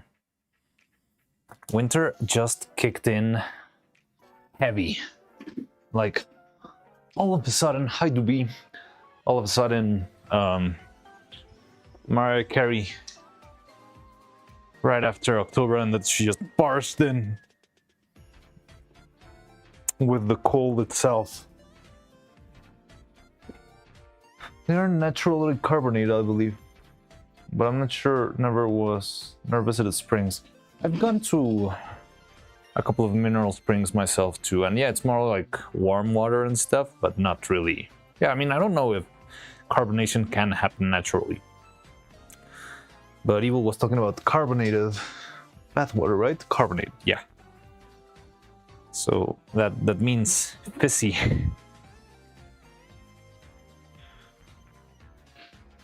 It was actually cute today, though. Oh, so they were both together? That's cool.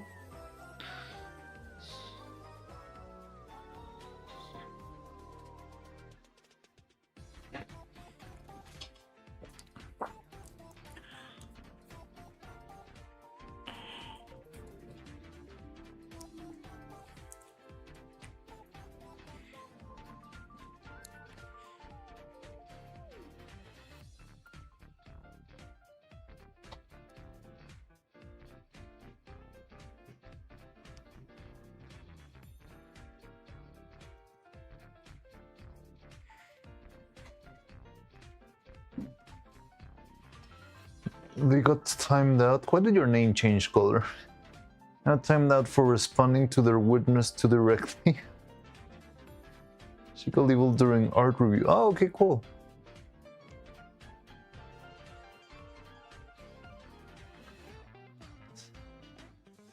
Carbonated AI bad water comment.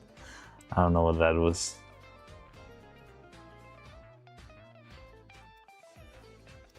Oh god. This thing's just folded in.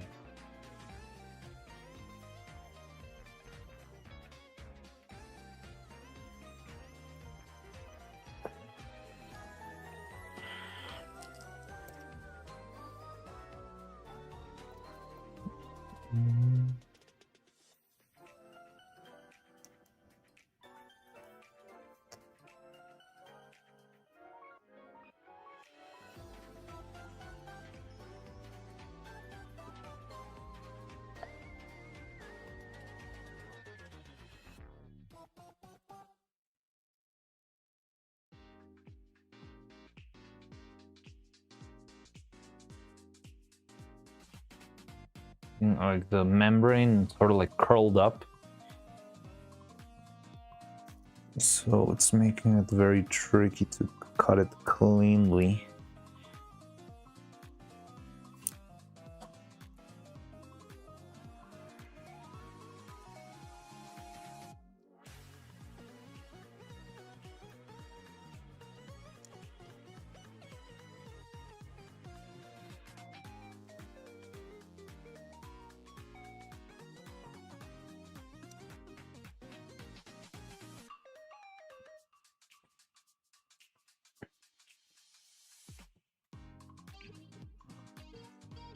No emote. Oh, is classic an emote? Sorry. Meanwhile, I was trapped in Warframe again, so I'll leave you on second monitor for a while. Yeah, sure. Oh yeah, you're playing Warframe. It's got nice music, so enjoy the music then. When did you play Warframe music? But I think you weren't around that day. But yeah, enjoy your Warframe playthrough. Destroy them or whatever you do in that game. Got in too deep. Oh yeah, I just found out you can manually change the color of your display name today. Oh cool. It was dark green as default in the Neuro streams and it's really hard to pick out in karaoke stream. Interesting. I've always seen you in blue or maybe in white. I think you're white on YouTube maybe?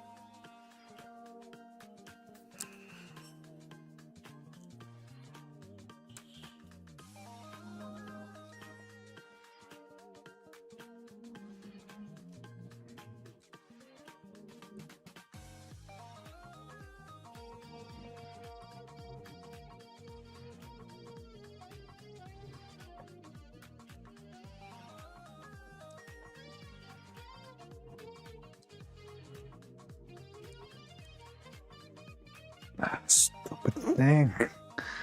How did this happen? That's why I shouldn't be doing this so fast. So, because the silicone is kind of fresh when I sometimes pop it out of the mold, the edge will curl into itself, and because it's still reacting, it can fuse to itself. And that's how you end up with this ugly hair strands that have a very weird edge because the edge curled and then stuck onto itself. And that is very annoying.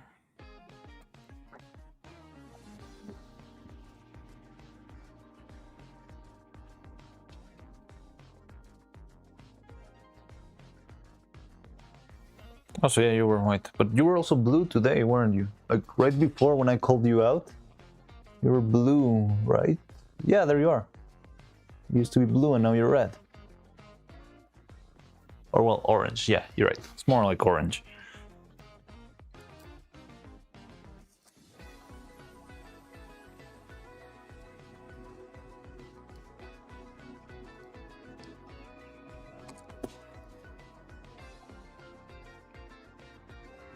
Cacophony sounds for me. I heard edging debut. What?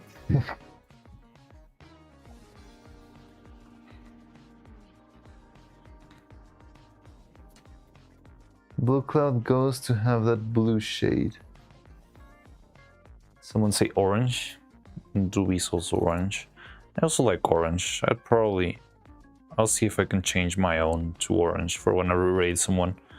Also, who should we raid today? I was thinking we could try and raid the girl who reacted to the extravaganza that Delphine sent on the Discord. What was her name?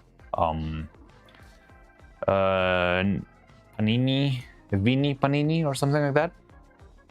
Because I think she's on a subathon. However, I'm not sure if she's gonna be active when we finish stream, but I wanted to raid her, just say hi. Who else could we raid? I had a couple of interesting people who thought it would be fun to raid, but I don't remember.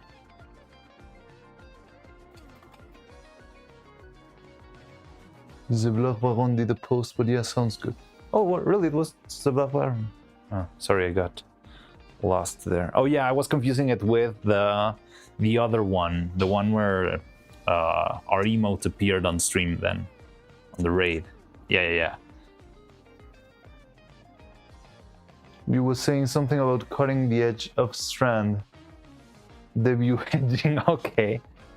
Oh yeah, the edge curling or something? I don't know. Debut edging. Yeah, that doesn't sound good for TOS.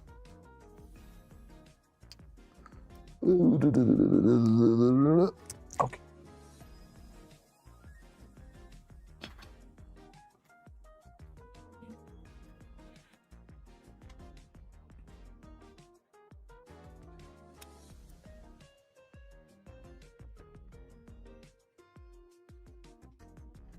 This is the kind of thing that I know if I was editing it for a video, I would add unnecessary relaxing sounds to it, even though it doesn't make any sound when you cut it. But you could pretty well add like very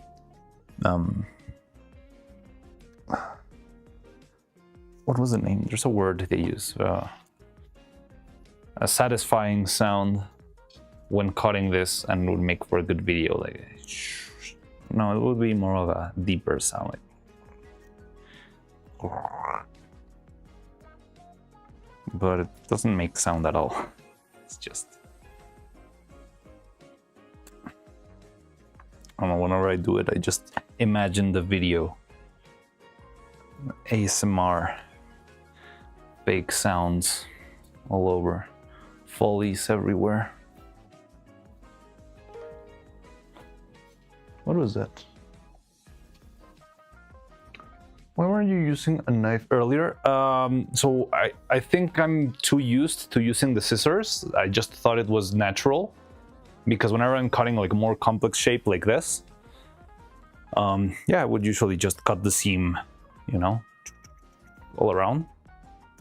But yeah, Jan came up with the idea of, why don't you just do that instead of, yeah, like cutting. And I just hadn't thought about it because I'm very used to doing this. Well, yeah, because this shape is flat. Because if I tried to do that with this one, it would probably be more of a hassle, because the shape is very irregular. But yeah, this one definitely, I should have thought of it before. But yeah, it's definitely, I don't know, easier, simpler. And yeah, so that's the only reason completion complete times of the, oh, cool. Oh, so you can play missions instead? I thought it was like a full-on, how do you say it, like a, yeah, like a long game, like Age of Empires or StarCraft or Civ, that kind of stuff. But you can split it into missions then? I don't know anything about Warframe. I don't know anything about those sort of strategy games in general, honestly.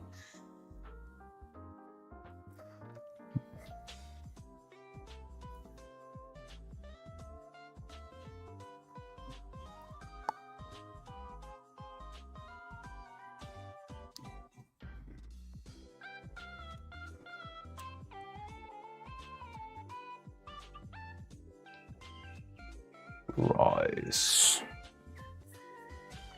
Oh, yeah, we got a new subscriber, Ricer. Hello, welcome, Ricer. I'm not sure if you're here or if you're watching Extravaganza. So, but if you're here on our live stream, welcome. Hi, hello. Hi. I make stuff and it's fun. And welcome to the workshop. We are working here every day, trying to make the best quality stop motion animation the internet has ever seen. Hopefully. And I don't know, I'm striving for that. That's my big personal goal, to actually make you know, as high quality as possible stuff. But yeah, it does take a lot of R&D. And that's what we've been stuck with for the last couple of weeks. This is all very important R&D for our future hair designs. So one thing I would say is probably if I made this again in the future, I would consider the size and the length of the strands. I feel like if I had made them just a couple of centimeters smaller. It's third person. Oh, third person action, really? I thought it was a strategy game, like Civ. Or maybe that's the other one you showed us, Solaris? Maybe I'm getting confused with Solaris. This hair strand intrigues me because I don't know what on earth caused that white spot right in the middle.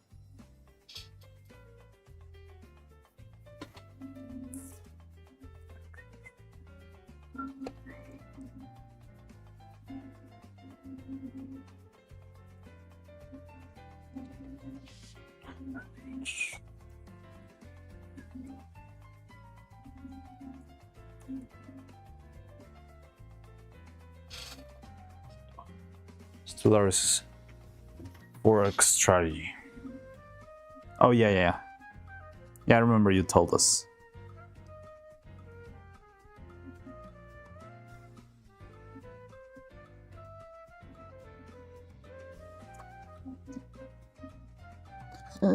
No, this hair strand's wrong. God damn it. Unrealized. This one's got the wire all out of.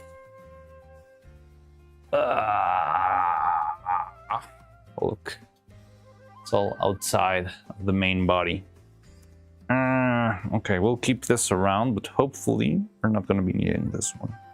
So yeah, maybe that this little white spot was only there to distract me from the main issue, which is the fact that it's not properly closed. No. It's okay, we still got one spare hair strand. So maybe we could just move along.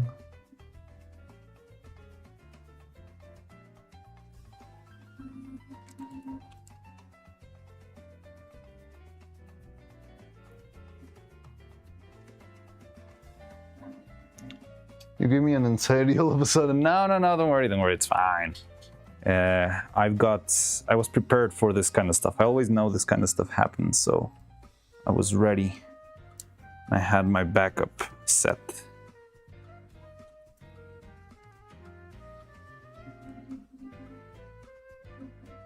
But yeah, this is definitely, I mean, it's okay. I think it could be usable if I was very, very desperate.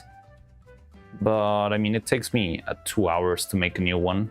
So I'd rather lose 2 hours, but we're not even going to lose that because we've got one strand to spare.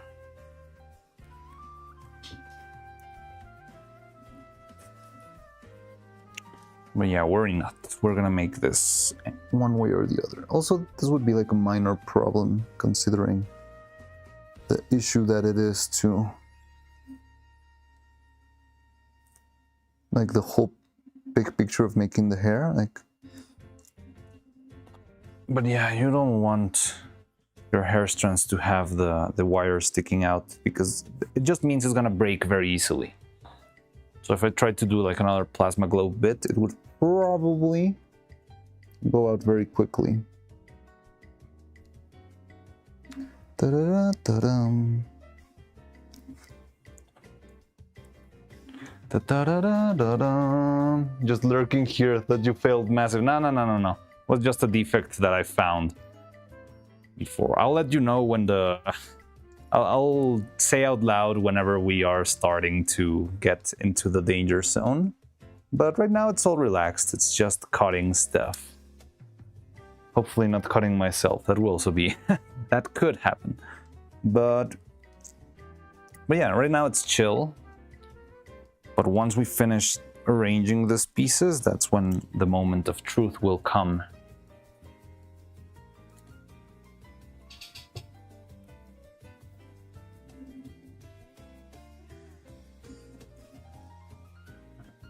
What a thrill. Okay.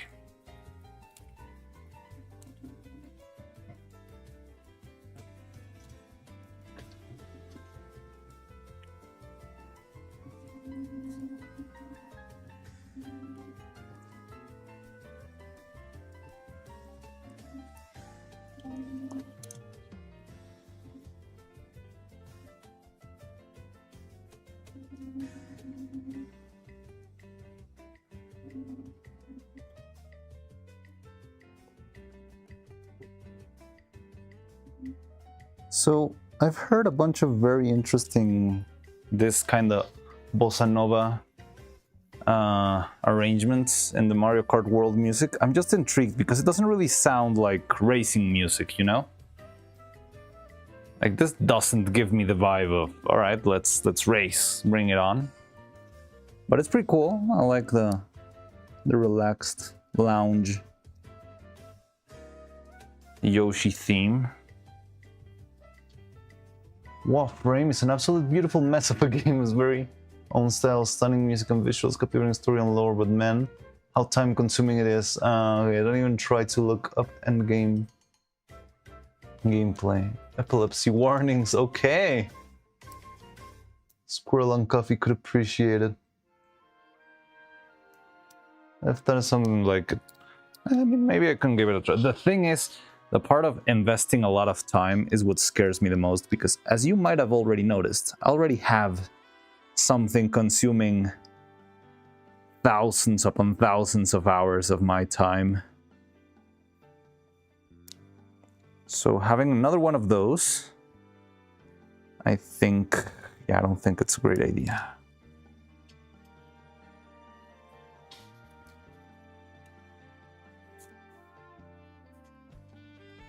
Okay, we are 4 strands away. Well, we still need to finish this one, but after this one, we'll be 4 strands away from finishing this part. Then it will be a little bit of sanding, which is also going to be kind of slow, but hopefully faster than this. I don't know.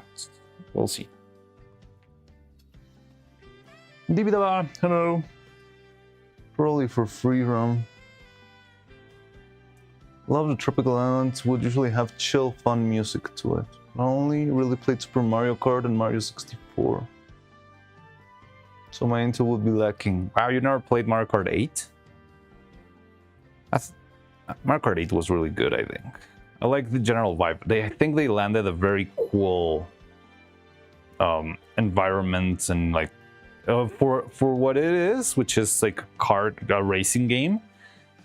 I think they did a really good job with the world building, if any, because it really felt organic. Like there were a lot of sponsors, and all the sponsors were things related to Mario, like, oh yeah, buy Koopa King oil and Wario power supplies and that sort of stuff. It's really, it had a really good vibe. And then on top the jazzy music, it was really good. The jazz vibe of Mario Kart 8 is really, really good, I believe. Feels, I don't know, I'm not sure where would you pull that from. Like, if there's any other racing movie or racing something where they mix jazz and racing, but it just works, just clicks.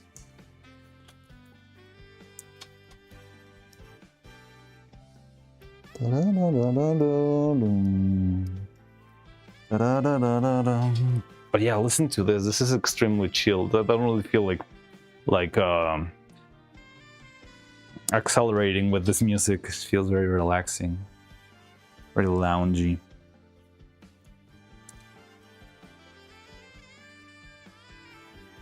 Ugh. Stupid curling silicone.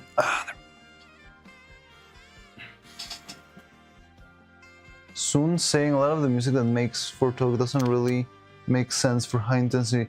Do you think? Yeah, it's not like full on, I don't know, heavy metal, but I feel like Toho music fits really well in some weird way. But I think it might be some of the juxtaposition and stuff. Like I could, yeah. Like I know there's a couple of relax, but they all have a little bit of energy to them.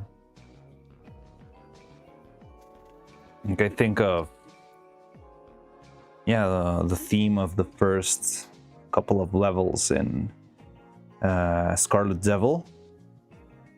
And yeah, it's kind of relaxing, but it's still got some energy to it. You got the trumpets, like... Man, Sun is such a musical genius. Oh god. Just sliced half of the tip of this.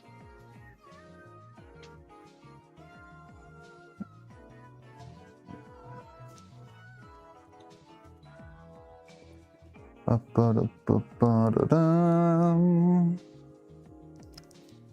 Ba-ba-da-ba-ba-da-dum.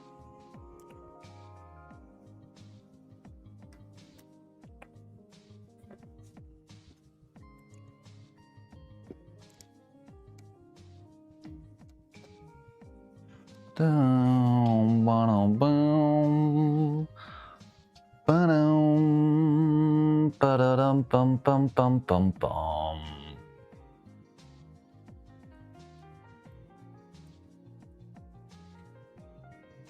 You see, this is what happens that makes my life miserable. We'll curl up at the edge, and it will be impossible to open up again.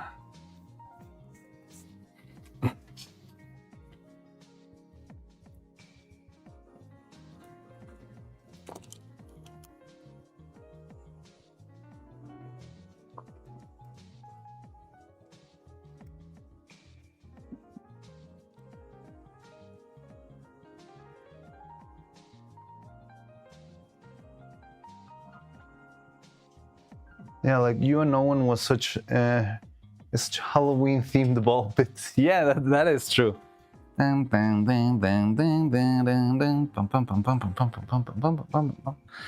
what a banger! Now you got me in the mood for some Toho music. I've always wondered. I know about Toho, but I feel like I've never gone full into the game because there's like 100 games and the lore goes very wild. But I've always wondered, where does Bad Apple come from? Because I've seen the video and it's like this whole meme of the holy grail of high effort memes. But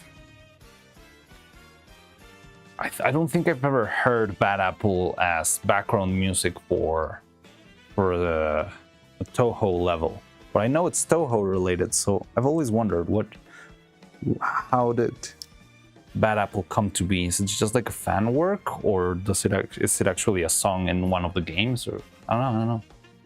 It just makes me curious.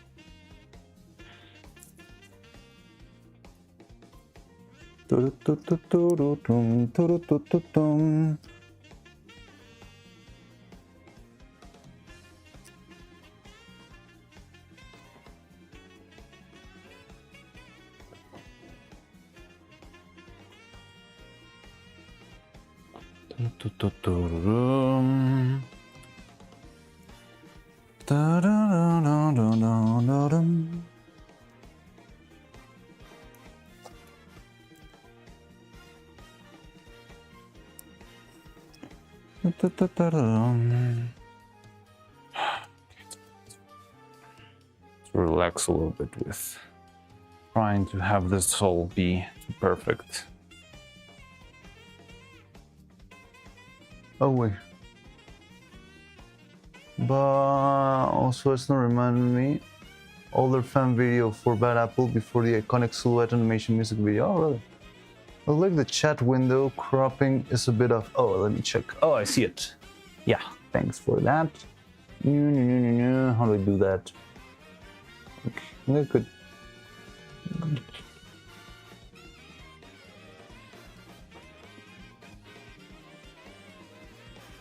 Pro streamer here. Actually, time consuming is a spectrum. The initial part of the game can take anywhere from 10 to 200 hours. Yeah, that's depending on how you play and with whom you play. Maybe you need like a mentor in order to play. Toho is too hard for me. I mean, it was very hard for me also. I think I never actually made it very far on the game, but I did enjoy it very well, very much. And the music, come on, the music's just great.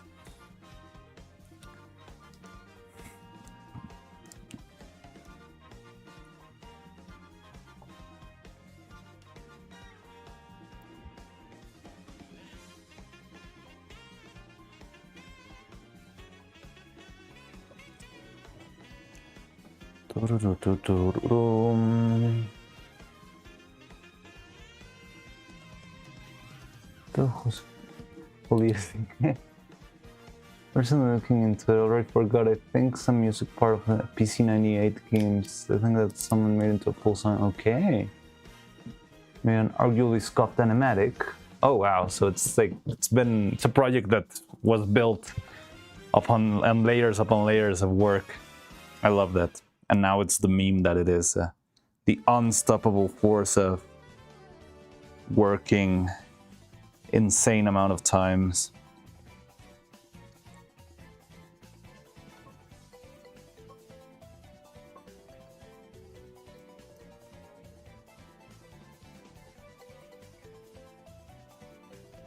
But Apple is track 6 of Lotus Land Story. So that wouldn't... Yeah, of course it wouldn't. It would probably be like chiptune, right?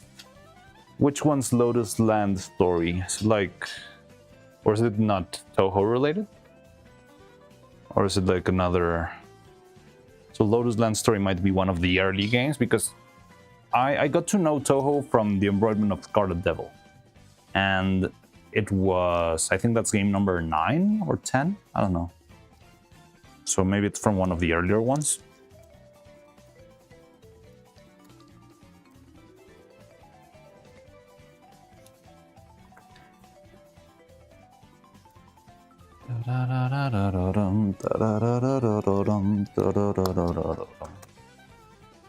Oh, that's bad. That's not that bad.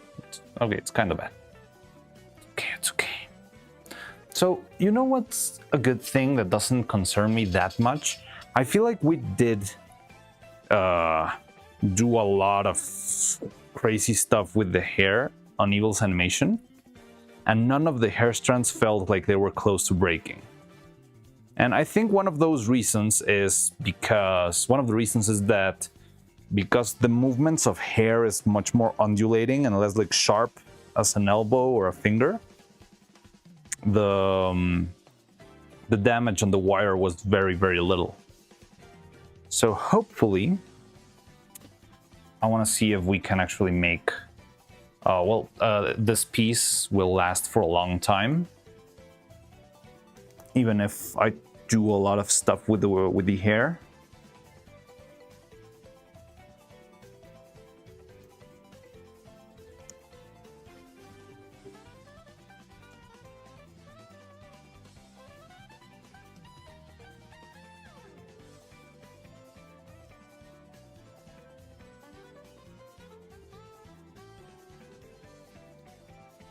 In May 2007, Scarlet Devil 6. Oh, okay, Scarlet Devil 6. The founder of a well-known Toho-affiliated doujin club, Astronomia Records, released a remix of Bad Apple featuring the voice of the Japanese pop singer Namiko in an album called Love Light. Wow. Durable hair. Hopefully. Yeah, we had absolutely no issues with the hair on the previous design, so I would guess this will also do fine. Now, last time we did leave the paper cover on top of the wire, but I do think it's better like this because it's same resistance but slightly thinner. Maybe I should have been a little bit more precise. I need to find a way to make this easier to cast though.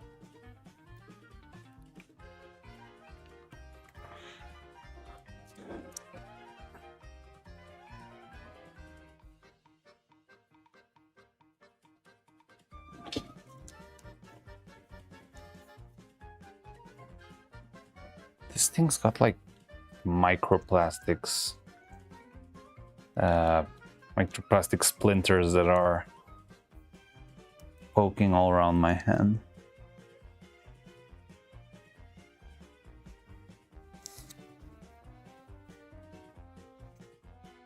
A bit of metal, such as wire, has specific amount of plastic deformation it can take before breaking.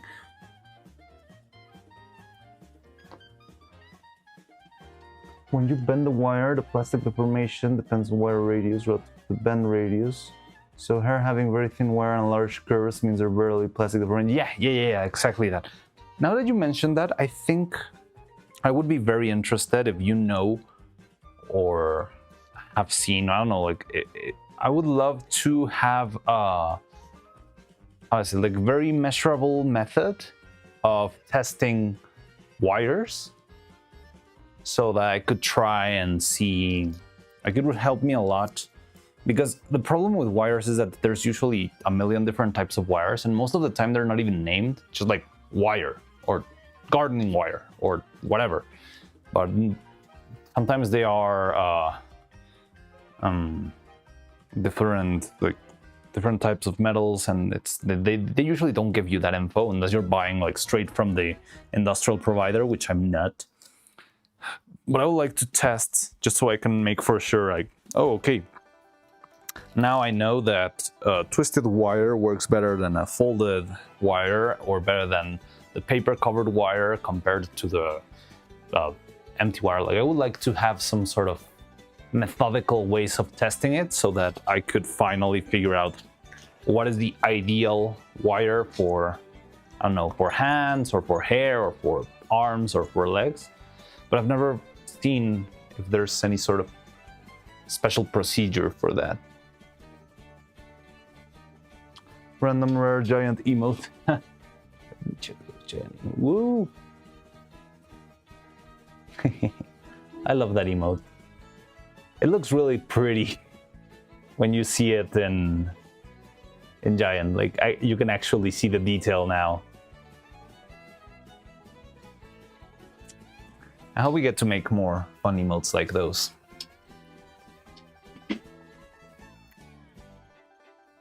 Where did I leave them?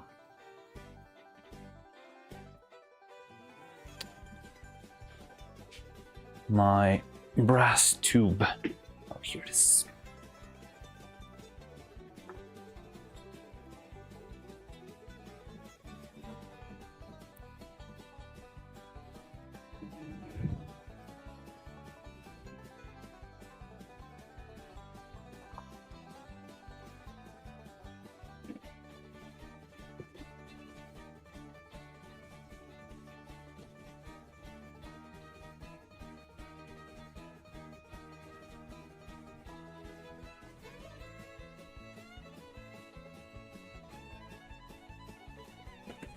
Oh, we're gonna be needing our emergency hair strand.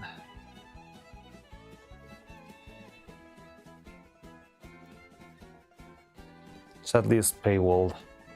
But it's paywalled with channel points, or is it with bits?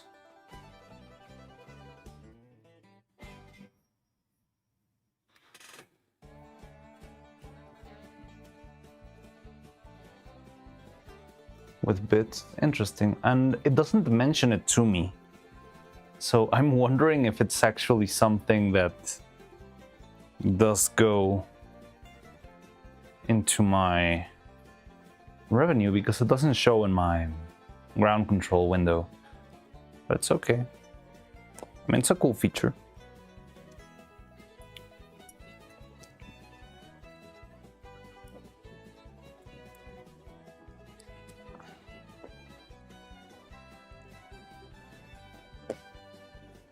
On yours, channel is currently set to 50 bits per emote. Oh, I can set it so I could make it lower or higher.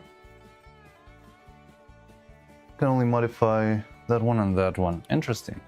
Sorry, I know nothing about Twitch, so I feel like all my setup on Twitch is a mess. I'll try to, well, whenever you guide me with some features, I can try and see it. I can see if we can make the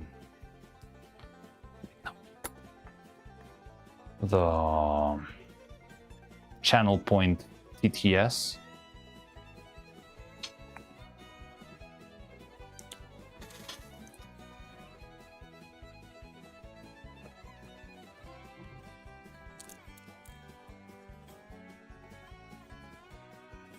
And what about sound alerts? I've seen a lot of people have sound alerts, but how do they work? Are they also for bits or are they for channel points?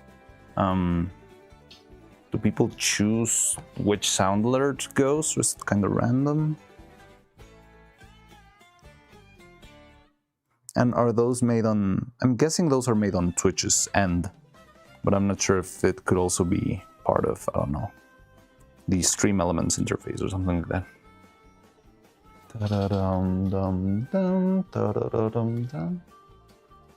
Since the wire in places like neck and limbs are basically constantly bent back and forth, is fatigue life in material science that's often measured with a bent bar that spun around its axis. You could do something similar with, for example, 2 drills at an angle relative to them and a bit of wire attached between to them.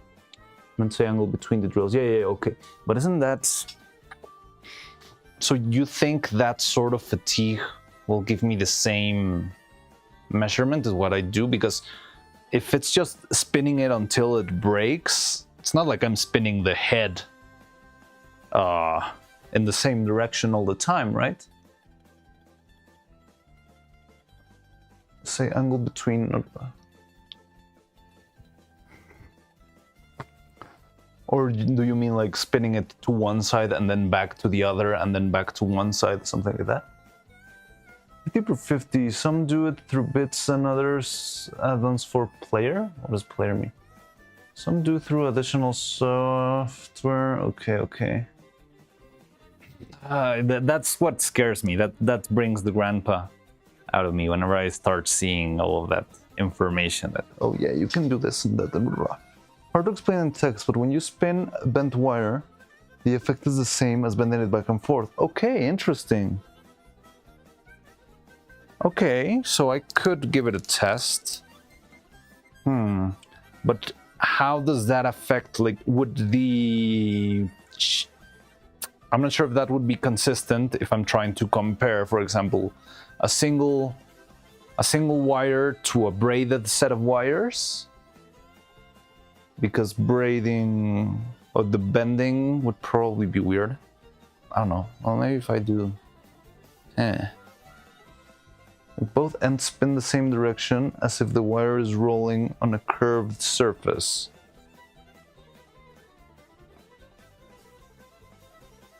Okay, I get it. Ah, interesting. Having the wire bend over a curved surface for somewhat of an extended period of time and seeing... Okay. I like that idea. That sounds interesting. I wouldn't know how to set it up, but it does sound interesting. I've always wanted to have like a trustworthy way of checking what wire works, which one doesn't. Because it's a big hassle when something goes wrong and you already worked on something for months and now it's gone.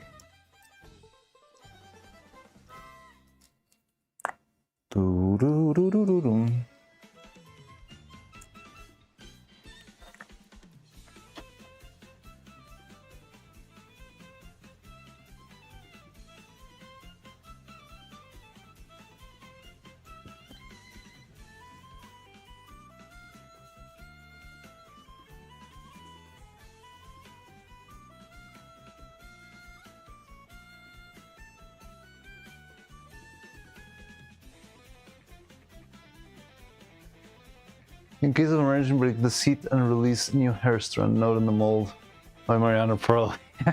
I would love to have that written in the edge of the mold. That would be fun. So if we get to the point where we start printing more molds like this one, it would be fun to have them engraved with Neuro-Sama hair strand model 1, September 2020. Well, September? October 2025. I think that would be useful. But it was already so much of a hassle filling this one up with with resin, but maybe it should have been bigger. I think it wouldn't have wasted that much more material if it was bigger. What I'm very surprised about this is how well they fit within each other. Like, this is very, very clean.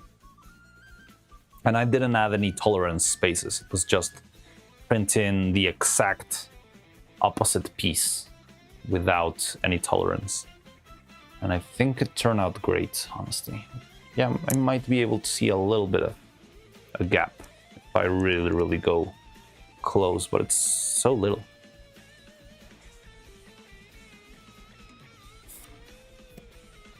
If the angle between the drills is the same and the drill speed is the same between tests, time until breakage tells how good the fatigue resistance is relative to the other wires you test. So let me quickly try and see if I can make a proof of concept here, because I want to make sure I understand this correctly. So I have this piece of tubing or something, and I put the wire around it like this, and sort of try and pull it from one side to the other with 2 drills or something like that. Yeah, something like this. And then the drills do like pull. It's gonna be very hard with this wire. But just like doing this, right? That's what I'm understanding. 1 mold for 2 strands. It's just the same mold, but for 2 strands to speed up the process. I'm thinking making 1 mold for 2 strands. Maybe it could be done. Like printing one of these with 2 pieces inside. And that way, I think it wouldn't be very different to having 2 molds. And I guess if that's the case, I'd rather just have 2 molds, because if I make 2 molds, if you have 1 mold with 2 pieces and there's something wrong, for example, there was 1 strand that had the wire escaped the main shape of the body. So when this closed, it was slightly separated because of that wire that was not inside of the hollow shape. And if you have that for 2 strands in 1 single piece, well, you're gonna have the same problem in 2 strands. I think if that's the case, it would be better to just have 2 separate strands. But what I think would be much easier and faster is if we found a way to sort of inject the mold, the plastic inside of the mold. Because that way I can just inject it and leave it rest. I mean, the injection could not take too long, and just leave it be for a while.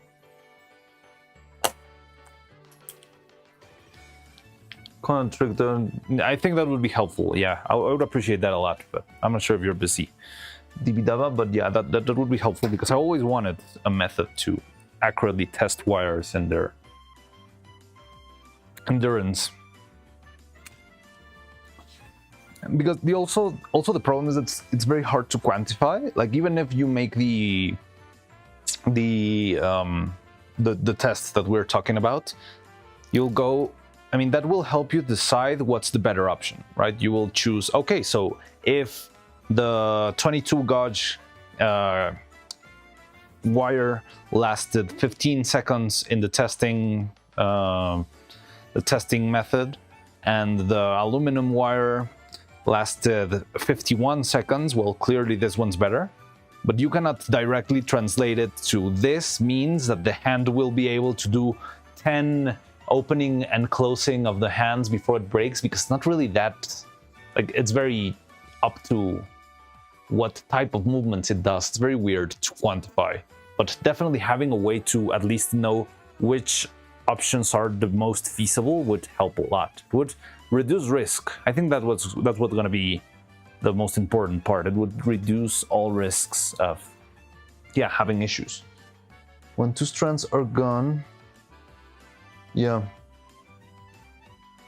But yeah, I think maybe doing 2 strands. I need to think of, there has to be a way to make this a little bit faster. I mean, I could also have gone with just using less strands in general. The whole hair could only have had I don't know, 10 strands, but I feel like it felt weird. What was I looking for? Oh yeah, I was gonna get some.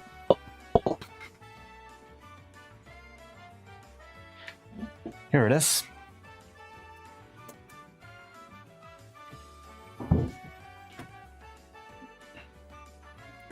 Here's some good old IPA. Cheers. And this will do.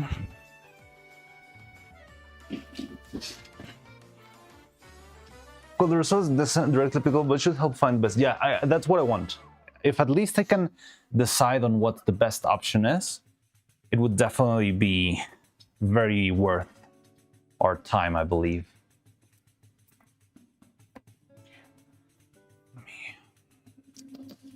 Let's put this guys away. So yeah, now all we're gonna do is just clean. I think I should put on some gloves this time. Real sense of humor, but I didn't see the news stream. How was it? Took me a little while to see what he did with the Neuro News network. Well, but what did he do?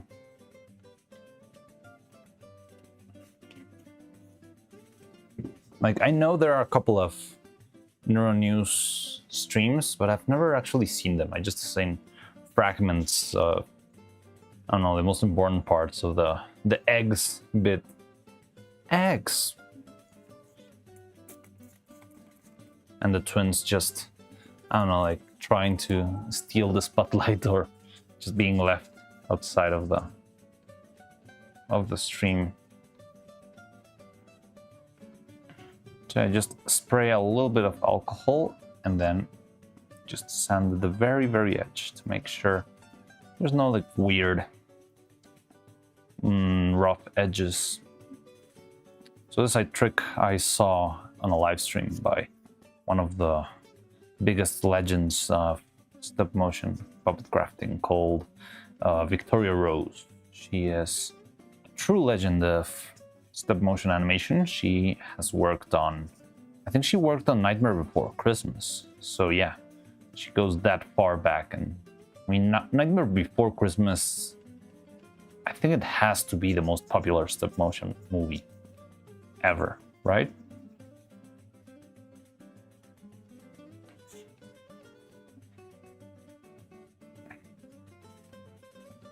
Yeah, she worked there and she's got all the knowledge in the world on how to do this stuff.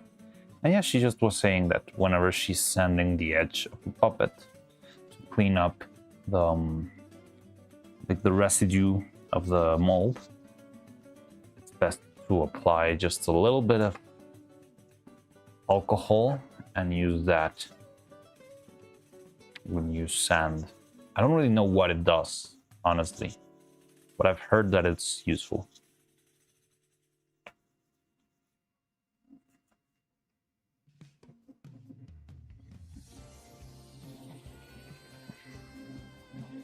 Oh, Neuro News Network. Oh, I get it now. That's good. I'm about to name like, yeah, I get it. Yeah. Neuro News. Oh, that's good. That's good.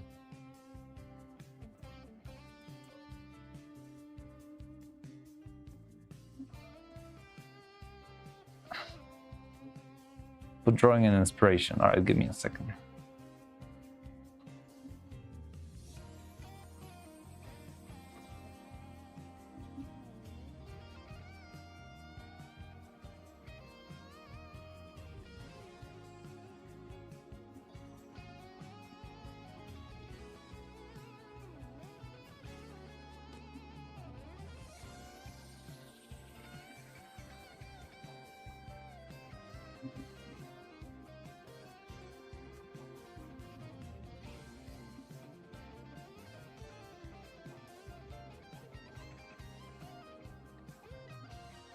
I barely even watch Neurofic Fan for real.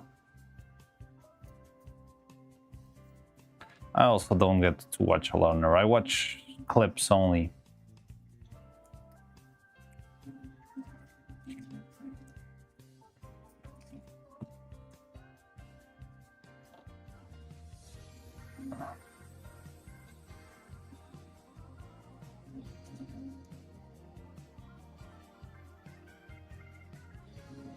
So don't feel like I'm making a lot of progress here. Oh no, it is working. I see it now. Just need to watch it from up close.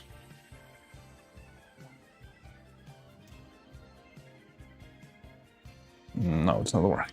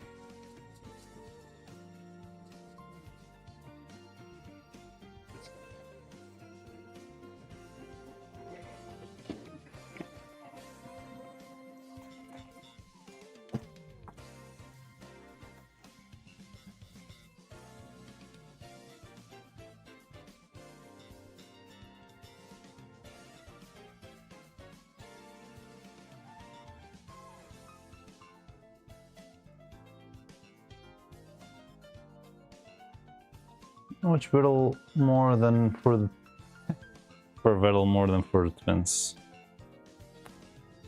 Interesting, respectable.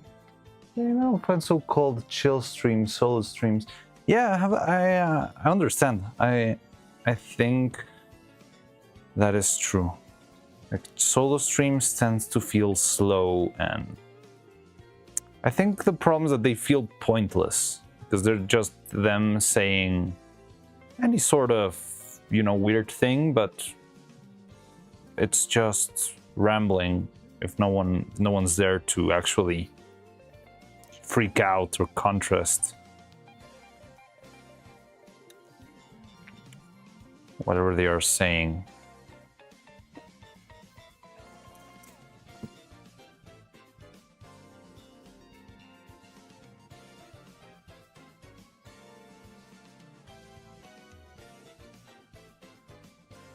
Ooh, interesting. Okay.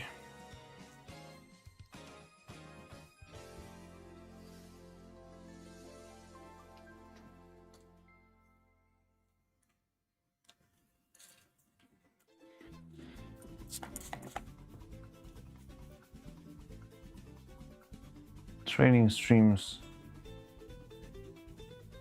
And somehow watch karaoke just to watch Roddy's new song. Oh yeah, it was the same with me. I watched that karaoke stream because I wanted to see the new song. Feels like so long ago, even though it was barely, what, May? I think it was casting hair strands when I was listening to that stream. I remember my internet connection was very bad at the time, and I had struggled a lot with actually watching. I was scared that I was gonna miss it at some point.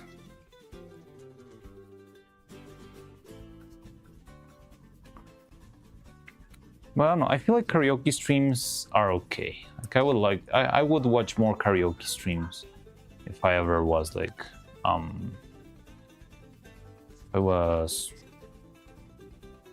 I don't know, like if I had some time to spare, I probably would catch a karaoke stream because, I mean, worst case scenario, you're just using it as background music. And yeah, there's a little bit of chatter in between, but it's not really that much.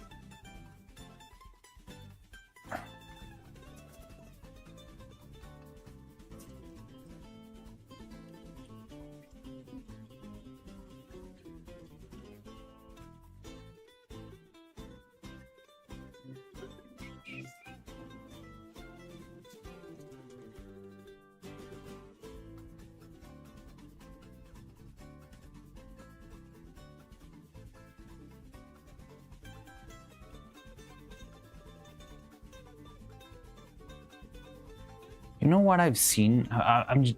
Sorry, I've been thinking on how to make this faster. It would be very big, so maybe it would be a little bit unviable. But I've seen a couple of molds that were made for example, for hands. Something I think Artman does a lot, where you have a circle, and that circle has a mold of many different pieces, so many hands, and they would just cast from the center like a big gulp of silicone, and by the end they will have like 10 hands in a single casting. So maybe we could do something like that with this. However, it feels like it would be very tricky since the strands are so big. It means the mold would be huge.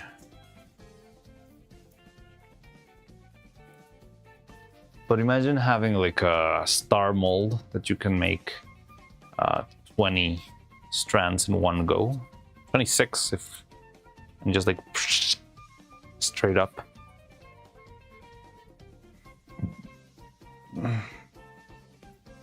But the thing is, it's one of those things that they are very costly to make, but they end up being a good investment in the future because you're gonna make a lot of strands, right? If you're working on a movie, if I was making the evil Neuro or the Neuro and Evil film straight to video or something like that, if I was making a feature film with these girls, I would end up making, I don't know, at least 5 of each of them. And in order to do that, well, it would take me a while.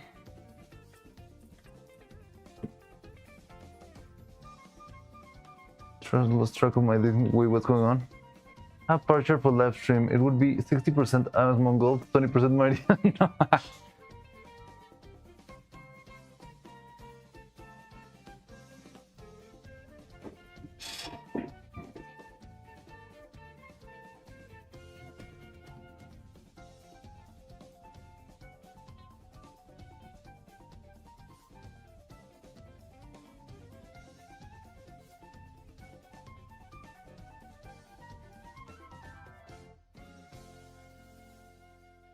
Just a little unhinged. That is true. I feel like chat. Well, I do feel like there's a big amount of people who are constantly trying to derail Neuro and Evil because it would be funny.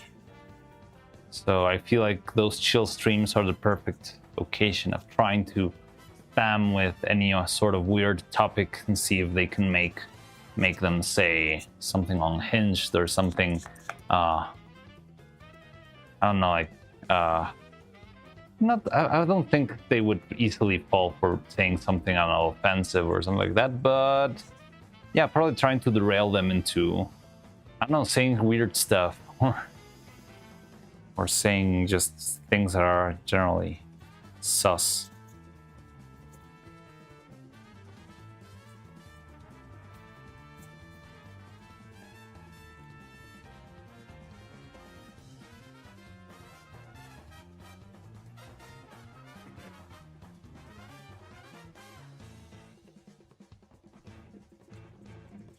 Join us in offline chat.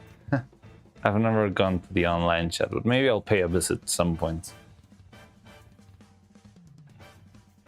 No, watch them. I feel like chill streams are important to make them feel more real. Yeah, definitely. And as you were mentioning, well, who was mentioning that? I think it was Lennon. I don't know. I think they probably are very important as training streams.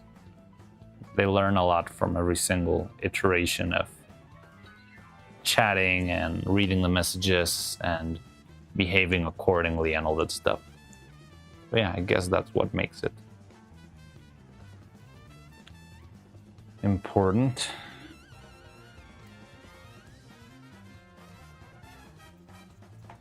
Now I just regret cutting so many of these with scissors because all of those need their cleanup. Their cleanup now. More than the ones that we did with the razor. Maybe I should just...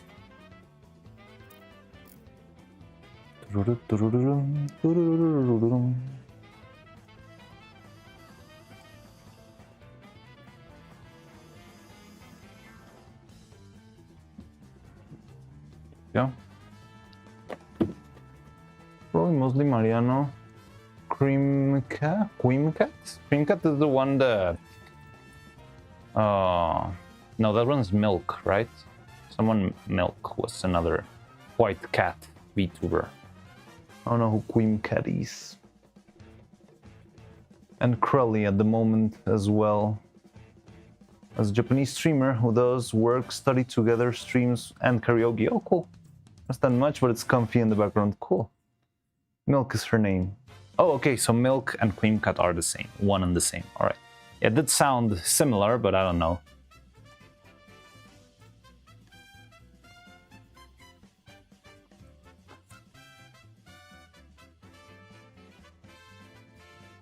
I've never seen Creamcat streams. What's she up to? I guess she's like playing games and stuff.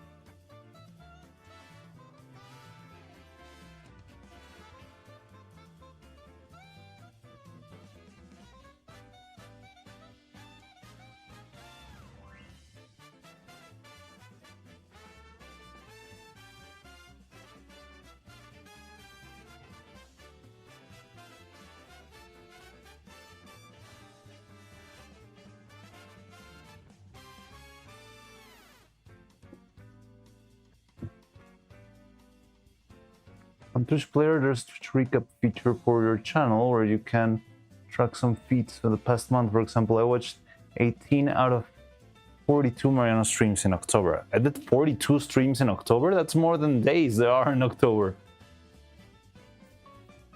Why did I stream so much? Oh, maybe because whenever the internet's wobbly, it loads it as a separate stream. So maybe you just watched like a couple of streams, but one might have counted as 5 streams.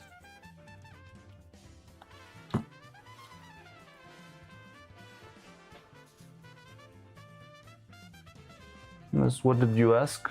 I don't remember. I think I was just asking like what's Milk's deal? What's Milk's deal? Does she play video games? Does she do like just chatting streams? Never seen her by herself, I believe. I think I've only seen her with on collabs, maybe.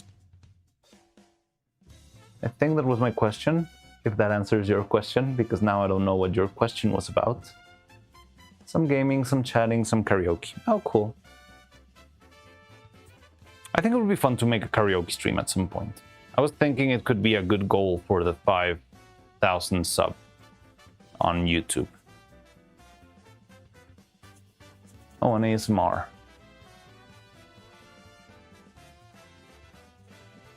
Maybe like a professional online poker player and watch several streams at the same time in just small windows. Maybe. It's like stock trading, but instead it's just like a bunch of VTubers all over. Okay, I'm done ranting. Wait, what is it? Only one. Sorry, I got lost. The only one who hates when they talk about their feelings and memories and stuff. Feels so fake because I know there's nothing behind it. I'll probably change the whole personality and backstory the next day. Yeah, I think you make a good point. Like whenever they tell a story, it's just it does feel void. It doesn't feel like anything. Yeah, with substance.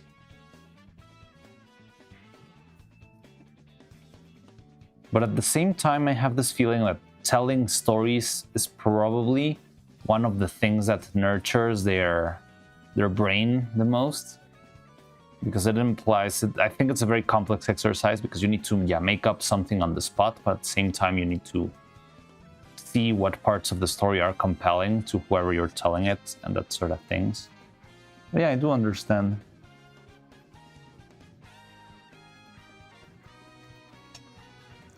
I only missed one of her streams in March. Wow.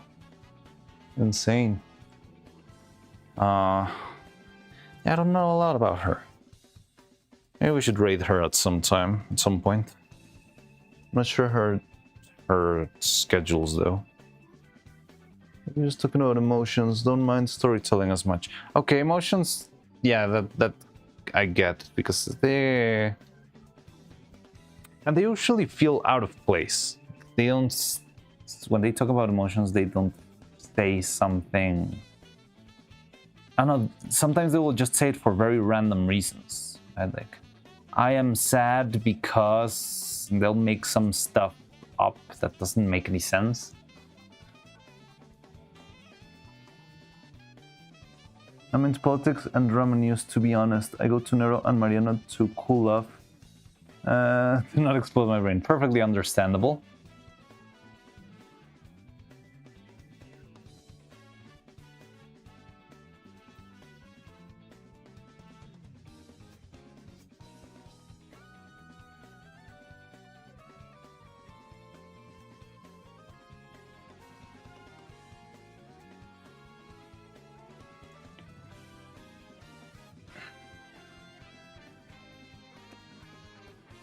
They always go to therapy afterwards. The roads with that.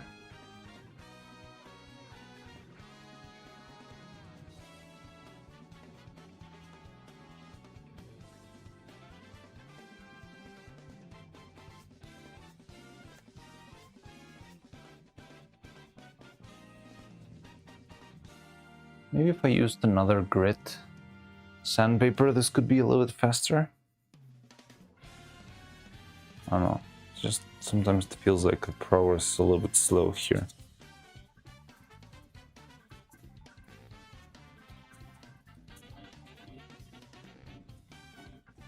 Ooh.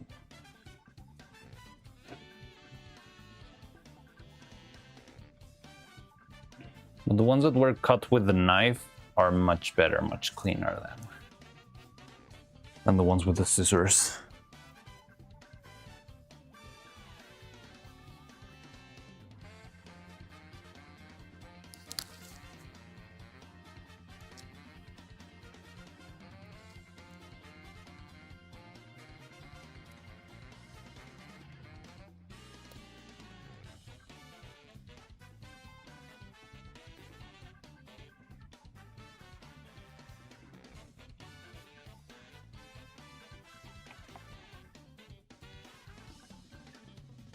Twitch died, but it's back. Ah, come on.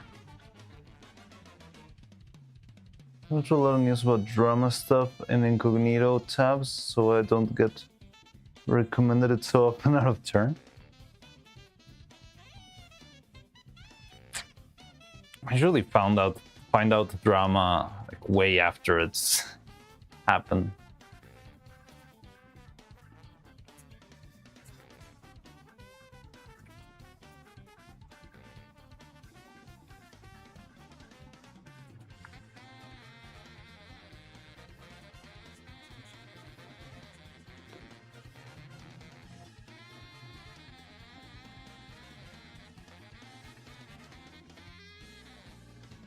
There's an automat here. There's like a bot from Stream Elements, but I don't think he does a lot. Why? Did you get something? Did something happen with the automat? I didn't see. Oh, maybe you saw it because the stream restarted and it says just like Stream Elements. Do you like my lawyer news? No, I don't know about lawyer. Oh, the legal? Spaced out. I'm also kind of spaced out, apparently. Substance in context of twins is triggering memories of specific scenes in war. Well, we're in that in a massive spoiler of war. Okay. I think it's built in automat. Yes, I think it comes with Stream Elements. Just I don't even know what it does. Fortunately, I think we've never had that much of an issue with the chat, like people being spammy or something. I think we only had on our last Silksong stream, I think Blue Cloud was there, we had one troll. And I think that's all we've ever had. One single troll.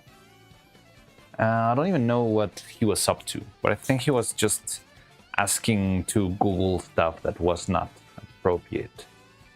If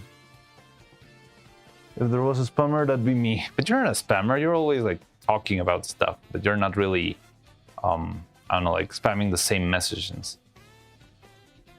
But you remember that one, right, Cloud? When we were playing Silk Song? It was pretty late. And I think it was pretty much only you, maybe Dolphink, I don't know.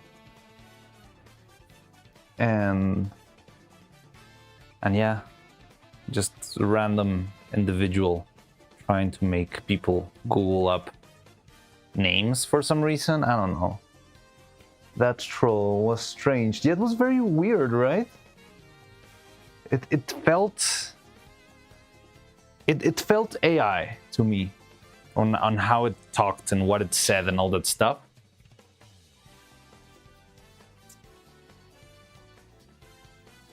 Da da da.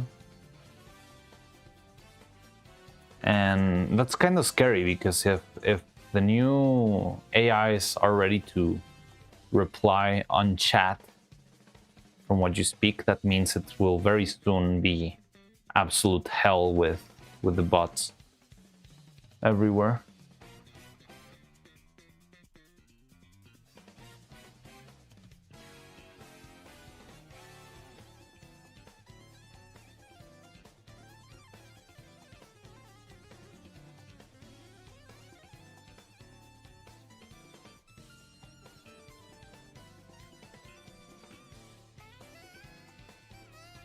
Viral 987 bot. Was he a bot? I don't think it was a bot. He was like an unusual imposter. But do you think it was a bot? Don't give me bot vibes, honestly.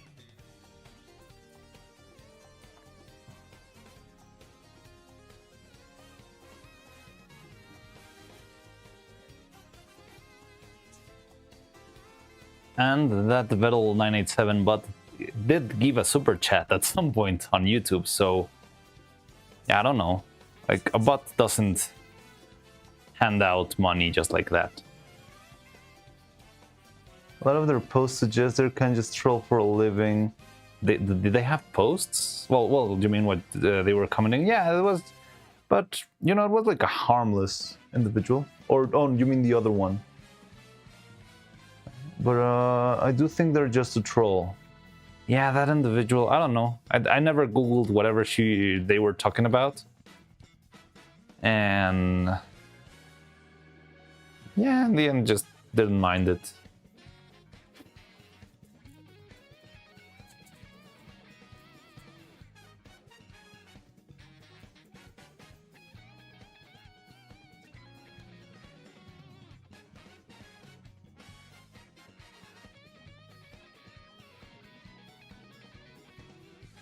Did Google that it's probably not stream friendly? Yeah, I expected that. I imagined that would be the thing. What I was concerned about was that it would be something rather than not stream friendly or whatever. That would be like some like, I don't know, maybe something borderline illegal. I mean, I think it's never illegal to Google something, but I don't know. There's sometimes codes. There are sometimes like code words to find weird stuff out there, and I was worried with that kind of stuff.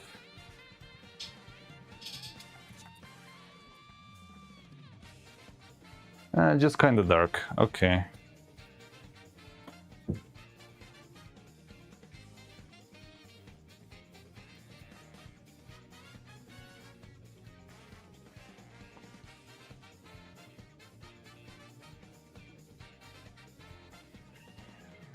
Depressing stuff. Ah, that's bad.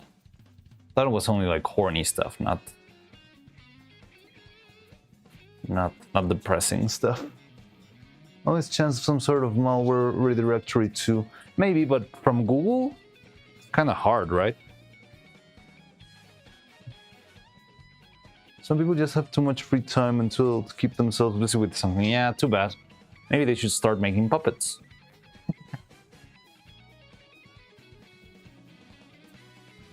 It's much more productive than spamming randos on the internet for the sake of a mild reaction. But yeah, that officially up until now, let's wait, but that's been the worst audience interaction we've had in this channel, and I'm kind of proud of that, you know? Like, we've never had, I don't know, big meltdowns or spamming people and that sort of stuff. Oh, well, there's also the bots that pop in Twitch every now and then. Best viewers at webla.com.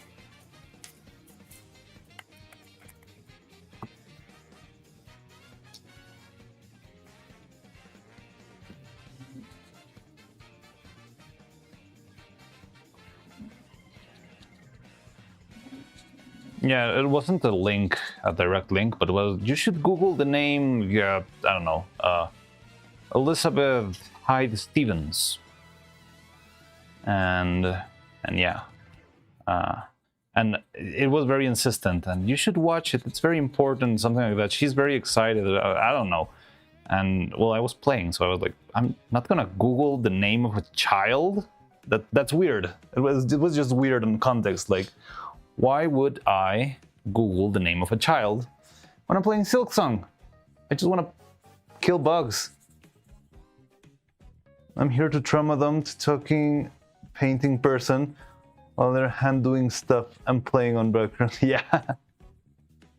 Small community, when it grew, it became more toxic. Yeah, I'm waiting that moment. I'm trying to, I will try to keep it as civil as possible, but yeah, I guess eventually we'll have to start, you know, engaging with the bots and stuff to stop the evildoers of the web. But in the meantime, I like how it's right now kind of chill and we just can, you know, just have fun.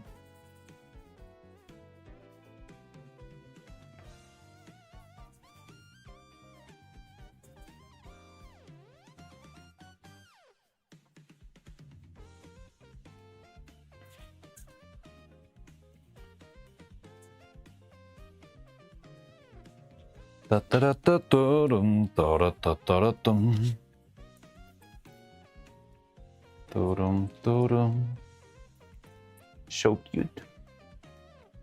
Neuro-Sama, so cute. Yeah, they don't show up on Twitch. I should check those out. Oh, by the way, the new emotes already update? Oh yeah, the bow is already working. That one's new, right?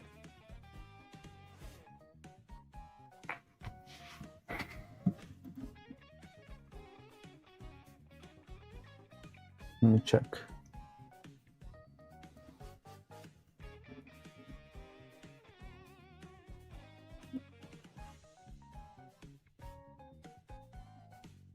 Random or giant emote. Yeah!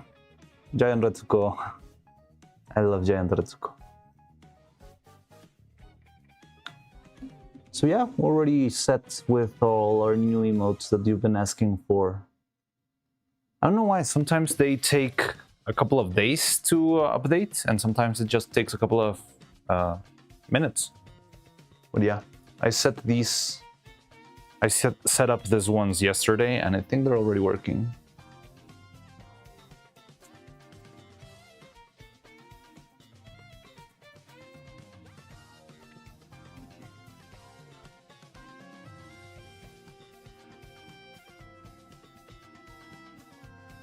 Is broke again. I don't get why it randomly stops working. I don't know. Yeah, it's weird, right? It sometimes works, sometimes it doesn't.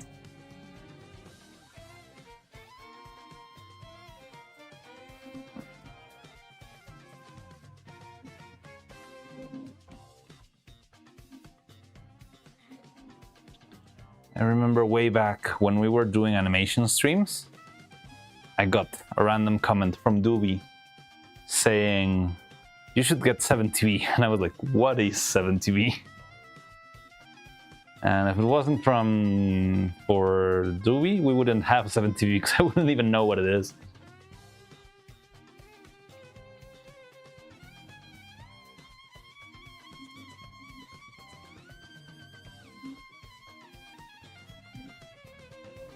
Wokage.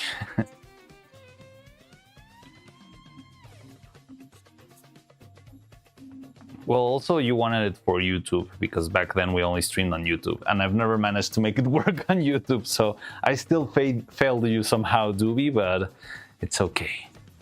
I don't know if we can make it work on YouTube. I think they actually just did some tweak on the system that, yeah, there's just no more 7TV emotes. Prefer Twitch anyway. Yeah, it makes more sense. I mean, in the end, most of my audience come from, they're like a subsection of Neuros audience, right? And Neuros audience is mostly YouTube, unless you're going all the way into Bilibili. But that's kind of far-fetched. YouTube. Yeah, YouTube's weird. But I think they're kind of intentionally hostile to other add-ons and plugins to their own platform. They want things to be just the way they want it to be.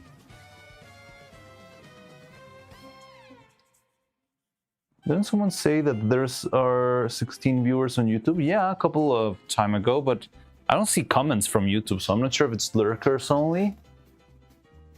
Oh, there are only 6 on Twitch. I don't know, people come and go. Also, I feel like yeah, I've got 15 viewers now. Okay, it went down to 7. You mentioned them and all the lurkers scrammed away.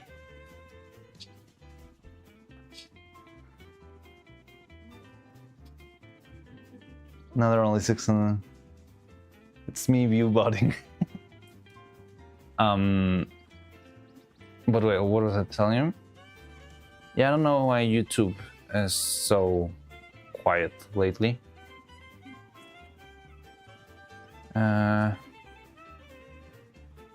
Or yeah, I mean, I'm not sure if they're all actual people or if it's just part of them that are actual people.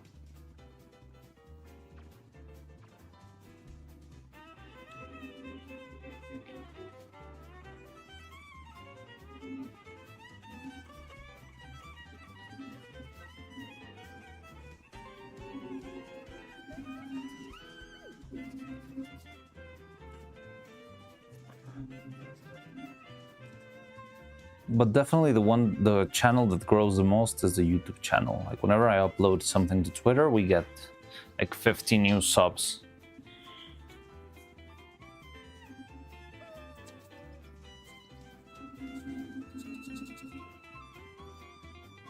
And well, in the end, my final product is nested on YouTube, so I guess I have to keep it that way. But yeah, I mean, they've got their pros and cons. And I like the idea of just working with both of them, so if anything, I'll just move. I don't know, like if anything happens, if I get banned, God forbid, or if, I don't know, like the platform starts to suck for any reason, I feel like having 2 platforms allows me to, if something just starts to get annoying, just move to the other one. Keep it.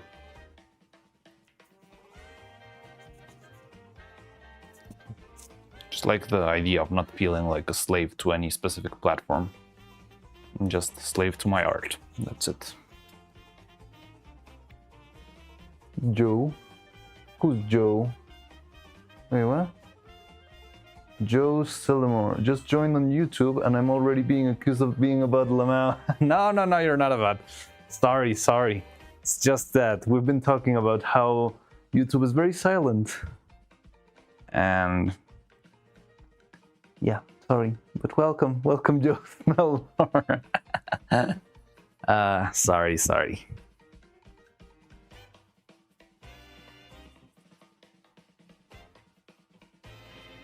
I'm on Twitch now. Alright, you're free to be wherever you want, where you wish to enjoy your streaming experience.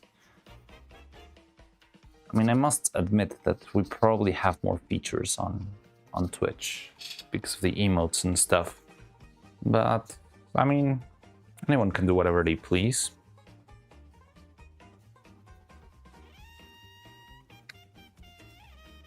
It's an honor. We don't discriminate clank and stuff. Don't call him a clanker. He's trying to prove himself not to be a bot.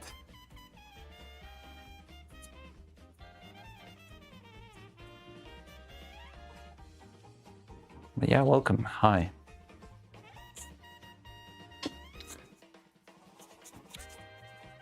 Yeah, so I was telling you, it's cool. Whenever we upload a new video and on YouTube, or whenever someone uploads a reaction, like this reaction that we got this weekend, got us, yeah, like another 30 or 40 new subscribers on for a legendary chatter. Lurker Lives Matter. Yeah, Lurker Lives Matter. I don't know why Twitch's been so... Oh, I didn't realize when I pressed the isopropyl alcohol bottle, and I just sprayed all over my coffee.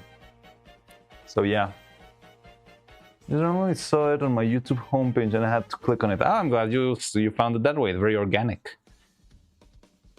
Glad you liked it. I'm glad you liked it, and I'm glad you're here enjoying the stream. Yeah, it was very fun, but as you can see, it takes time. A lot of time. And I do like to share what I'm doing, what I'm working on, and just talking while I'm doing stuff. I think it's fun. But yeah, hopefully we'll get more animation soon, but you know, it's all slow. I want to have something ready for for Neuro's birthday, but I'm starting to get a little bit concerned about that.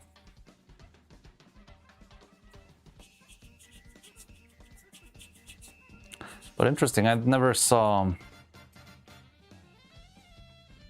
Oh, so you just saw this on your YouTube page. You didn't see the original video. That's cool. Well, in case you don't have the context, I'll just quickly say that, yeah, I'm making a stop motion puppet for Neuro-Sama. I made a video before with Evil. And well, basically, I am a stop motion animator that's worked on a couple of feature films and a couple of TV shows on Cartoon Network and HBO Max and that sort of stuff. But, well, I wanted to try something completely by myself. Instead of working like a little cog in a big machine, I wanted to give it a shot and make my own stuff. And yeah, that's just pretty much how I began working on this stuff. I feel like I can bring like high quality studio levels of stop motion into the internet. Because I do have plenty of experience making stuff. I've got, well, I'm not that experienced actually making the puppets. I've made a couple of them, but not that many. But where I've shined the most and where I've actually worked for a long time is in full-on animation. So I've got a lot of practice doing animation and observing and doing that sort of stuff. So yeah, I feel like I could hopefully help the stop motion community grow and push more people to do this kind of stuff and make my own stuff, that sort of thing. I like that. I like that vibe. But yeah, well, you found Mariano through Bran. Through Bran? Oh yeah, I think Hertz already talked about it. Yeah. Also, a lot of people found us through the Bran Online video. I think that one actually did give me, I don't know, probably a couple hundred viewers. If I might not have taken notice of your streaming startup without the community post on YouTube. Oh, really? I've always thought that the community posts are kind of pointless, and now it turns out it's been the one thing that brought you here, Delphine, one of our longest, if not the longest time viewer. Oh no, Joe, you seem bot-like to me. Stop calling Joe a bot. You just made it here. And you're one to speak, Dr. Robot. By the way, hi, Dr. Robot. Haven't seen you in a while. Oh yeah, you are one of the very rare YouTube chatters. How's it going? Good to see you.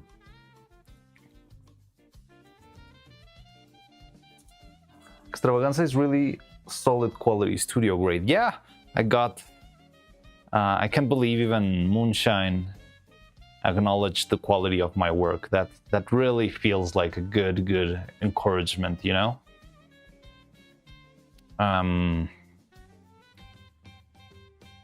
We're all secretly bots. No, please, I need real people. I mean, if you pass the what's the test? The Turing test, I guess it's fine.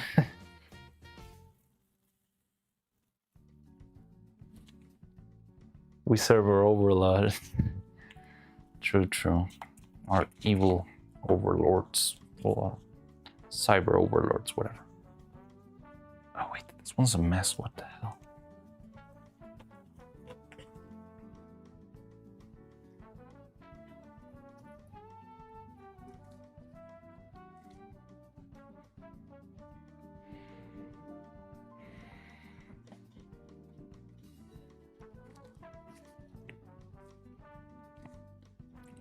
Maybe, what if, instead of doing a circle-shaped mold...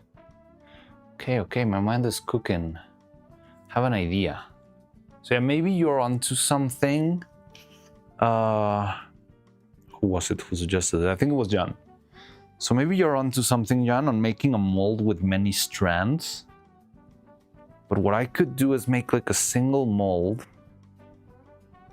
with one single like big spur and cast like 5 at a time, maybe with a big syringe, because that would be about 20 grams of silicone.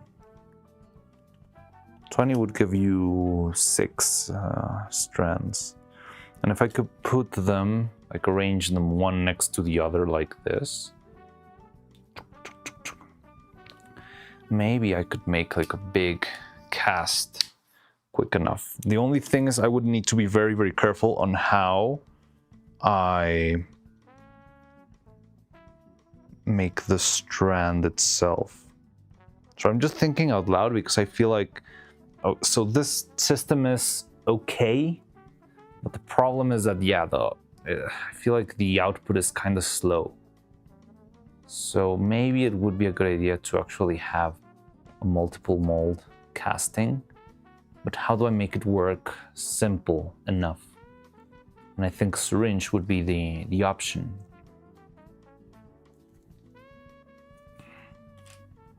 I've never made syringe injection molds, but I think that would be helpful. Good day, Mariano. Only here for a few minutes, sadly, but I thought I'd say hello. Okay, hello, Dr. Robot. Hi. Like a few, consistently link really good art from Twit Place.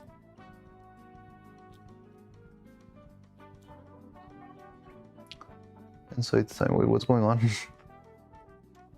Like a few consistently links really got art from.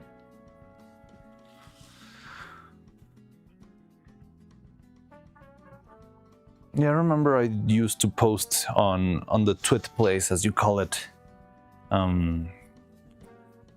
Yeah, like stream starting soon and all that stuff. But back then, I thought it was just, well, I never felt like it worked really well. It never went very far.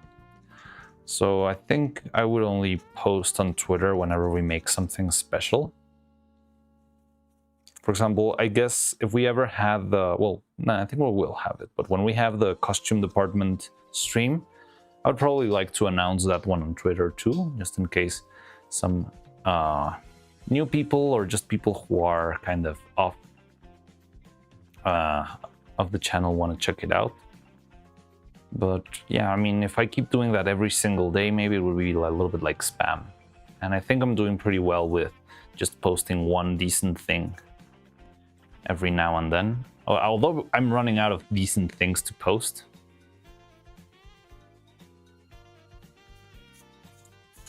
Like, we've got, what, about 3 or 4 different clips on the to post on Twitter now.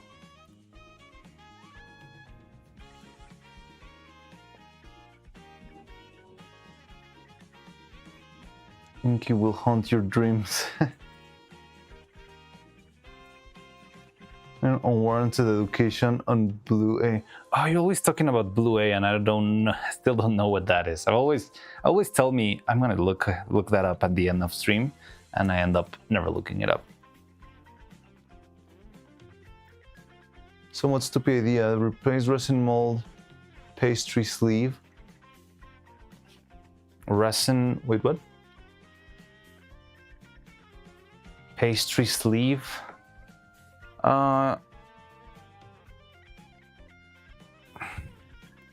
So I was thinking something like that for the syringe. Instead of a pastry sleeve, just using an injection, like a syringe without needle, and just pump all the rubber into the mold. I'm not sure how you would integrate, or how could what do you call it? How could a pastry sleeve work better than a syringe? Because I feel like a syringe is better because it's more quantifiable, more clean, more concise amounts.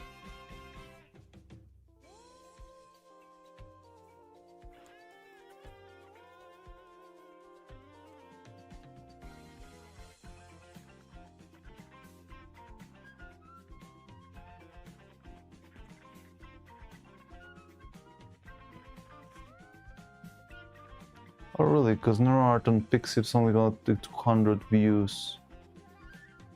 And I thought I'd get more since Neuro is big. Maybe a Swarm Justice isn't on Pixip. I don't even know what Pixip is. Isn't Pixip for pictures? For no, that's what, Flickr? I think it's Flickr.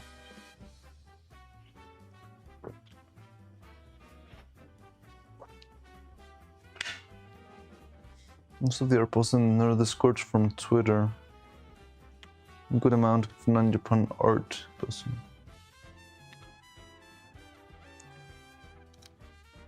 Feel it.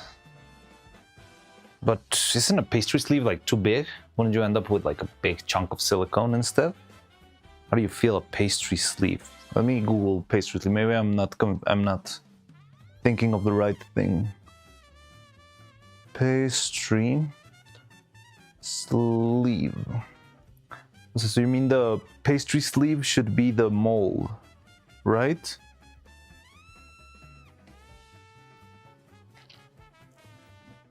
I do see it, but the problem is that the sleeve is way big, right? It's huge compared to.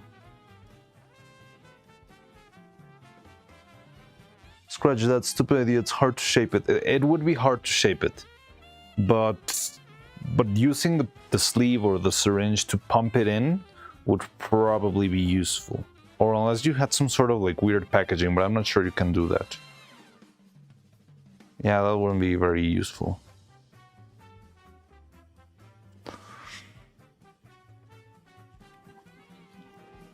You knew it was Japanese? What Pixel is the main online place for professional Japanese artists. Oh, okay, it's like ArtStation, but for Japanese people. The Japanese.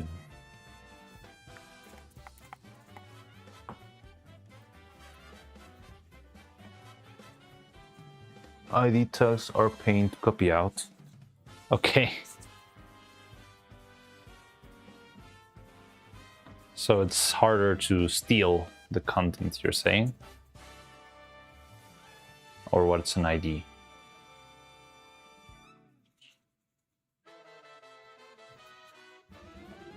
Oh.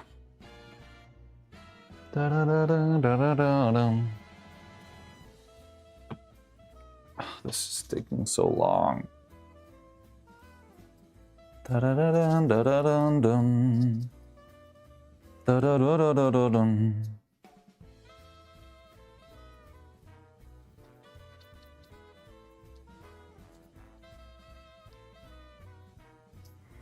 Yeah, maybe this would be a good experiment for an injection mold in the future. If we ever make another character with a lot of hair strands like this,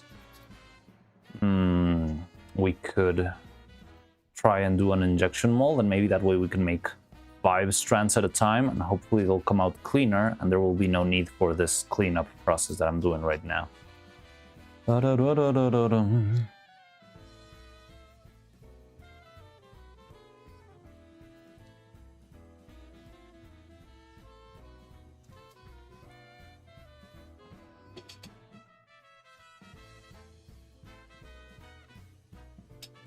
I don't know, wait, when I said over Twitter, also, just realized I did see part of your evil stop motion video a while back. I think I just forgot to finish watching it though, lol. Alright, cool. Oh, but that's cool. I'm glad you you saw the original video then. There's at least one part, and you liked it. It's fun. It was a lot of fun to make that video. Well, if I want to look the artist page up again in the future, they don't seem to always have an artist name. Okay, man, I've been looking probably a lot. That message was supposed to be a reply to Blue Cloud. Oh, poor Blue Cloud. Well, yeah, that's why I don't have a Twitter account either, even though throwing art online is a main hobby of mine. So you all throw it on Pixel?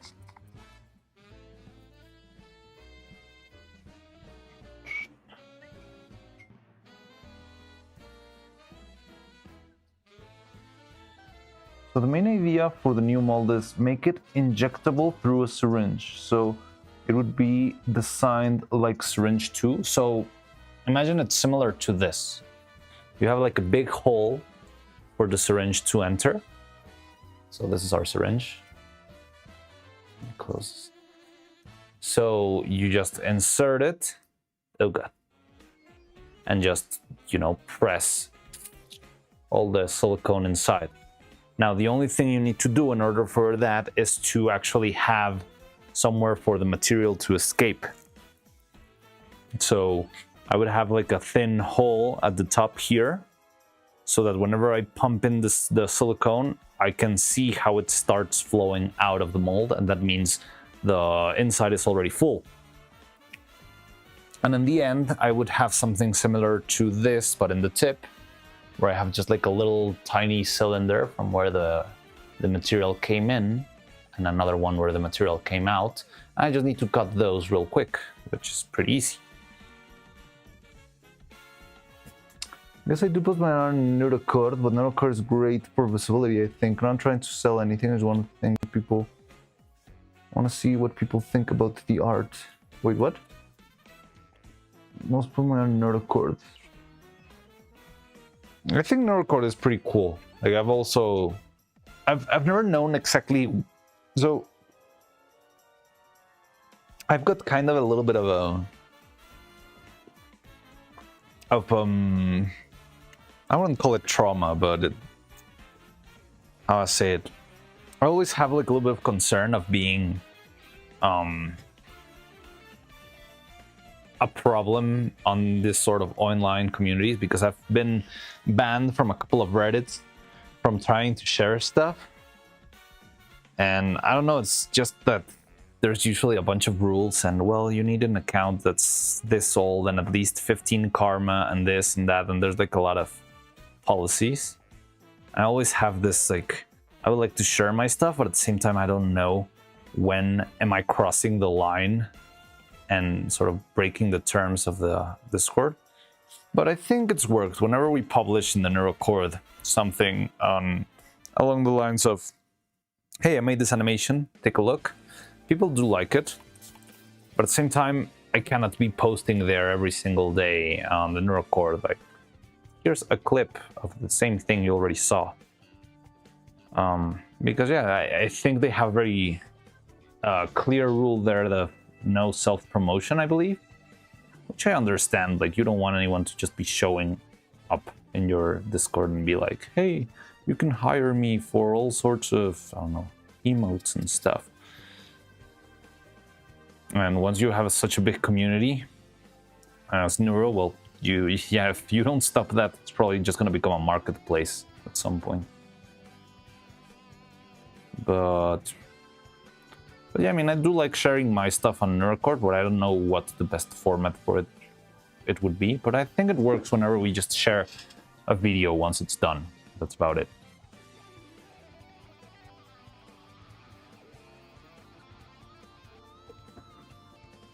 Self-promotion is fine, but you can promote others. Oh, okay, interesting. In the arts channel, at least. Main problems I could predict is ejecting ready casts and bubbles. So what could be a problem is, well, first, I've never done it before, so it would probably be a bit of a learning curve. So I'd probably try to do it, and maybe the silicone will be too fast, and I won't realize that's already dried up. inside of the syringe, and it's just going to be a waste. Maybe even the syringe has to be thrown out because it's already clogged, that sort of stuff. That's the biggest issue I see, like, from on the first hand. After that, what I see could be a problem would be, remember, I also need to clean the stupid tails, the twin tails. Those ones are gonna take even longer to clean up. I think sharing photos of Puppet and screenshot scenes in the making would be fine working. Alright, so if you think that could work, I could give it a shot. Just to, yeah, like, just have it out there, you know? I feel like sometimes people just don't see it. Don't see my work as much, and they just realize I'm still getting comments on Extravaganza saying like, what the hell, how come this is the first time I see this video? Screw you, algorithm, and that sort of stuff. And yeah, well, if there's more people who actually want to see my stuff but they just don't know it, well, it's my duty to make it easier for them to find it. But at the same time, I don't want to be an annoyance in the middle of the Discord, being every day like, hey, today I made another hair strand. Here's a picture of the hair strand. Hey, today I made another hair strand. Here's a picture of the hair strand. And doing that for 20 days. Parkwing posted adorable photos. Great claim per Neurodoll in a new dress. I've seen Heartwing's pretty dresses, and they're all great. I've only seen their posts in Twitter, but yeah, I guess they probably have a good audience on the Discord already. So maybe I could do that every once in a while.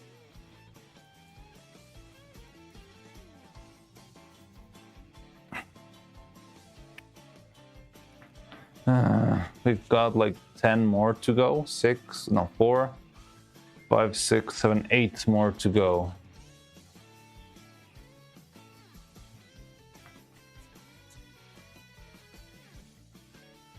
Hardwing the Goat. Yeah, Hardwing's really cool. I like their stuff a lot. Their puppets are so pretty.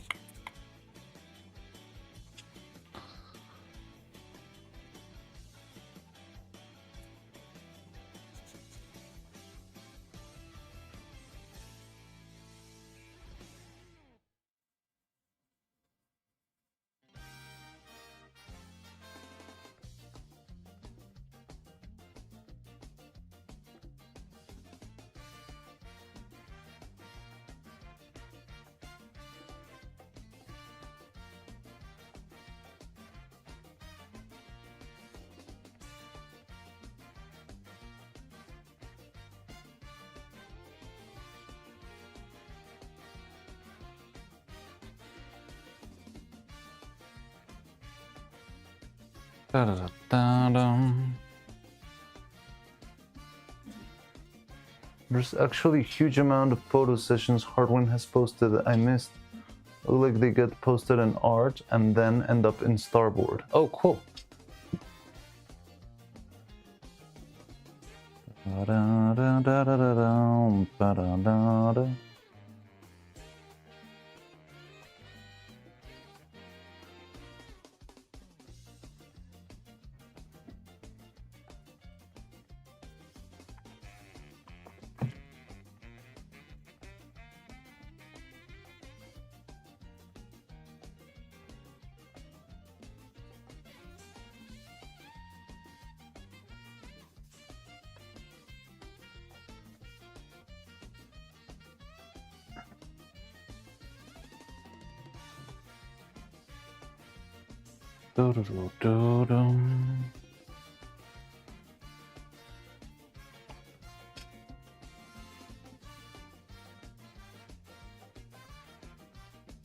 Time to get grinding.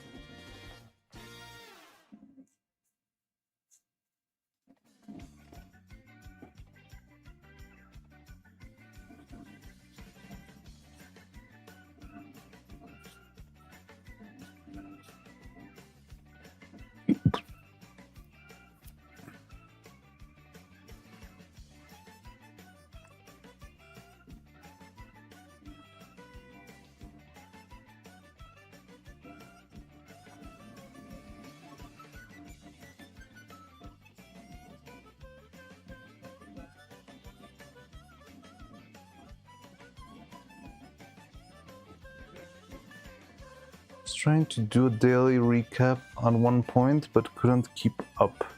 And this was during the break with no streams happening. Daily recap on Neuro streams?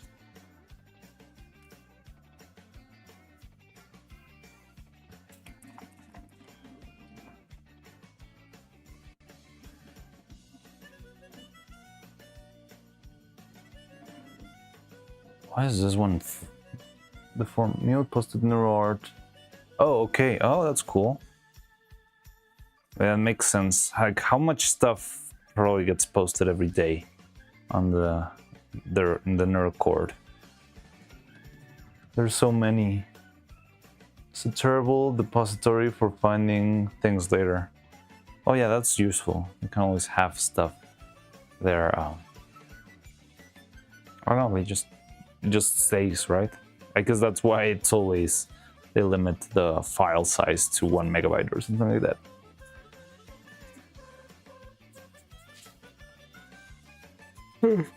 Can you kind of mark the things that you want to find later? Or like pin them for yourself or something like that?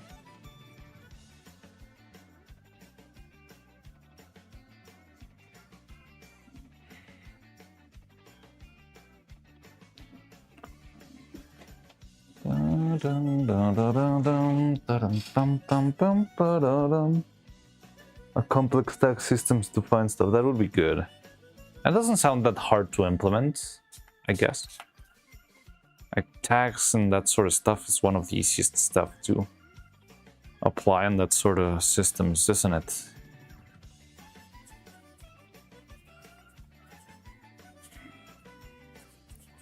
There's over 30 new posts in the Neuro cord in the last 24 hours. All right, 30 is not that much, honestly. I expected more.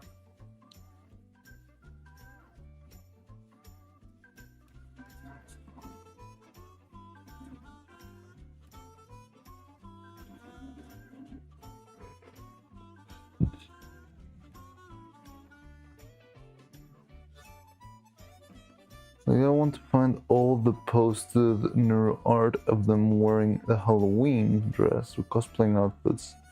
Various fan groups. Yeah, like if you could sort of like, yeah, sort your pins into different colors or different tags. And you can find all the pins with hashtag ghost costume or hashtag Halloween 2025, that sort of stuff. Yeah, I get it, I get it.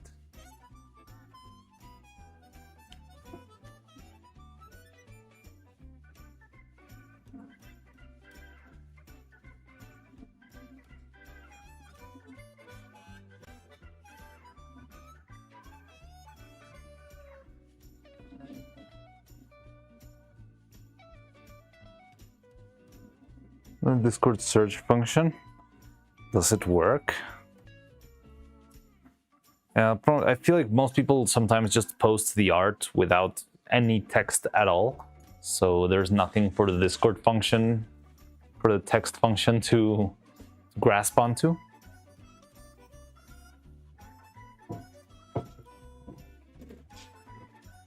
One reliable thing the Discord search finds is the artist name. Yeah.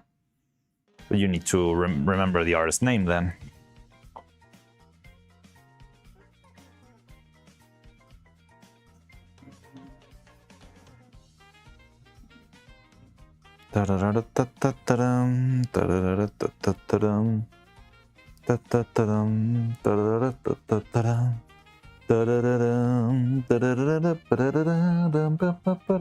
Halloween art, it's pretty probably posted around Halloween, so meh.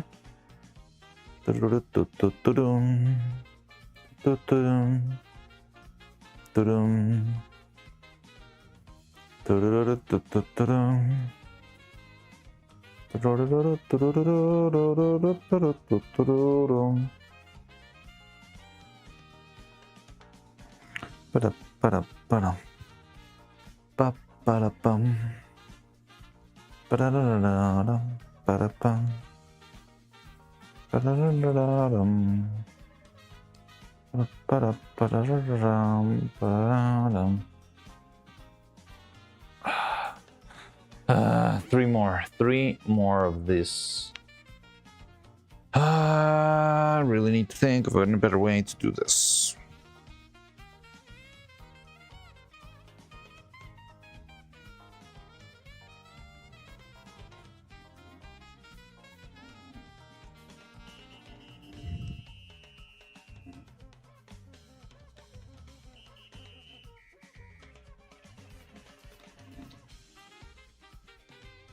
Now we're going to be doing this all over again for Neuro-Sama hair too.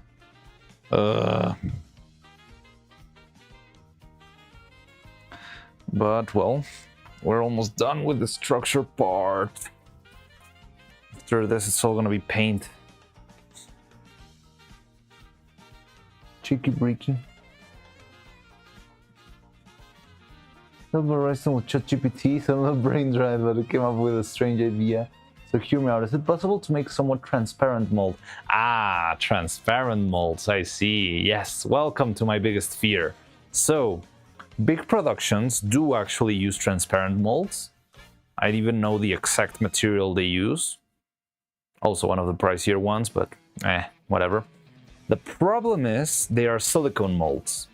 So if you make a silicone mold and a silicone piece, there are high chances of stuff going poorly. Like if you don't make the transparent mold, well, how is it? If you don't add proper release agent to your mold, you're going to ruin the mold forever and you're gonna have to start over. Yeah, it could stick to each other. Yes, exactly. So you need to use a proper release agent. So big studios usually have the budget to buy buckets upon buckets of release agent. But when you're not one of those big studios, I'm not sure how expensive could it be to be applying. And the thing is, it's still a big risk. Like, there's a lot of risk on applying release agent and hoping that it stays. Or hoping that it doesn't stick. You're still running a big risk there. But yeah, I've heard of that. I've thought of that. I've seen a couple of molds. So yeah, what you're saying is basically the Artman molds I was thinking about. They are semi-transparent. They're not fully transparent. They're like translucent. It's not that crazy. It's something that they actually do in big production studios. Just something that I'm kind of scared of. And, well, it's not that it's completely unaffordable to me, but it would be a big risk. It would be like making one of those molds, like this molds. Let me try and make quick. So I think this would probably cost, material-wise, let's say, I would say $5 at most. Because we got like, I don't know, 100 grams. How much does this weigh on its own?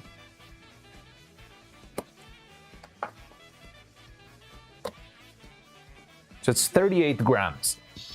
Let's assume on those 38 grams, let's say that 25 of those are the 3D printer resin, which is the most expensive one. And the rest is the regular urethane resin, which is, well, not urethane, it's polyester resin, which is much cheaper. So I think this mold could be around, I mean, if you're not counting time, if you're just counting material, yeah, this would be about $5 or $3 worth of material, all right?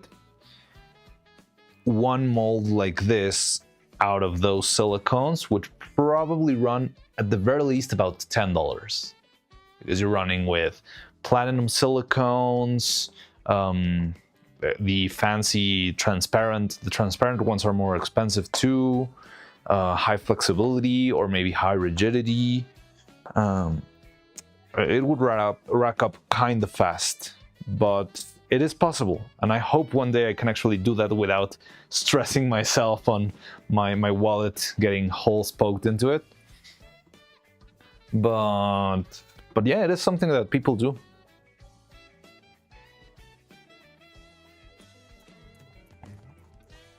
I've never tried that material.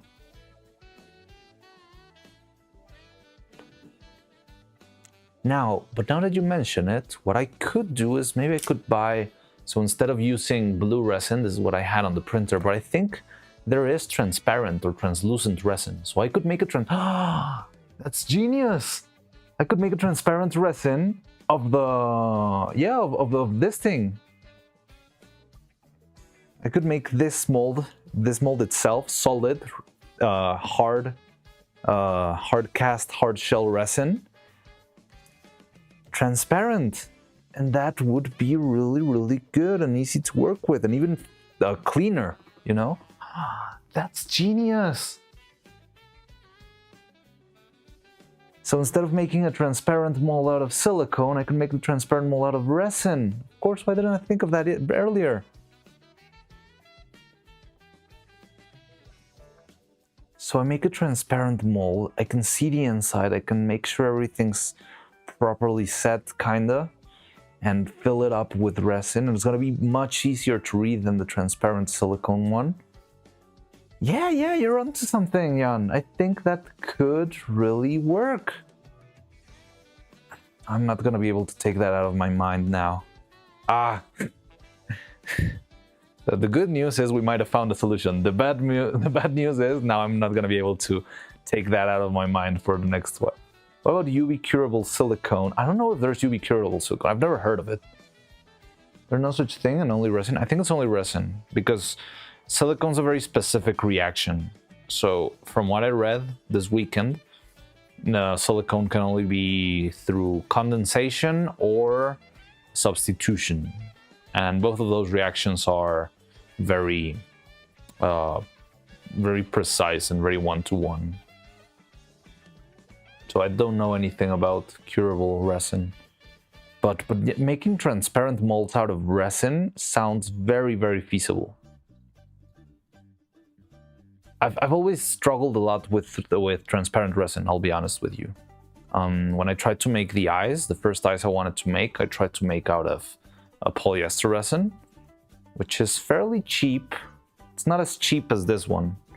I mean, the only thing is the price would still rack up a little bit, but we're talking about from $5 to $6 maybe, instead of just blasting to a higher price. Because this one, so the resin we made here is dirt cheap. Like you can make all of the resin that we prepared here, we made for, yeah, less than $1. Nah, maybe not less than $1, but something like that. Very, very cheap. But making a resin, by the way, we should make a turtle today.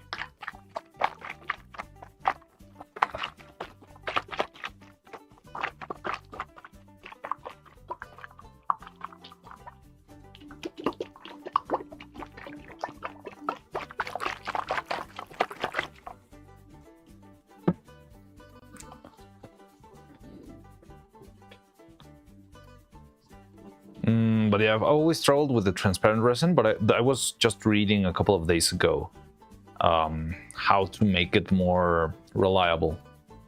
Because the problem with the transparent resin is that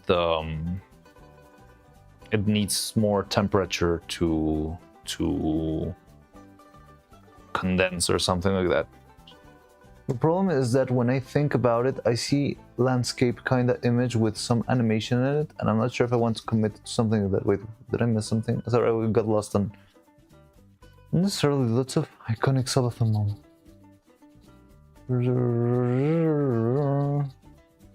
Most people want to think in culture. Random gifts I have new motive. Do it. Like it's stuck to each other,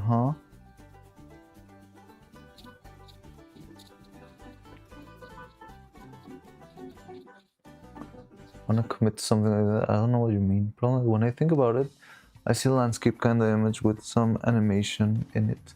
Not sure if I want to commit. I never know how it's gonna turn out.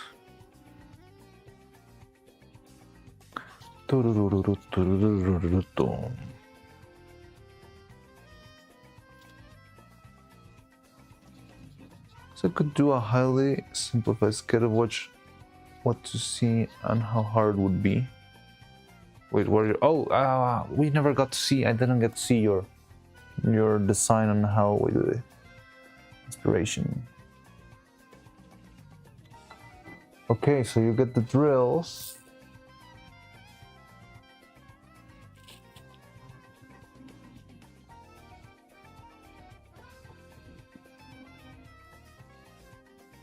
Okay, yeah, so you're turning both of them. But wait, wait, sorry.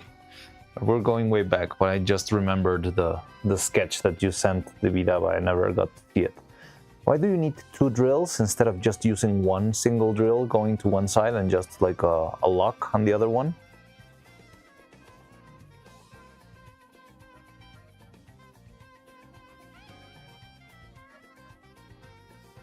Maybe lock's not the right word, but yeah, like something.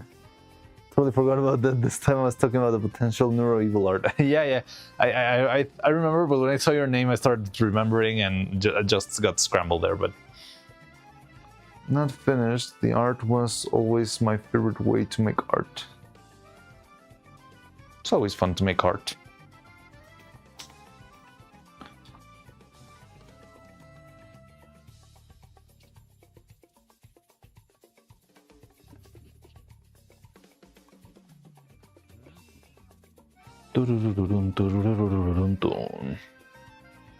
Both sides need to spin so that it's simulating bending back and forth. The second grid could possibly replace with just a pipe or something. Oh, so it's back and forth. So you spin the drill to one side and then back, and then to one side and then back. It's not like all the way to one side, just keep drilling until it breaks.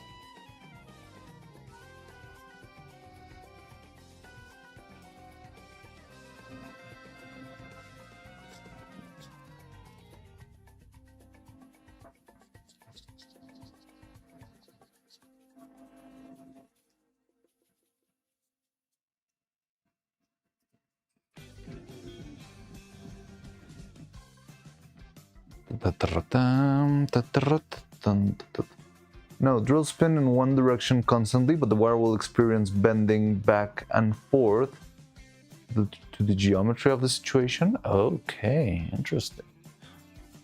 Oh,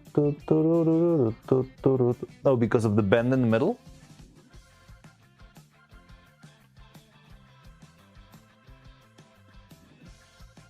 Huh. Okay, I get it. Yeah, I see it. And they're both... Oh.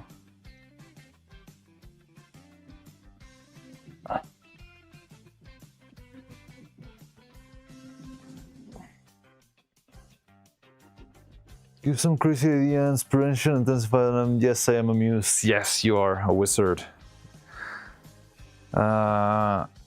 That's very interesting. I'm going to explore that possibility because I feel like it could be very, very helpful to have transparent molds. And yeah, transparent molds, let me budget it real quick.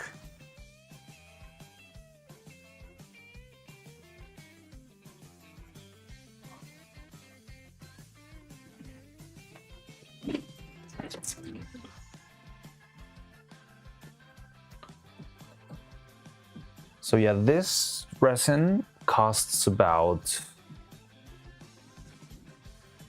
$12, let's say $15 to make about half a gallon. And this other resin, the transparent one, costs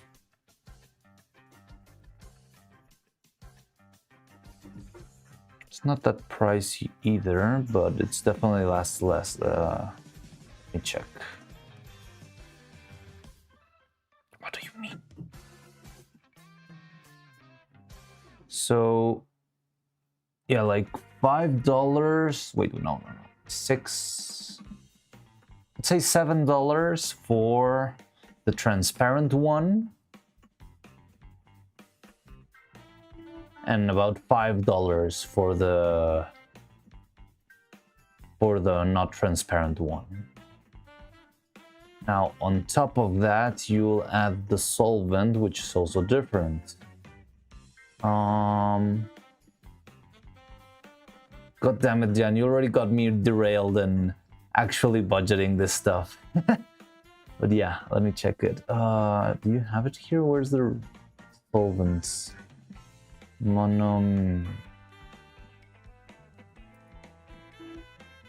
Okay.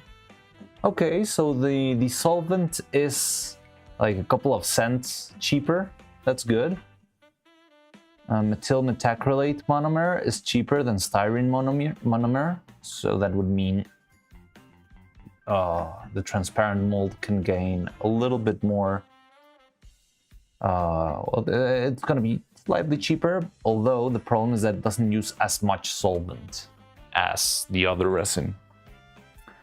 And then the reacting agent would be... What are you talking about? Okay. 13. So $1 versus...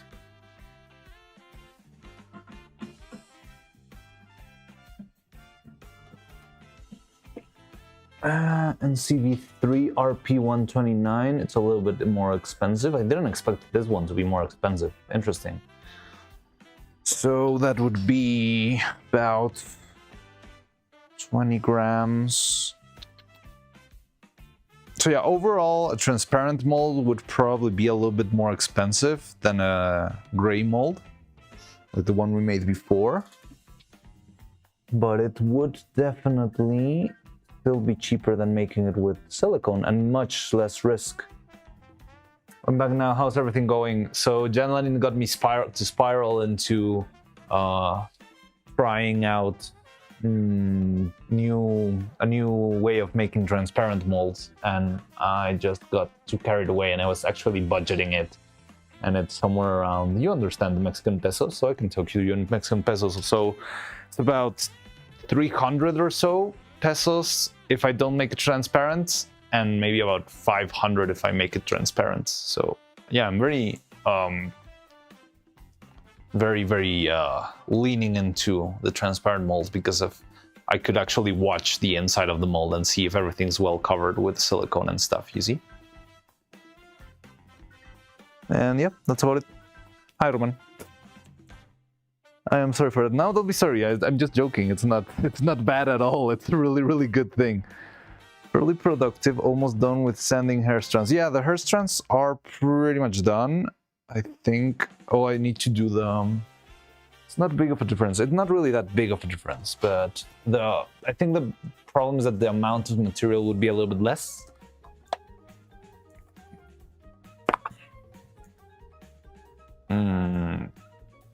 But probably more than enough to make a decent mold.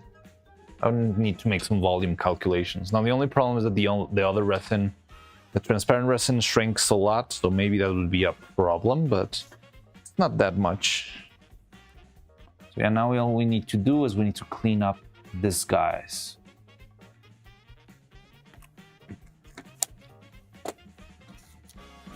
Yeah, it's not that big of a difference, honestly, but it's still a difference. But yeah, I want to test it out. Now the problem is that transparent resin has never worked perfectly for me. I've always struggled with it being too slow or too like after casting it feels sticky, and I've never been able to bypass the stickiness very well. So yeah, the twin tails. I think this ones I will actually use the scissors. Consuming.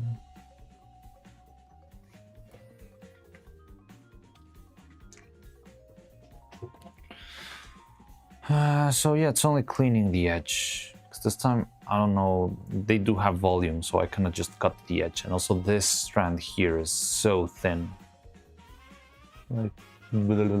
So yeah, I'd better rather just clean it manually, hard way.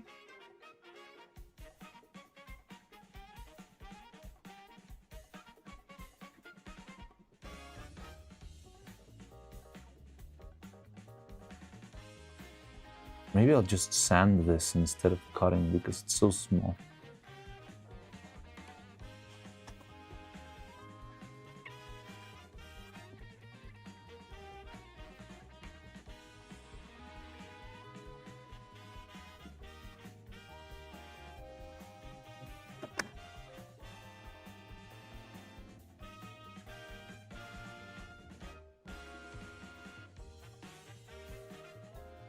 Ta-da.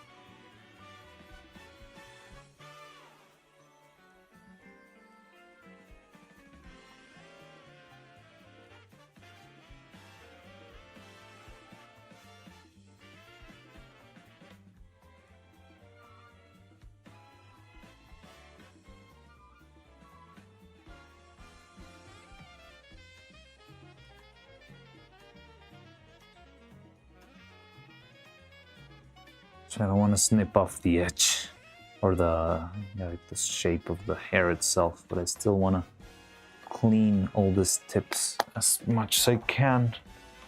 They're so tiny.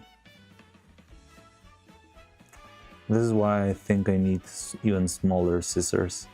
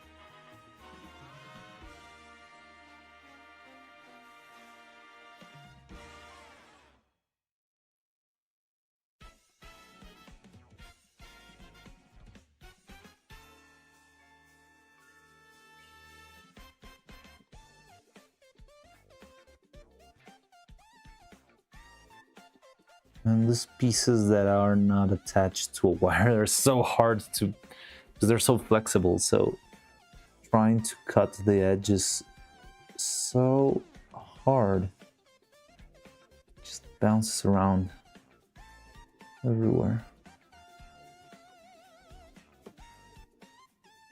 Oh, that was pretty clean. Okay. So I need to clean this hole over here.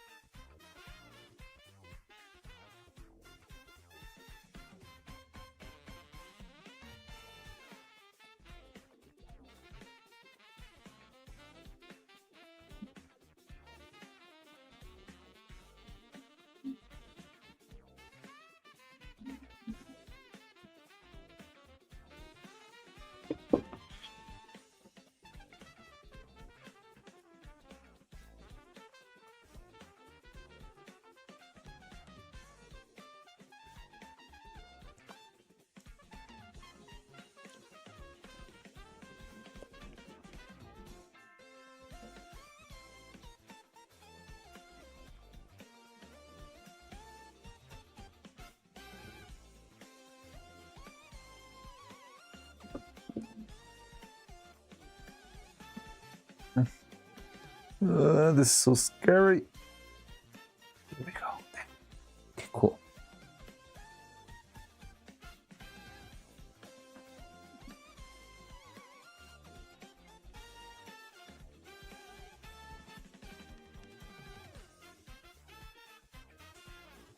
Just trying to start emote this message.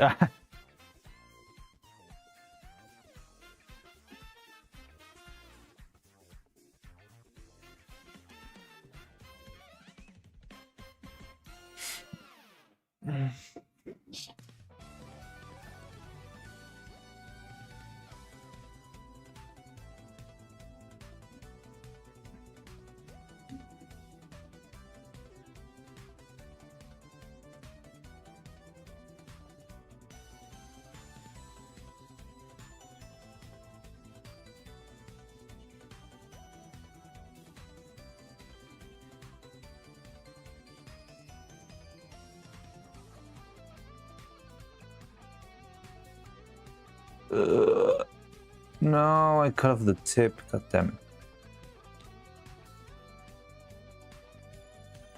Ah, fuck. That's another thing that I'm never gonna forgive myself for.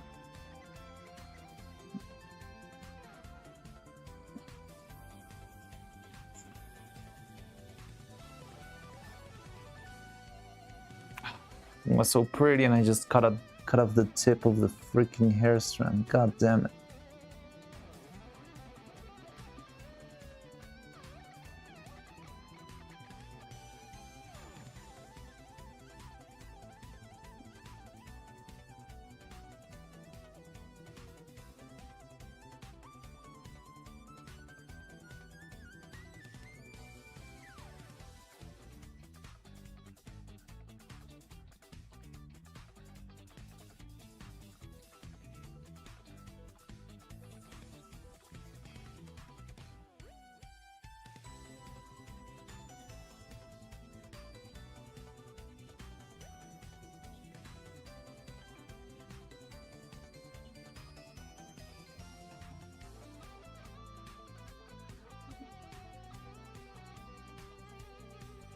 Weeks worth of art.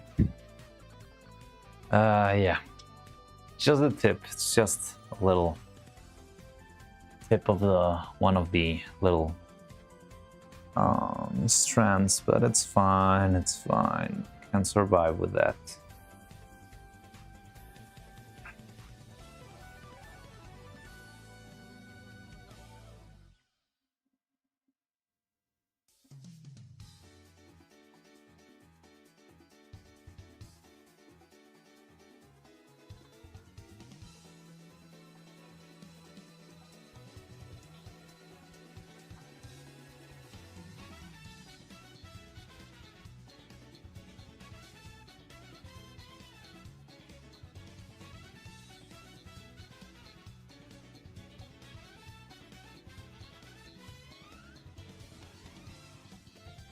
Not the broken hands.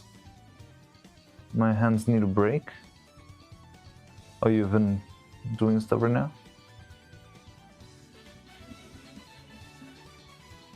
Broken hands. I got an extra pair over here if you need them. Here. You can use these instead.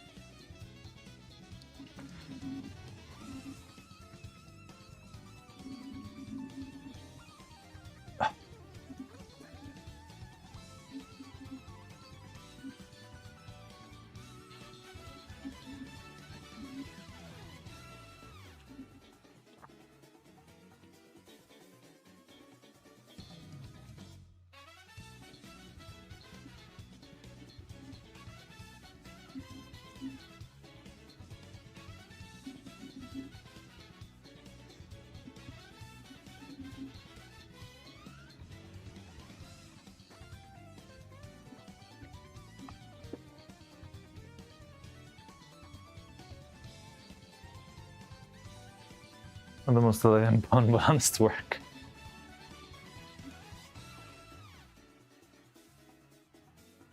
I tried.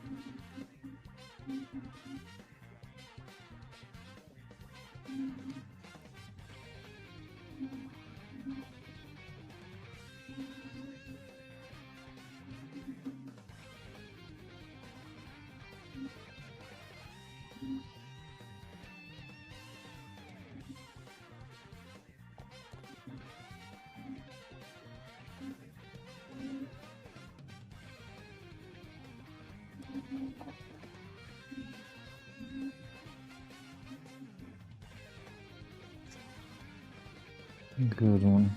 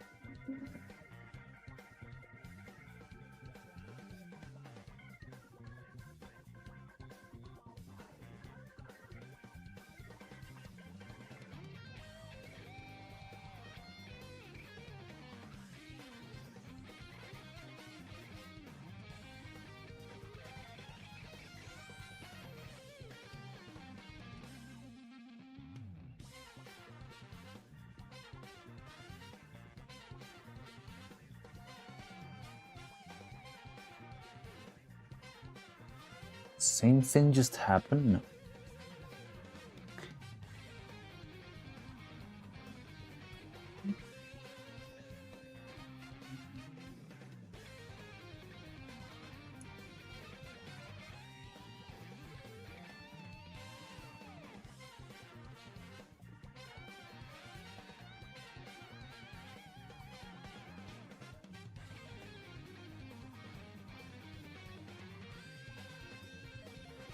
Looks like scissors lacks precision needed. Yeah, I think I need either smaller or sharper scissors.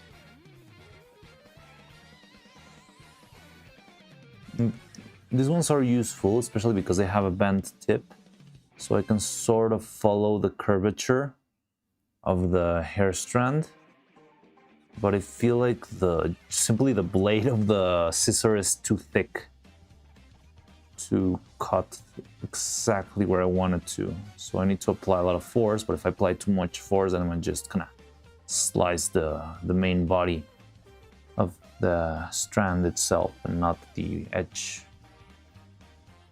And that's why it's such a tricky thing to do. Okay, I think it's okay now. I only need to... I'm not gonna cut myself. But I did get like some sort of weird splinter in my hand. I don't see it, but I can feel it. That's like invisible pain, but I feel like there's something there.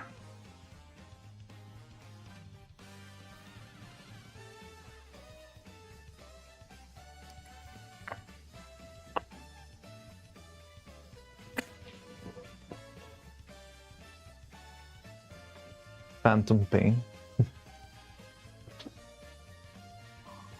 Okay, now it's just... I think it's gonna be easy to clean, except for the part that's just flying.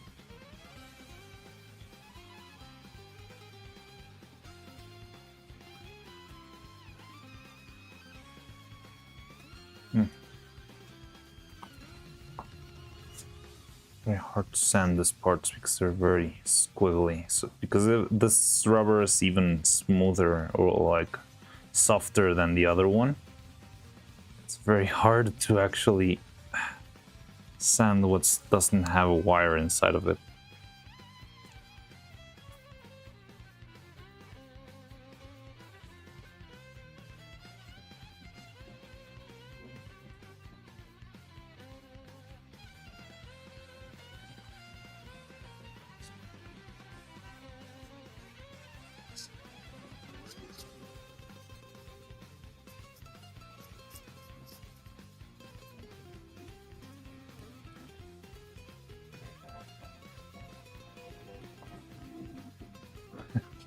Where's the here? Just run, mate. This time and missing hips. We cast the messing resin. Nah, don't remember this quote we made. Yeah, I don't know the quote either. I only know that while we are here, just suffer. That's it.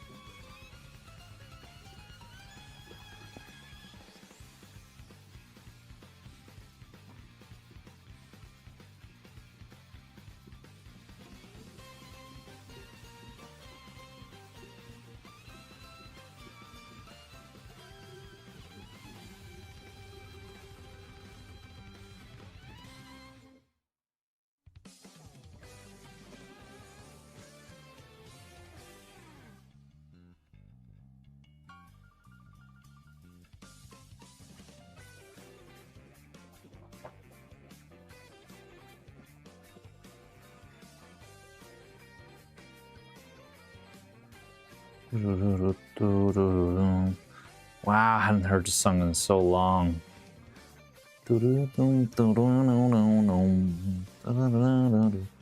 was from Toad's Highway or something like that.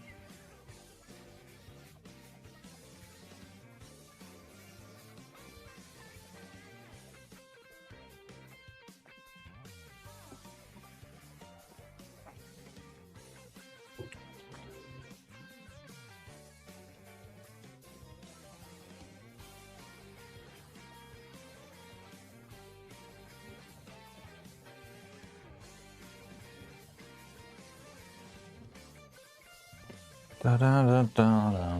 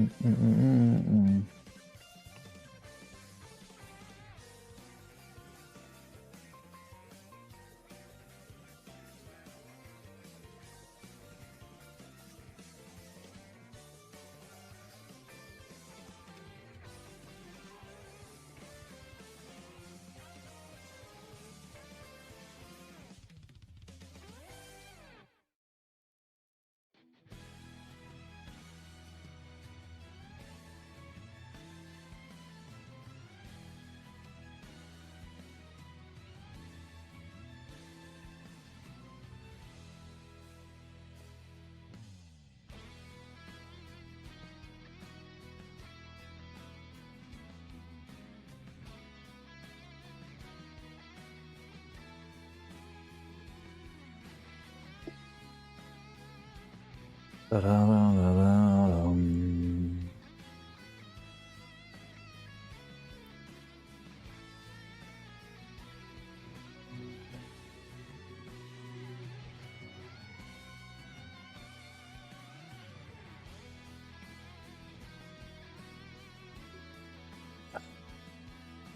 Okay.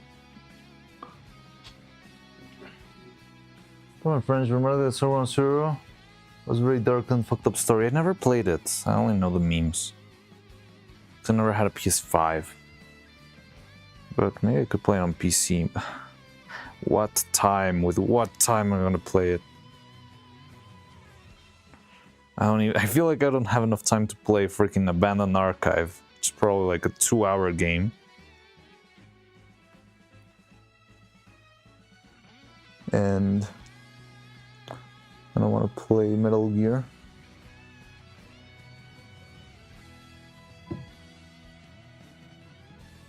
Just to suffer, yeah.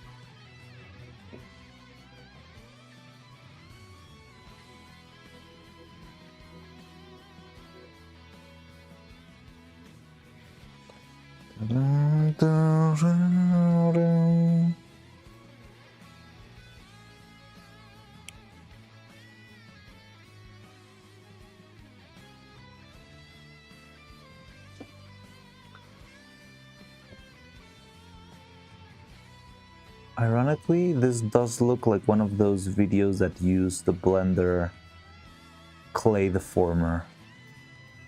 Because I can see sort of like a fingerprint on the surface of the... I don't know, I think it's from the printing.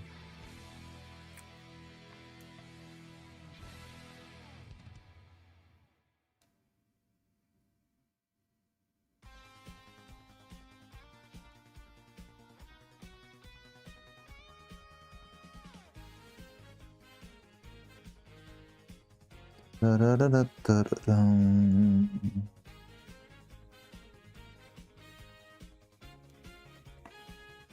Da-da-dum, da-da-da-da-ba-da-da-ba-bum.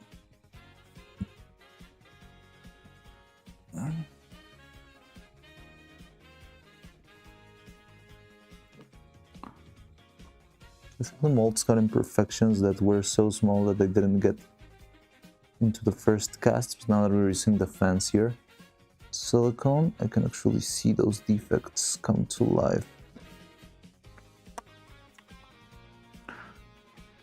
Ah,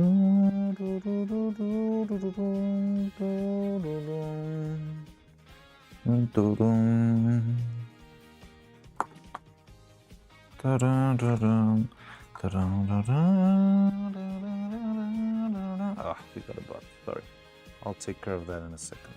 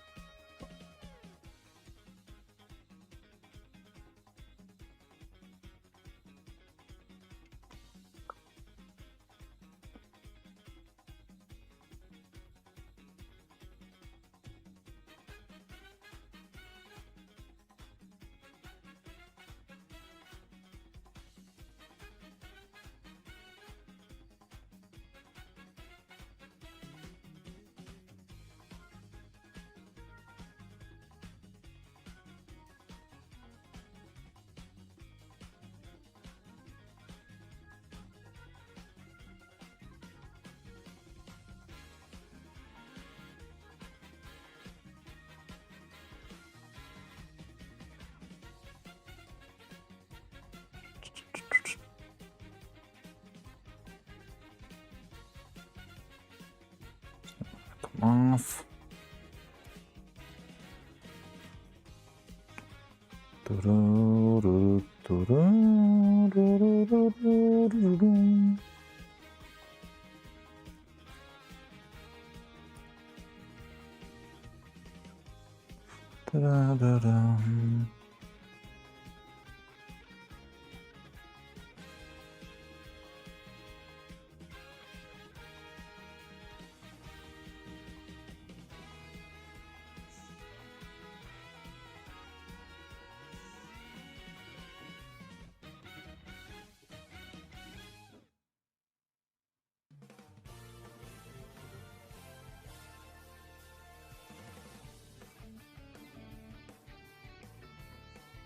Oh god. For a second there I thought I broke it.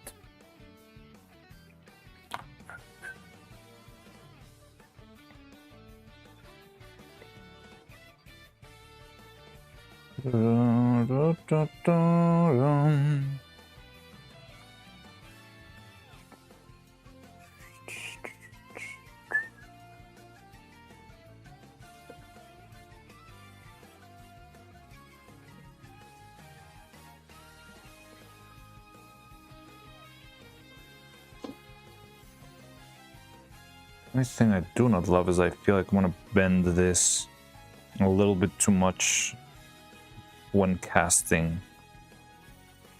But there's no other way around that.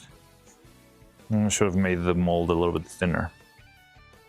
Yeah, we're in too deep for that now. And it's not that terrible, but it is something I should beware though.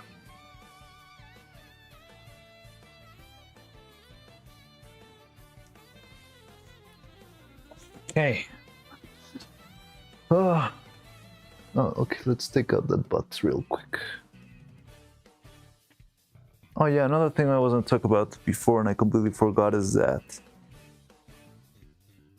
ban, there we go.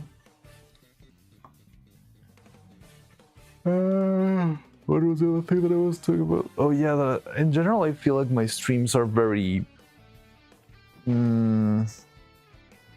they're very like not optimal for the algorithm, because right now the biggest parameter we need to upgrade into Twitch partner or whatever is the average viewers in a single stream. But the average viewers is not a very good metric when you're making streams that last 11 hours. So yeah, I think it's very hard to keep someone hooked, 75 people hooked in this stuff for 11 hours.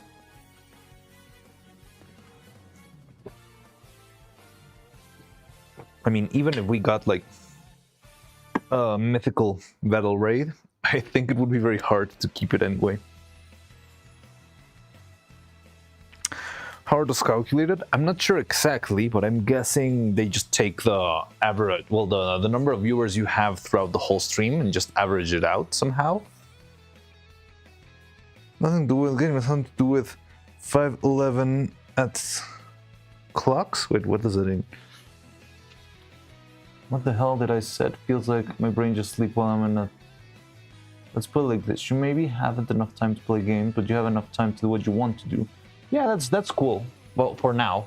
I'm still struggling to find it, but nothing to do with engagement. It has something to do with 511 at the clocks. So I need to do stuff at 511.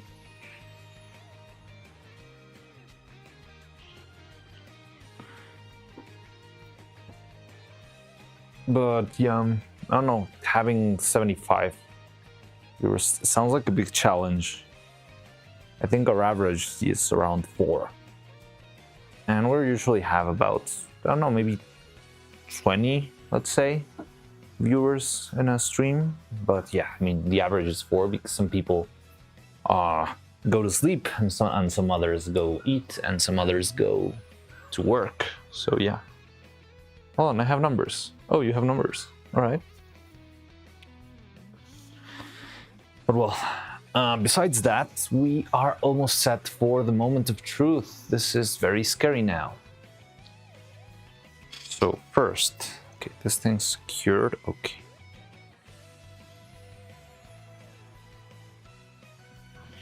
Okay. So what we should be doing now is sort of cram this into the spaces. So it should be. So first, let me take out all the best of the hair strands. So we're gonna be needing those first.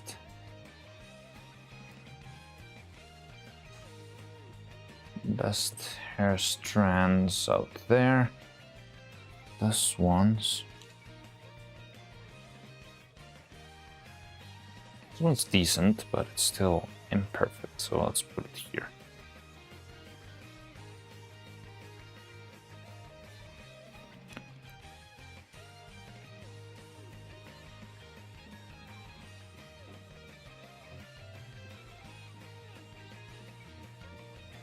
Should I apply some sort of release agent? I don't think so. This one goes over here, this one goes over here.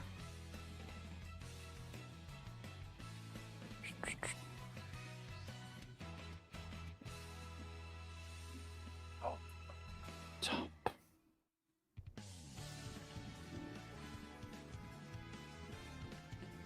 Okay, we're pretty safe, I think. Yeah. So here's the fun part.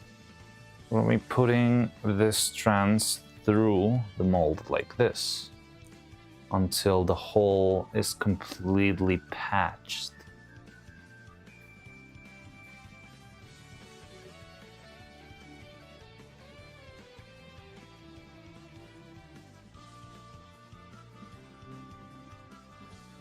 So something like this.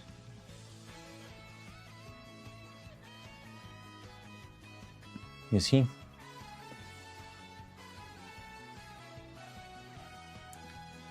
And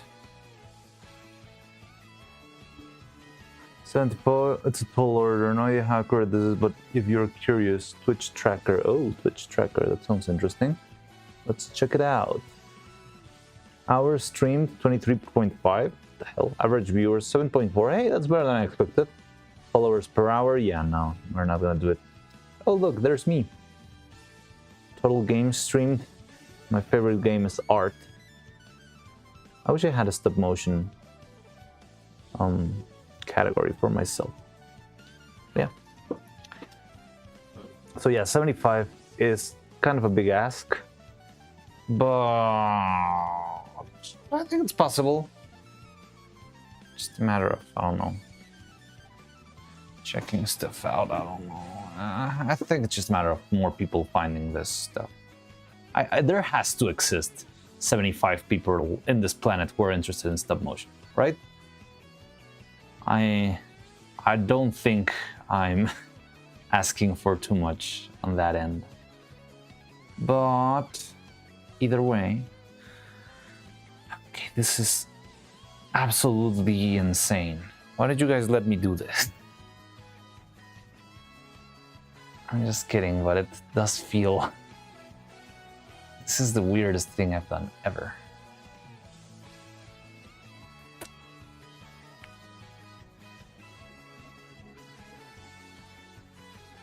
So yeah, this one's slightly smaller. I understand, because I remember there was some sort of a...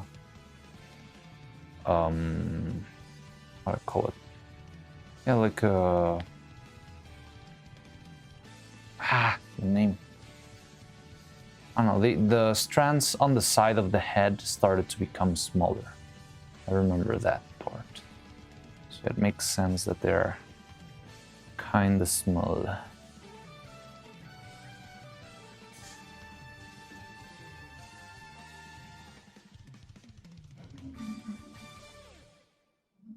Oh, fuck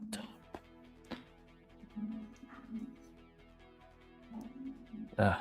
What's this? Okay, that was a good choice.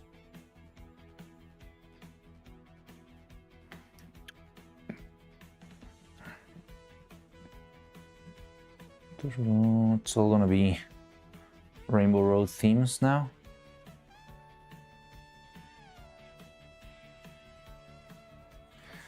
Man, taking this out of the mold is gonna be a sport.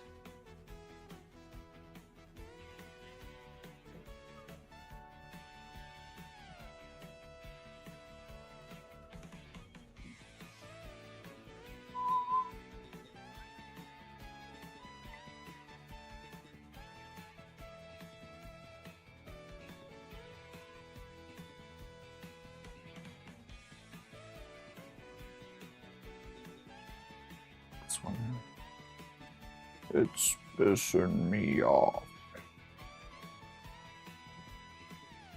So you're gonna go back. It's gonna be a back. Yeah, I like this one better.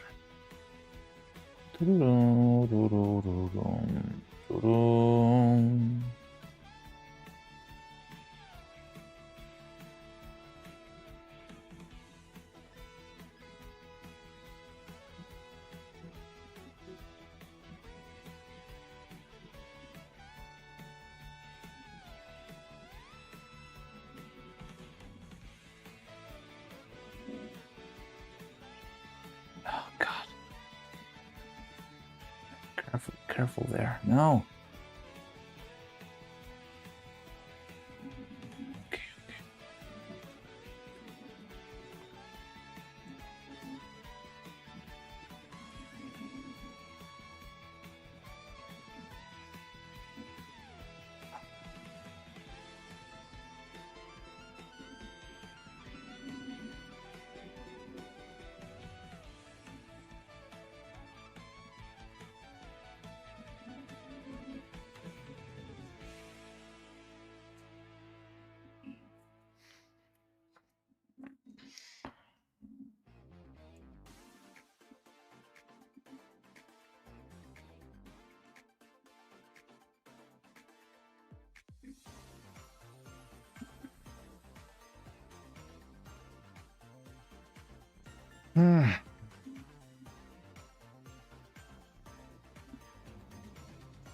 Oh, let's go and open the kit.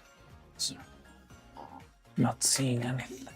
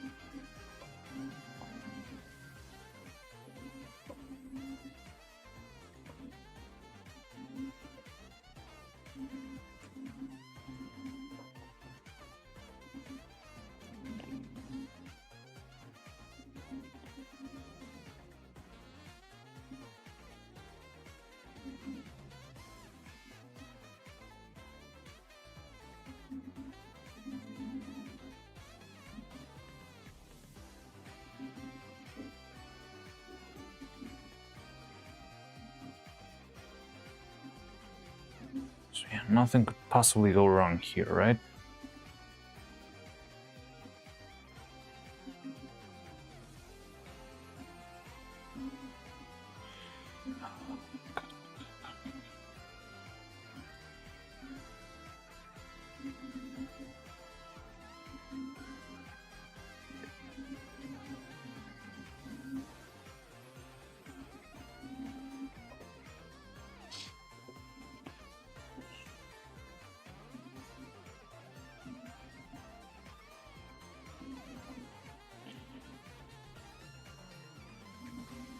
Okay, I think part of the problem is that I cannot really accurately measure how far this thing should go.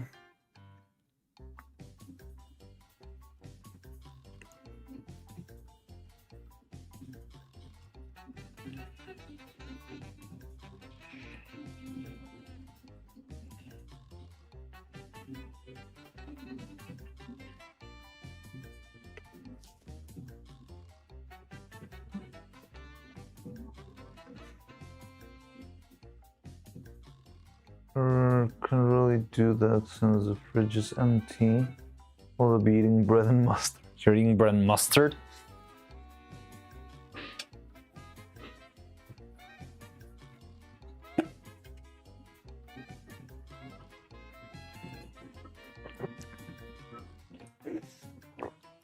Honestly, I mean, I do like mustard. It's not that I don't like the taste of mustard, but I feel like I'd rather just have the bread by itself than just having bread and mustard. Like there needs to be some sort of protein in order to actually add the mustard there. Oh god. This is so scary.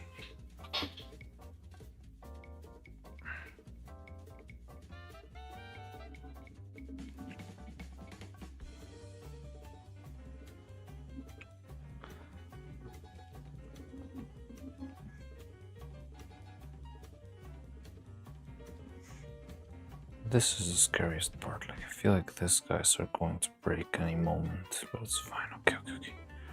We'll sort that out. So we got this, we got that.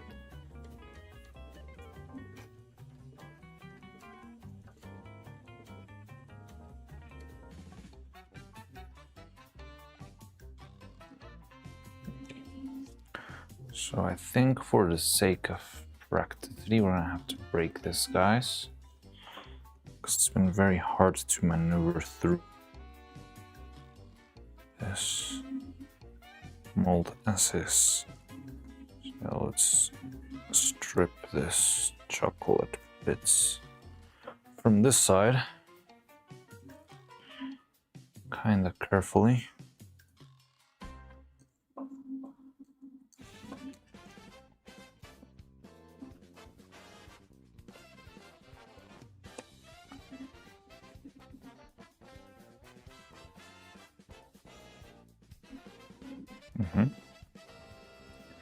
Okay, that is fine, I guess. And the same with you.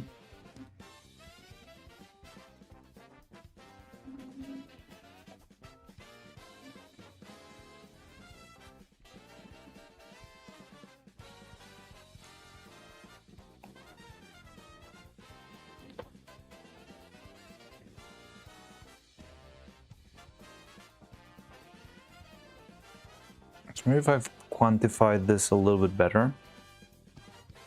Like we need 2 hair strands that are 15 centimeters long and 2 hair strands that are 19 centimeters long, that sort of stuff. Maybe this could have been a little bit cleaner. Maybe it could have saved a little bit on materials. It's not that terrible, but I'm worried on how this is going to turn out, but we'll see. So we got that. These 2 are definitely not going to be staying like this, but it's fine for now. Okay, let's keep it this way. Let's keep it that way.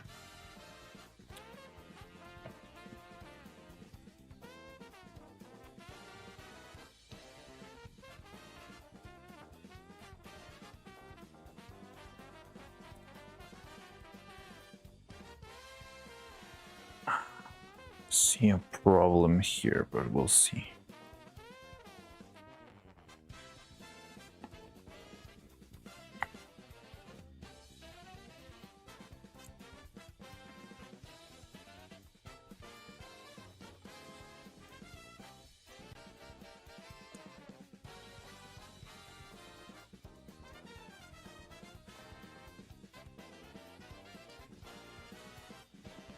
Oh, why is Neuro's hair so long?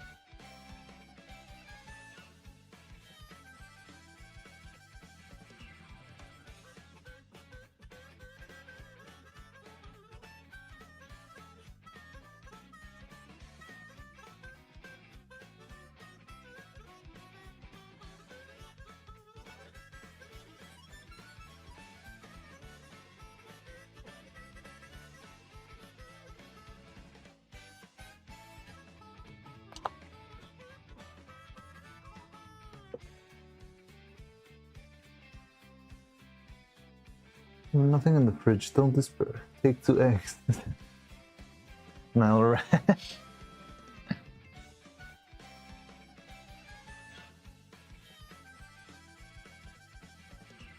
No.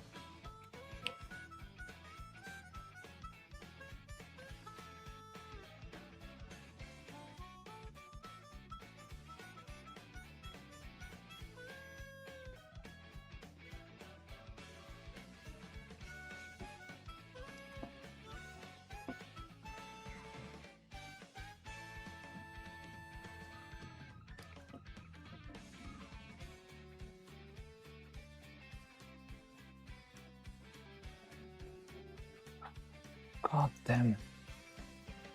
Why does this keep happening? So the tension of putting it through starts tearing right at the wire. And well, that's a problem because it starts breaking everything.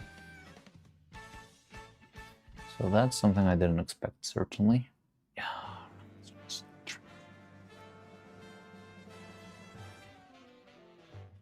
Wow.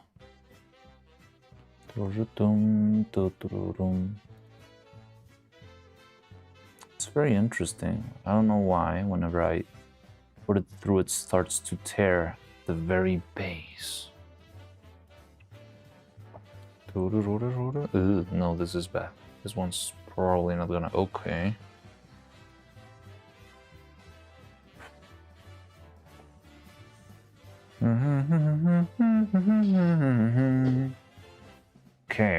Okay. Ta-da-dum. Ta-da-da-da-da-da-da-da.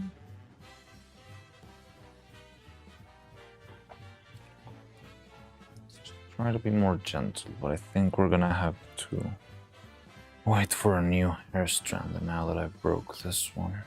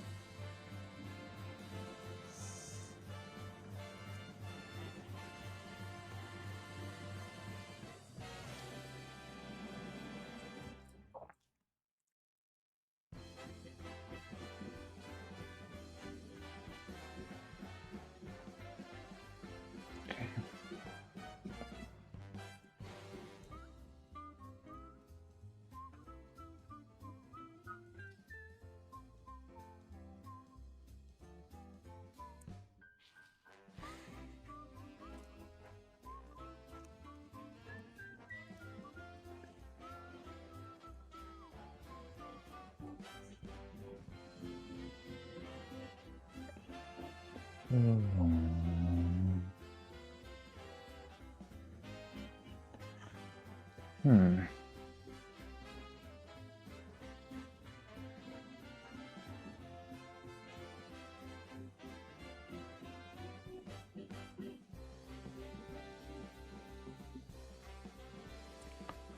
Okay.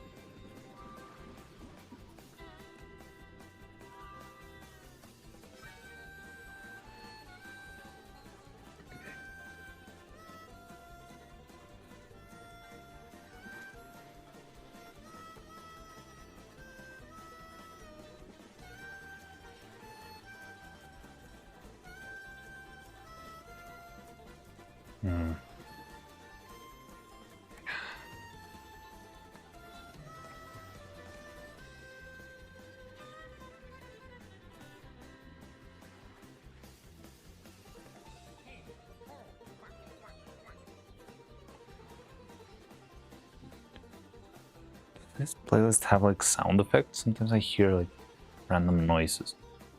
Oh, this one's terrible. Oh my, this hole was very poorly planned.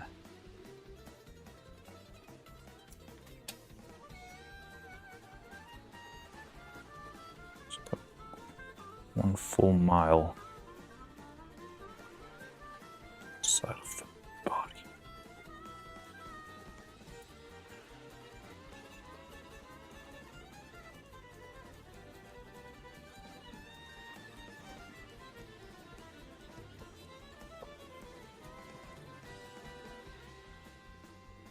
Okay.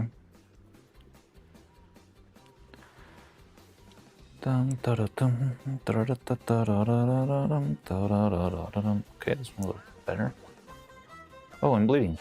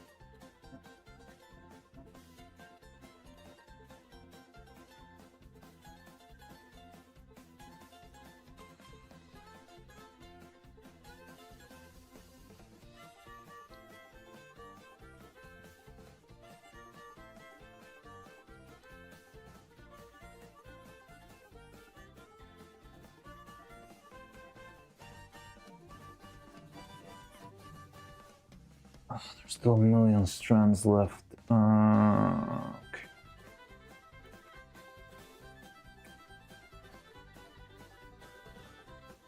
You know?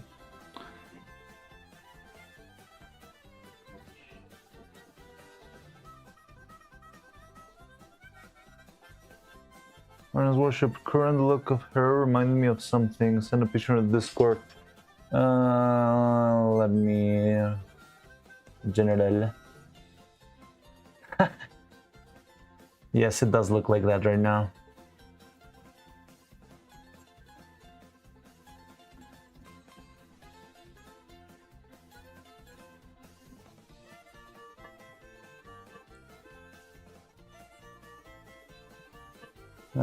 Can I put it on the screen? Give me a sec.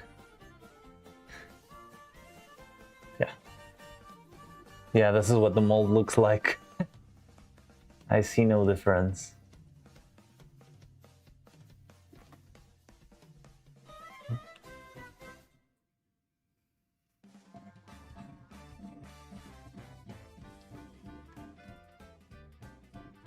Yep.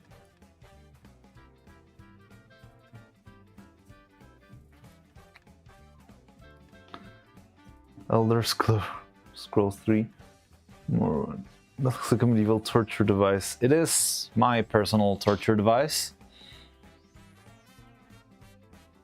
Currently.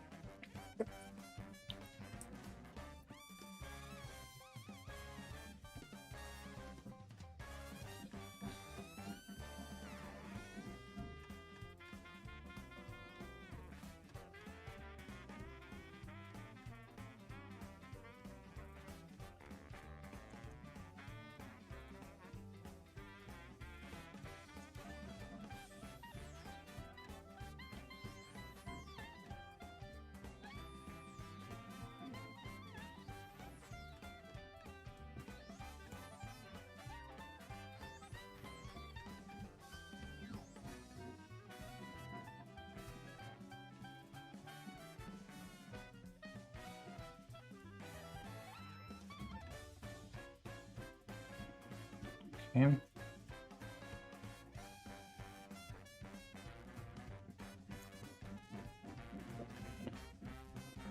One more layer. Well, one more of this layer, and then everything else just very tiny strands, which don't concern me that much. Oh, and the pigtails. Also. Ah!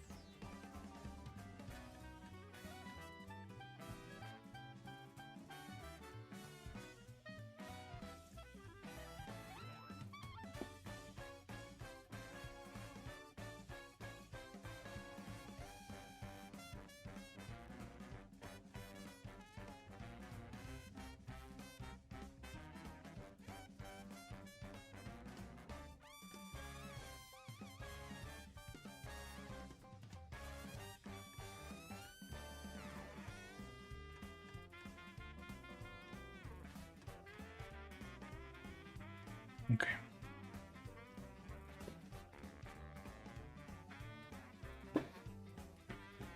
Also, taking this out of the mold is gonna be interesting, to say the least.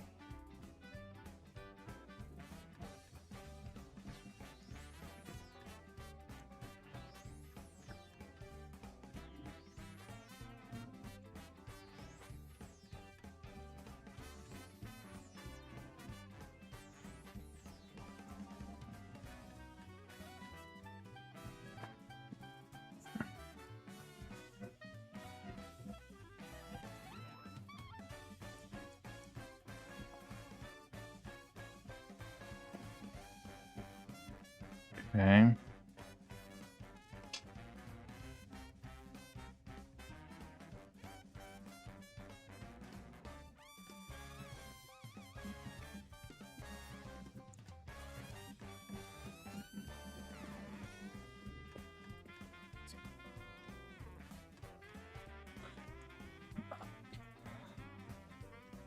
Uh-huh.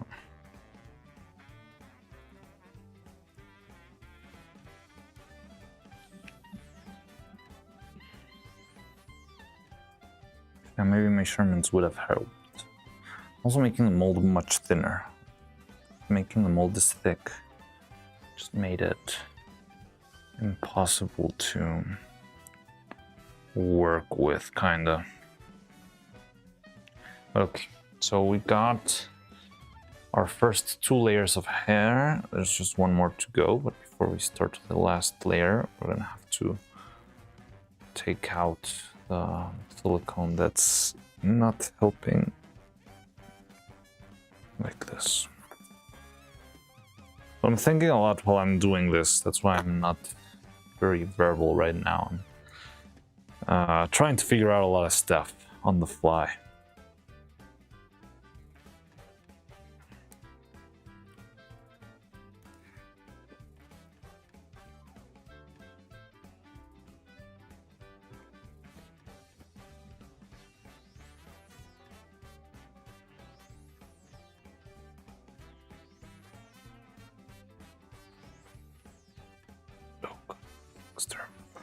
Oh boy. Okay, it's fine.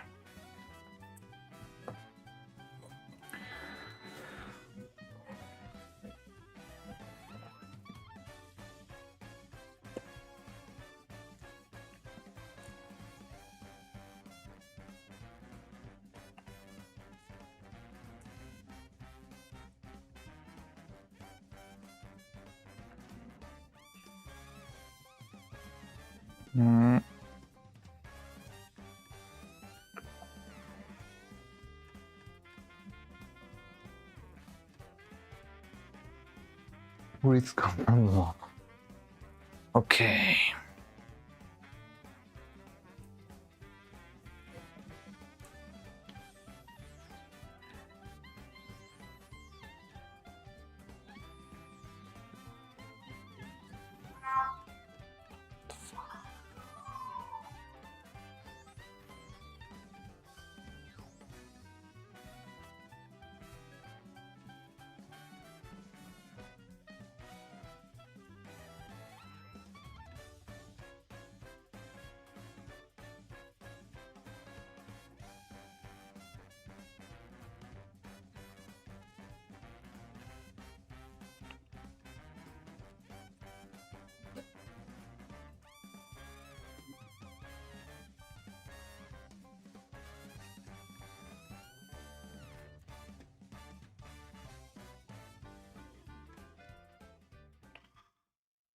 Beep. Oh, you heard it this time. I'm a little confused right now. Did you always intend to put the strands before casting? Yeah. Yeah, because if I cast the coif and then add the strands, it's gonna look weird.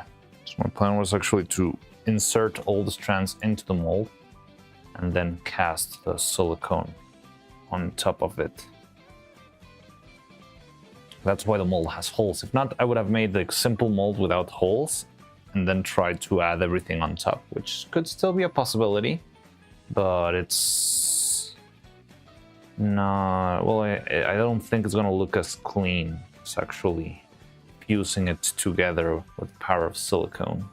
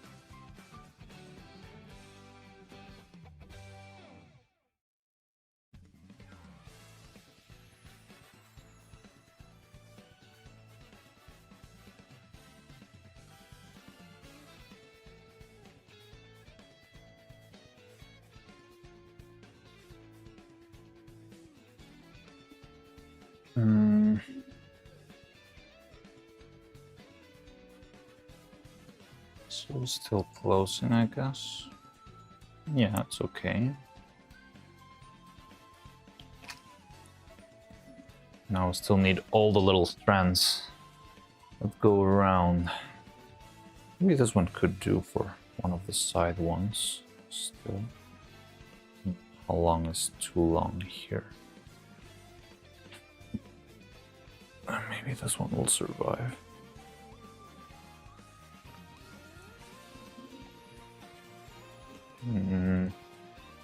Or I could leave this one in the back.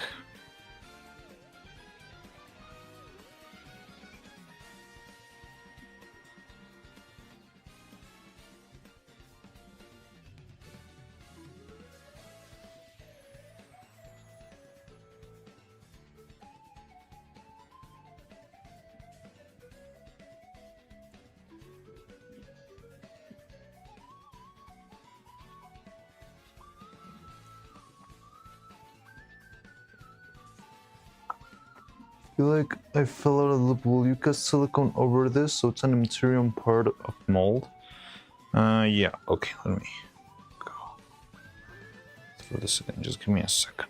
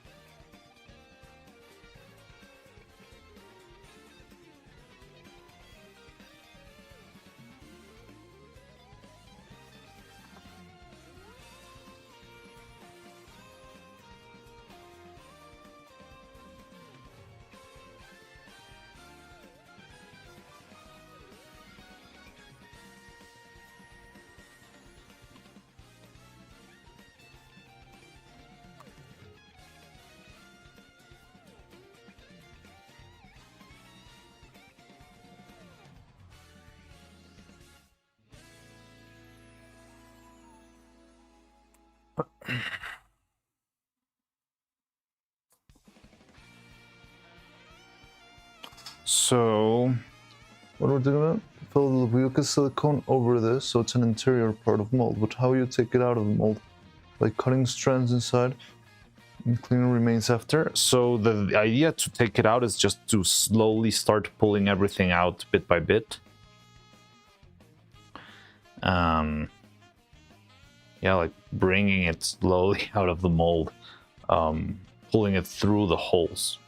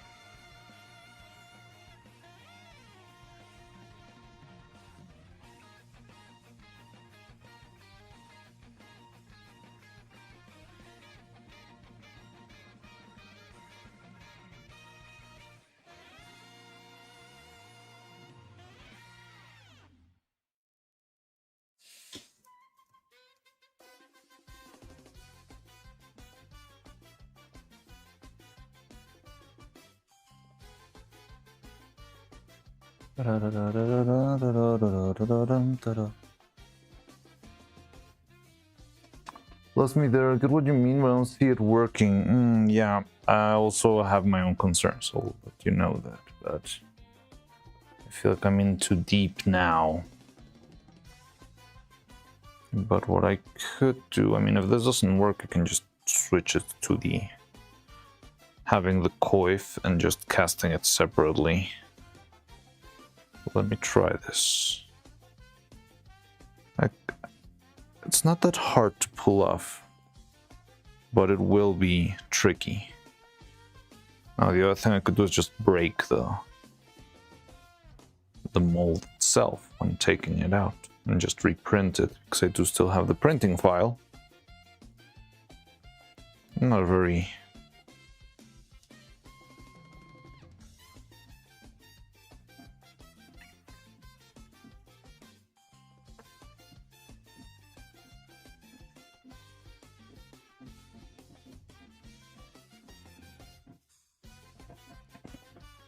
It's okay, we can figure this out.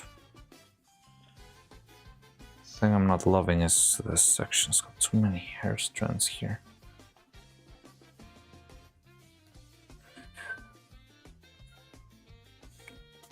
Da da da da da da da da da da da da.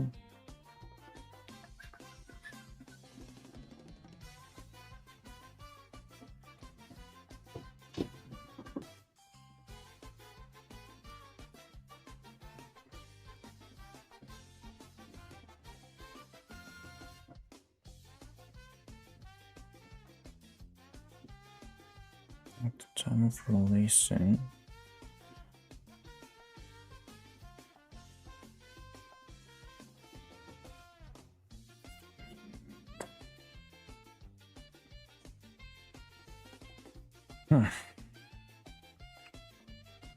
So what could happen, that could be a big risk, that by the time of trying to take it out of the mold, it's going to be a lot of friction and it could damage a bunch of the strands. We'll see.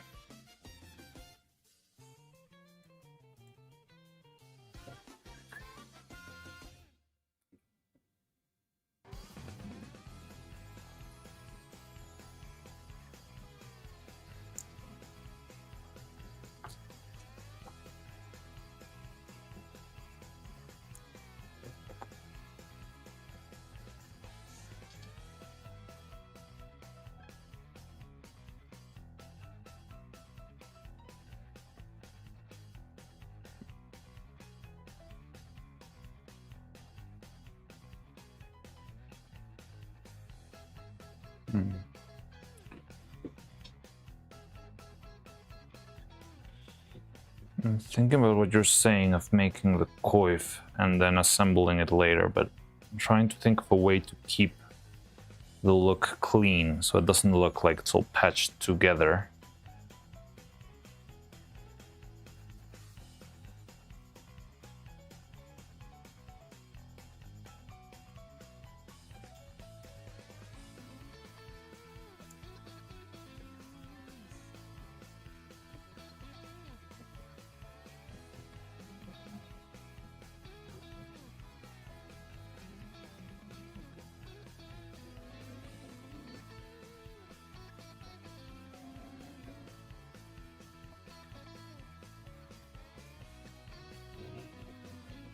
Because if you make a coif and then just add the strands on top, well, it's gonna have the same effect we had before of just you being able to see when the strands start.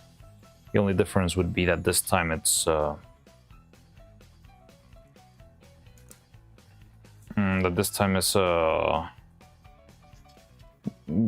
you'll have like a brown scalp instead of a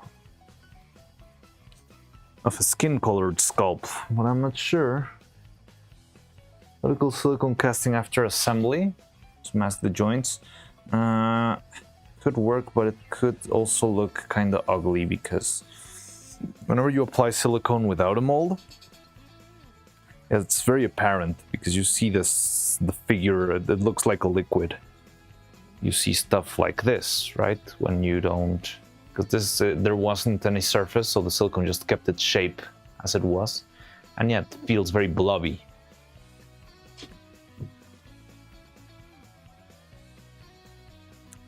Yeah, don't worry. If this doesn't work, we'll try something else.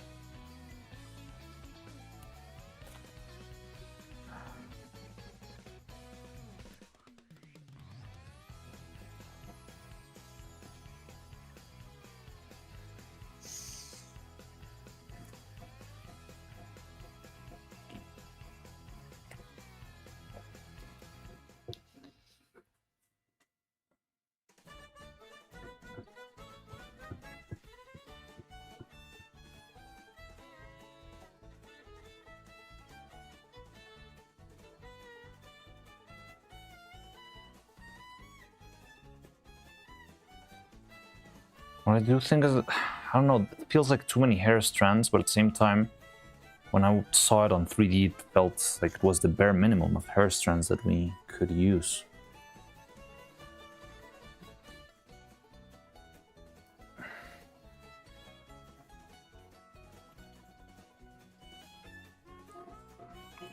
What do you mean brush? Brush, you mean brush?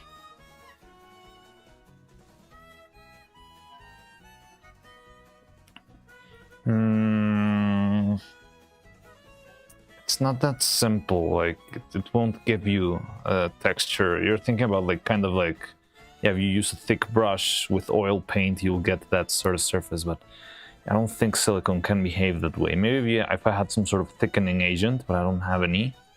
Well, I don't even know of what can be used to thicken this silicone in particular.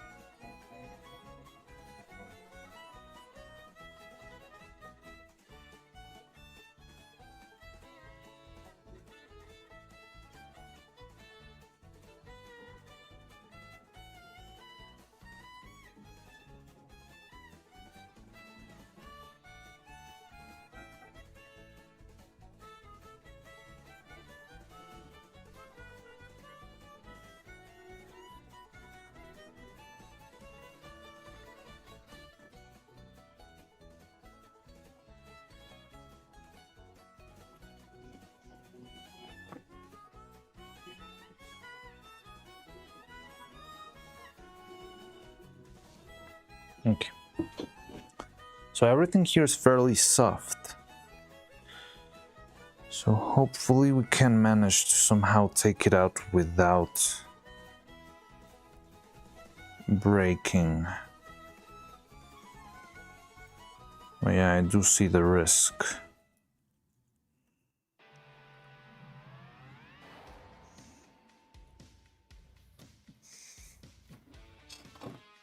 Because my well of ideas right out today, I have no ideas how to improve it. I can think about it. Well, we can give it some thought, but right now it's a little bit too late to redesign. Even if we redid the stuff, it would still imply remaking all the hair strands and all that stuff. Which is okay, we can work with that, but I think right now it's not the time to brainstorm new ideas, because I feel like brainstorming new ideas right now would mean just giving up on this one, as it is. And although it looks kind of grim, well, that's pull through, I guess. Wait, have you noticed how small the twins' mouths are? Yes, they're very small. I do like to make them a little bit bigger just for the sake of expression. So yeah, the ones that you see in the animations and stuff, yeah, they are usually bigger. I know the they tend to be smaller. Some measurements you will notice about 12 as wide as her face is. Yes, their mouths are very small, but I'd rather do the mouths, make the mouths bigger and have the... Yeah, maybe we didn't need this. You know what's something that always gets me when it comes to designing this sort of stuff? In 3D, you can see stuff and it seems everything looks like clean and perfect, so you can think about it, but it's hard to dimension scale, it's hard to dimension how cluttered something can feel. So right now I'm looking at this and it feels like a cluttery mess, but at the same time I'm not sure once it's casted if it's actually gonna look barely like enough hair, because it's definitely more hair than before. The past one had 20, this one's 26. So even the amount of hair strands is bigger, and I do see it and it feels a little bit more cluttered.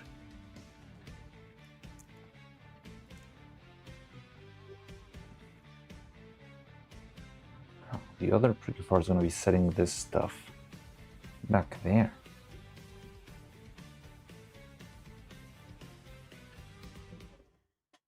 Is mold the inside or the outside of her? This is the outside. The inside is just this inner piece that closes like this.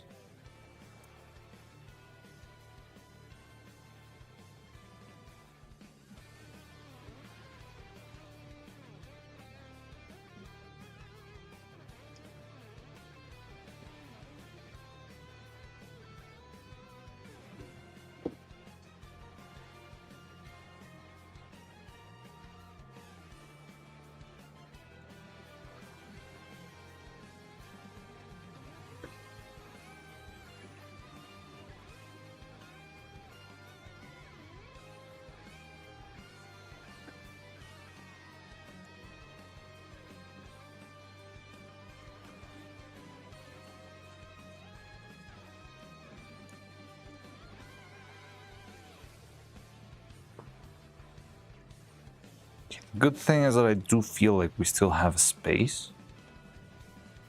Let's put this in.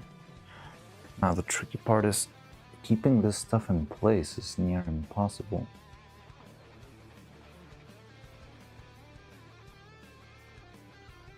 If I put him on the other mold. Oh yeah, that will work. Why?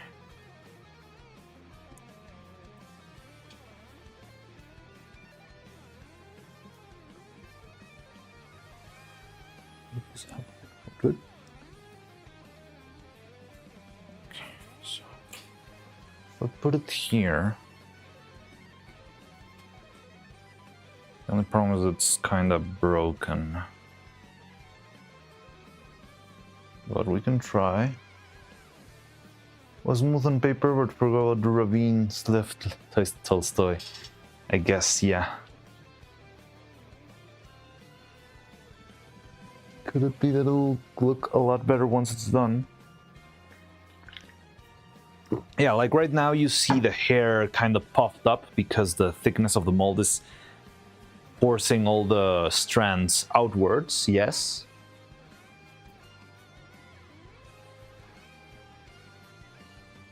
Small mouth thing's been bothering me though, because I've been trying to make Evil's mouth as a mechanism. But after the calculation, our total mouth width's about 2 centimeters. Really? Nah, I mean, their mouths are small, but really? 2 centimeters? Let's see if this girl... Oh.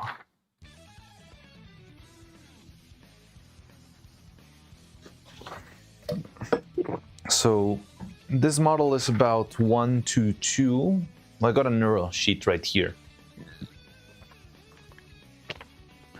And if this one's, no, this one's not 1 to 2, this is like 1 to 3. So yeah, this one's 0.5 centimeter, so it would be 1.5 centimeters. Yeah, you're right, it's a very tiny mouth. Oh yeah, but a mouth is what, 5, 10 centimeters? 5. Well, my mouth is about 5.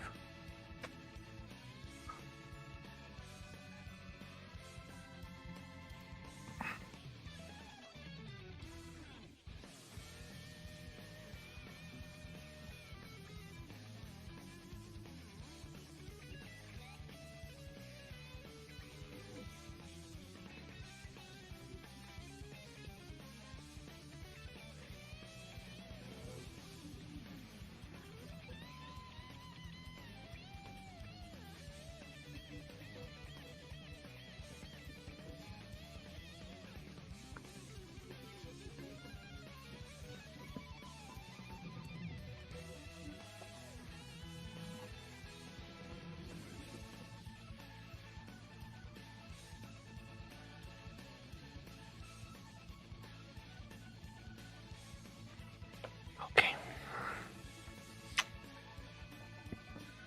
So we still need a bunch of these.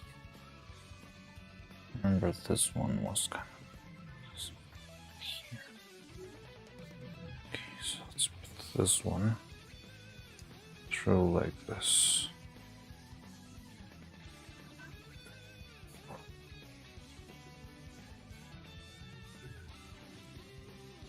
And this was the sister one. It goes around like this.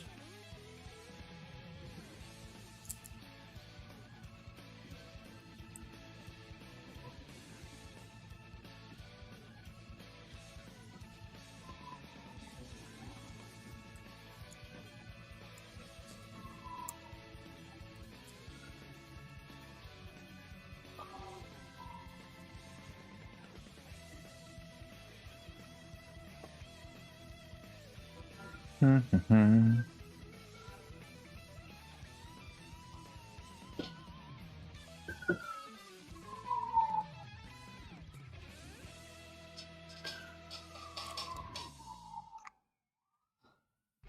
Da da da dum ba da dum ba dum.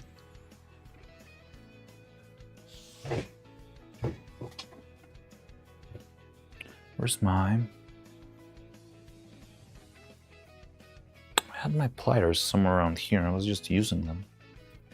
What did I do to them? Oh, here they are.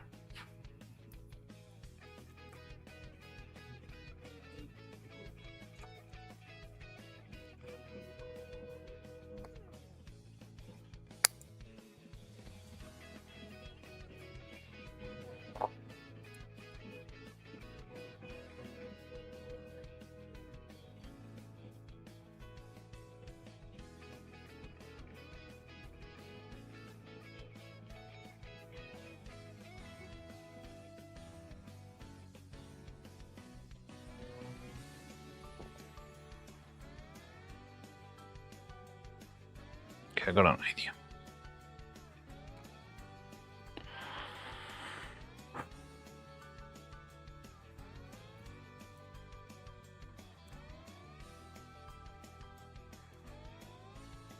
Might need a Sharpie though. Alright. Almost forgot to never draw full human bodies, and now I need to figure out how to draw 2 of them interacting with each other. Not easy. Oh no. Interaction is quite a challenge to make them feel like they're actually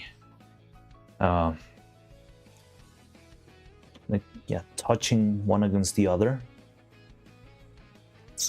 Well, I'm not sure in drawing, but in animation can be a challenge.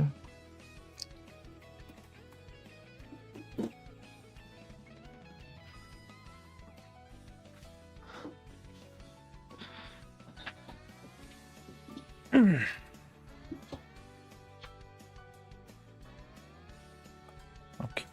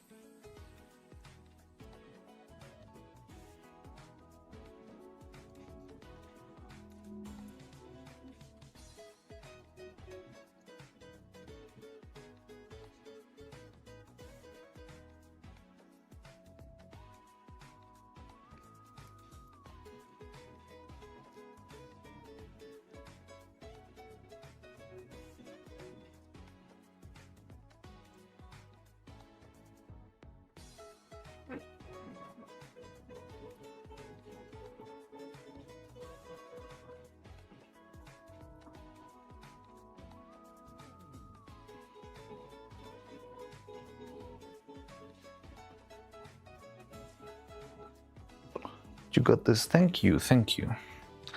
It's okay, it's okay. We'll figure this out one way or the other. We need to repeat it, that's fine. I've done this a million times. I don't mind doing it another time. Yeah, I'm just trying to sort this out. There has to be a way to make this possible, you know? Just has to be.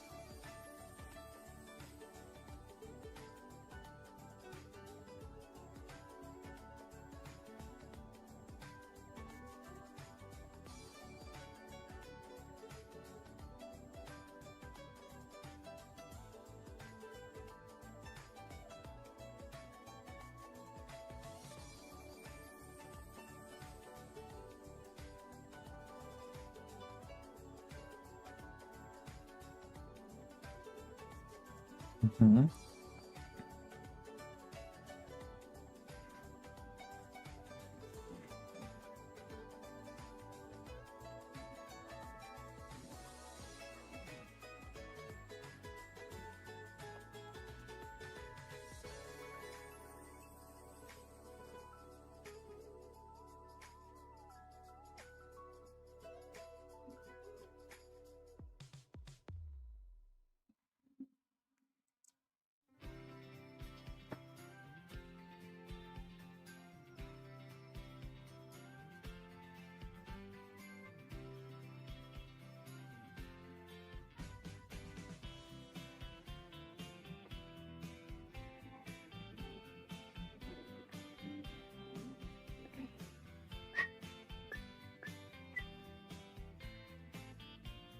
I don't know what you call them, but you can draw stick figures, not really. Oval or a head, square body, and adjust their pose. Oh yeah, you can just like start with a sketch, rough shape, and then. But even so, it's still something that just doesn't come. I don't know. It's a bit of a challenge when you haven't done it before, either on drawing or on, anywhere. Just the illusion of contact. It's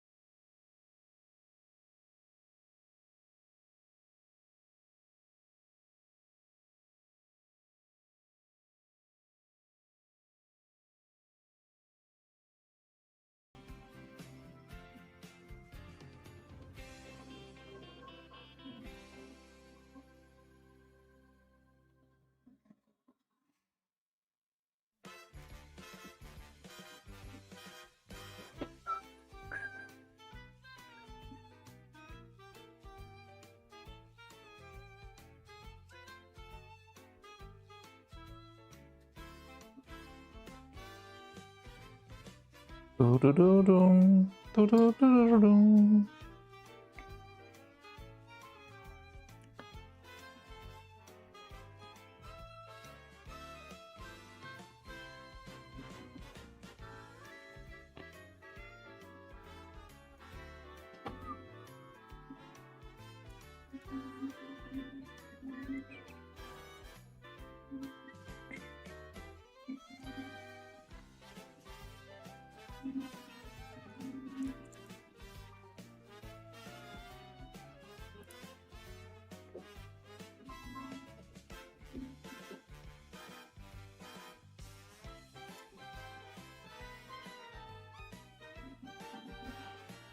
So I'm wrapping this between them so they will give each other a little bit of support.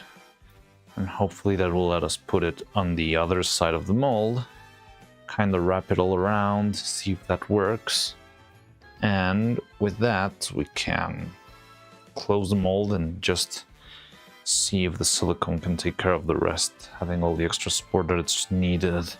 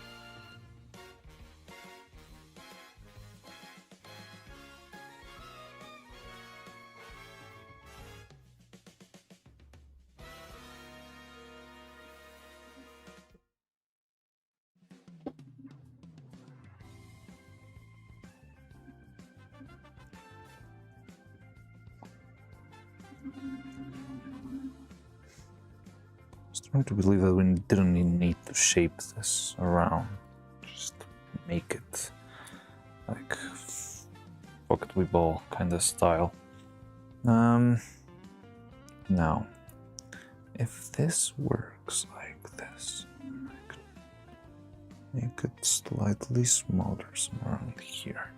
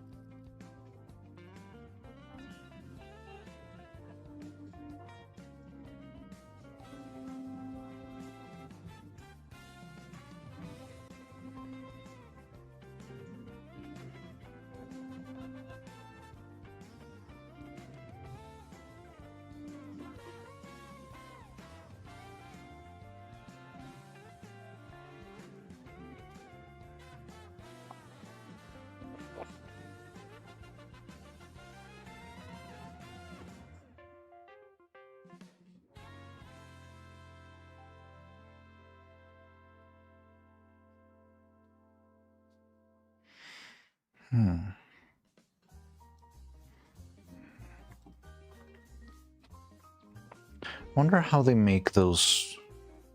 For example, the monkey in Kubo, it's got this sort of layering of hair. And I know the hair strand, well, they're not really strands, they're like small thin pieces, but they're like feathers, so to speak, made out of silicone. So I think something like that could work similar to this, sort of like making a chainmail out of.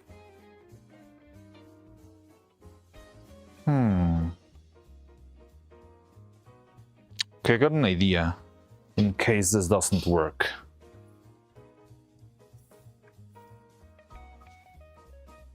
Still gonna be. Yeah, okay, I got it. But we'll see. First, we need to check if this is somewhat usable.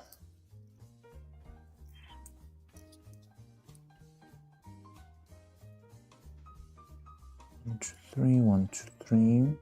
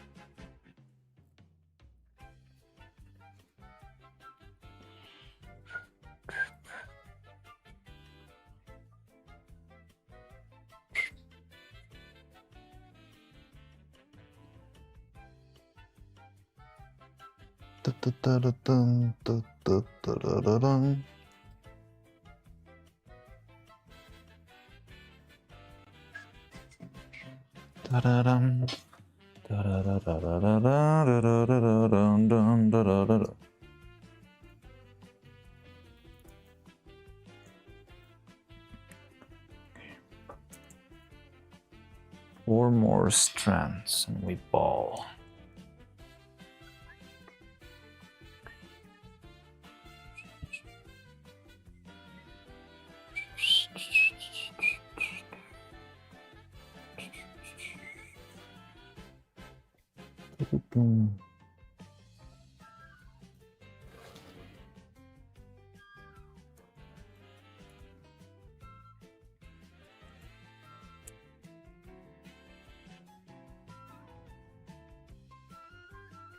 I'm usually more of a back ball cylinder robot skeleton kind of guy when I sketch something, but yeah, same principle. Okay, I'm still.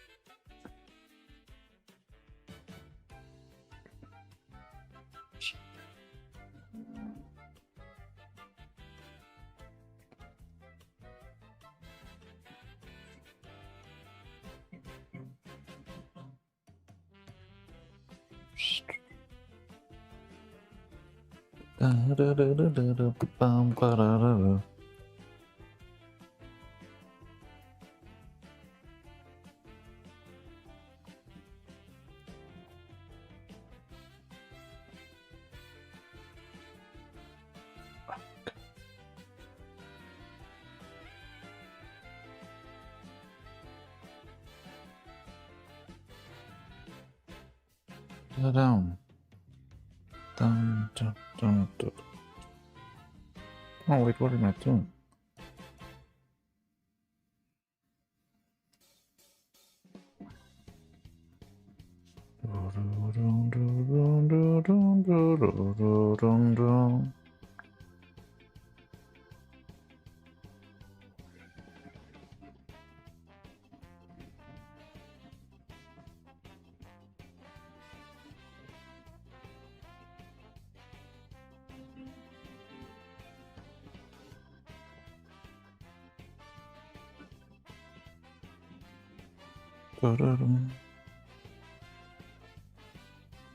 Dun, dun, dun, dun, dun.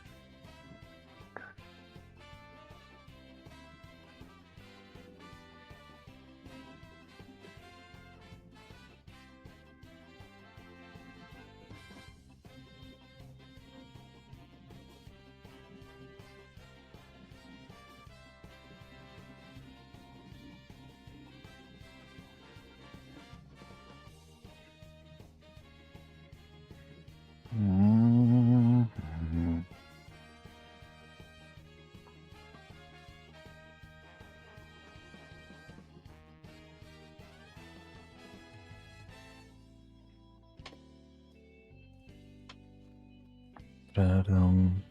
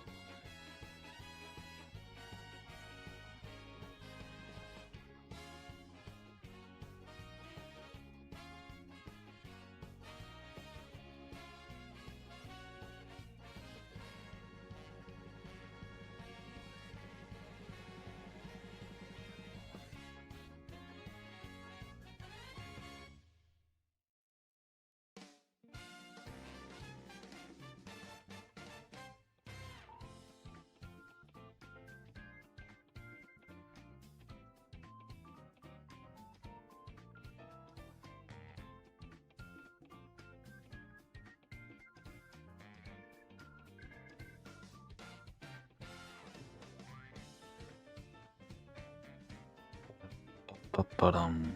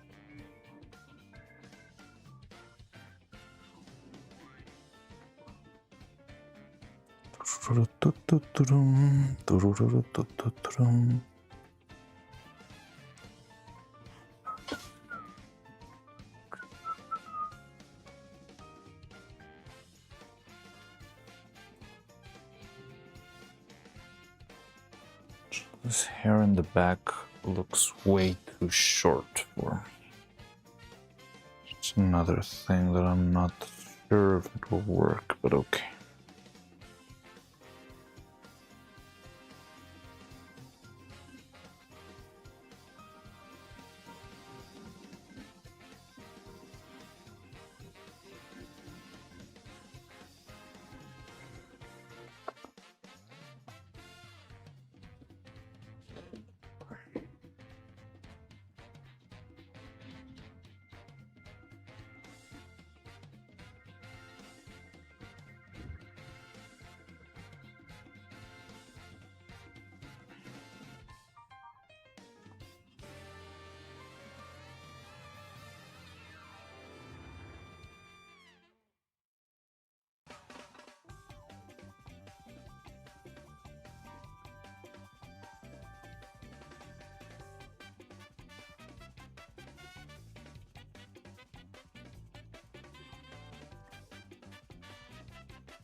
Boom.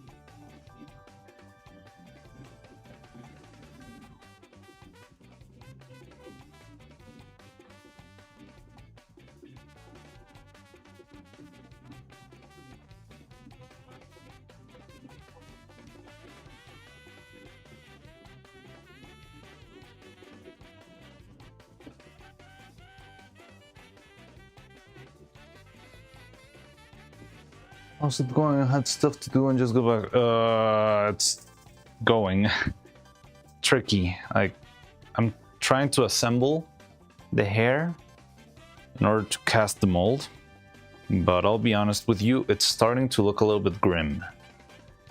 Like, there's a lot of stuff that feels like it's not gonna work really well. But I've got no other choice but to move on and see how it goes. But it feels like it's gonna be a little bit hard to take out of the mold, or that it could even maybe break while trying to take it out of the mold.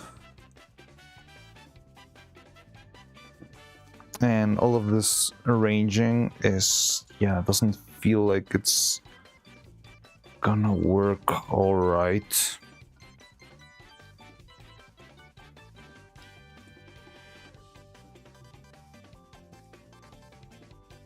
And I'm trying to think on how to, well, because I don't know, like if it works, it works, I guess, but I'm not sure if it's gonna be able to survive.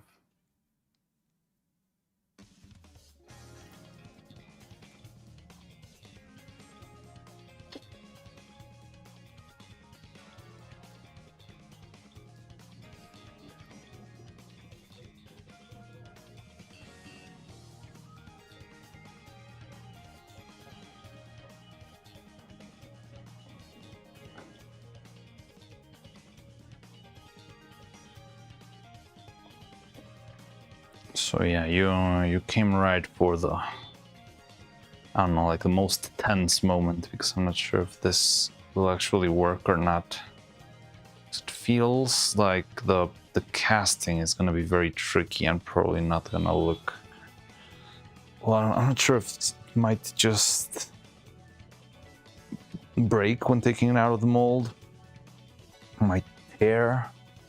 It's like a million possibilities, but none of them sound great.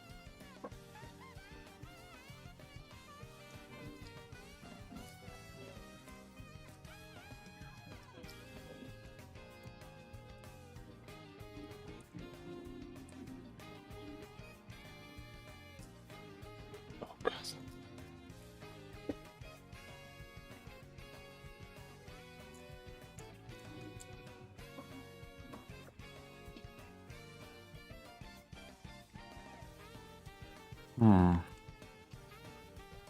hopefully it goes well. Wow, it's coming alive. Kinda. Please, Chikibriki. Yeah, I'm gonna need the biggest Chikibriki ever for this to work. I need a Chikibriki from Vettel himself, from Neuro herself, in order to make this work.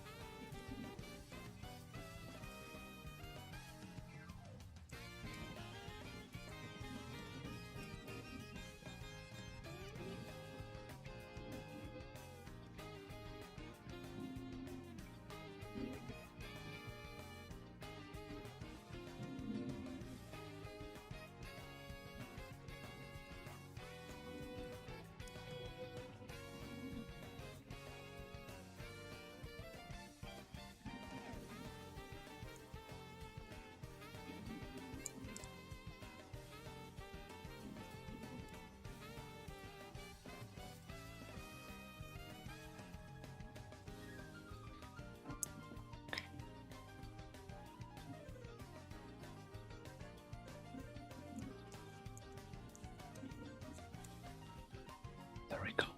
Okay, so there's a closed mold. Whew. So I'm gonna prepare some silicone. Or wait, it's too early for your Chikibrikis. Wait. We're gonna be casting, I would say, about 20 grams of silicone straight into the back of the mold, trying to fill as much of the gaps as possible because I don't want any of these spaces between wires to transform into bubbles in the future. So I'm thinking of making about a 20 or so gram cast, very slow one, and try to apply it all over the surface as evenly as possible, trying to keep everything as slow as possible and making sure everything around is very, very well coated. So I already have a new idea on what to do in case this doesn't work. But it's gonna be painful if it doesn't. But this might just work. But yeah, we need to... It's gonna be a tough one. Okay. So yeah. I wanna make a quick first layer of silicone that we're gonna apply all around, trying to make sure everything stays as deep as possible and that there's no bubbles anywhere and we can get a very, very even surface, because that's most important. That's the only reason why we're doing all of this. We need an even surface on top. Let me see how much silicone we got left. Okay.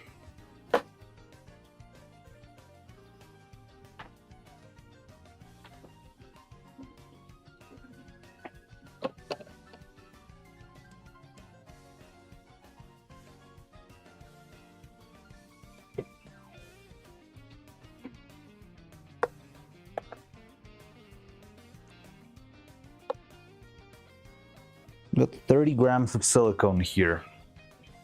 So let's do 10 for the first layer here. And I'm not sure if another 10 for the rest, or should go, I think we should go risk it all and I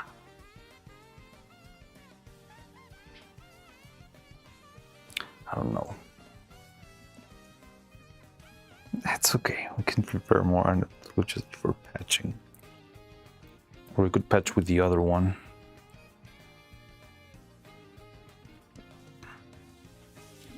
Okay.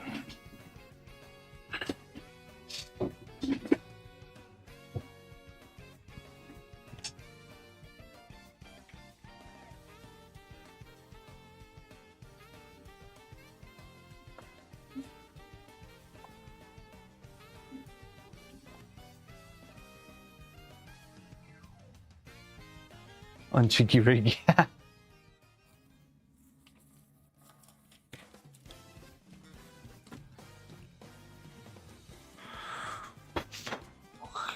Need a bigger container.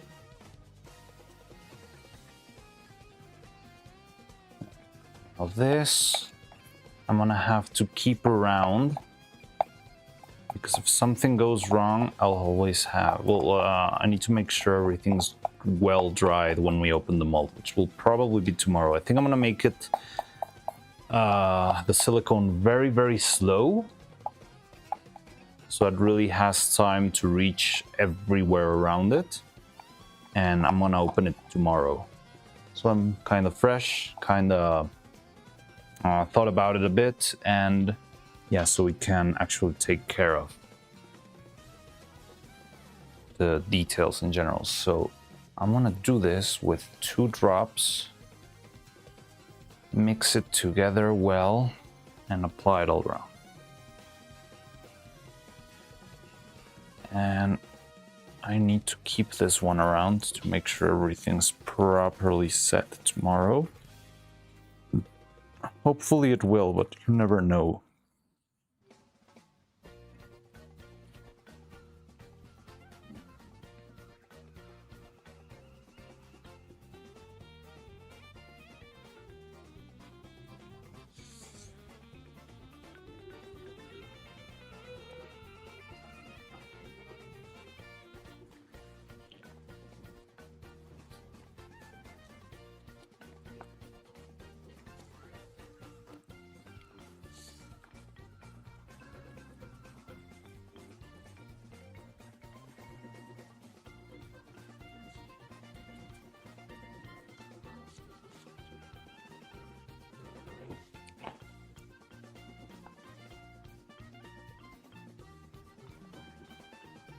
Okay, so let's do one cheeky breaky for good measure here, even though we're not closing the mold yet, but we still need that extra bit of luck.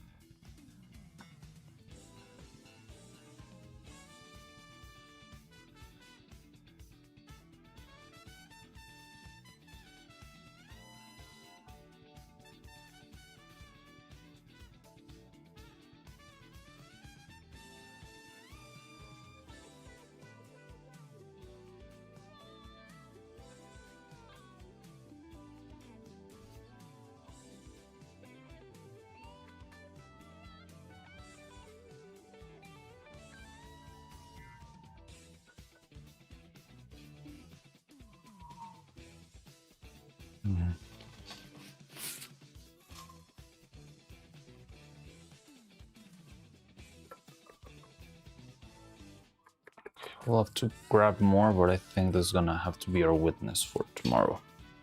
So, okay, there's the witness. Now, I'm gonna go get another cup. We're for the final casting, final cheeky breaky.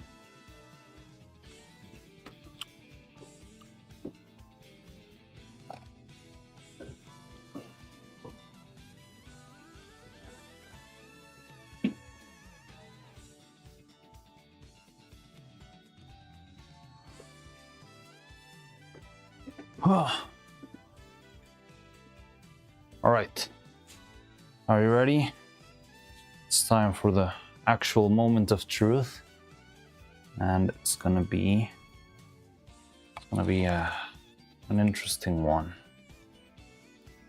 So I need to make sure everything's set and ready for the cast first.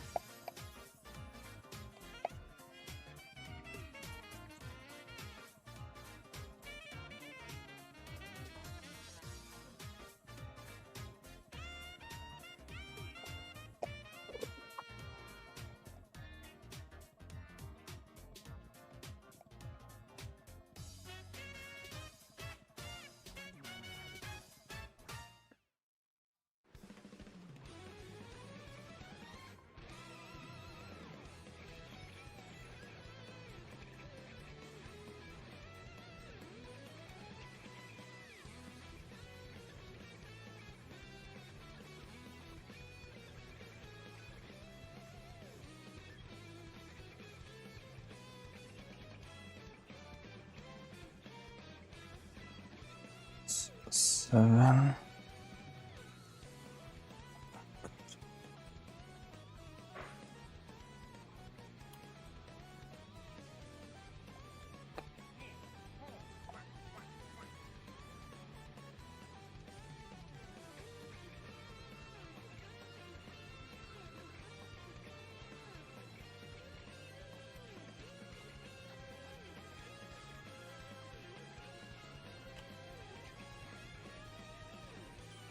Grams.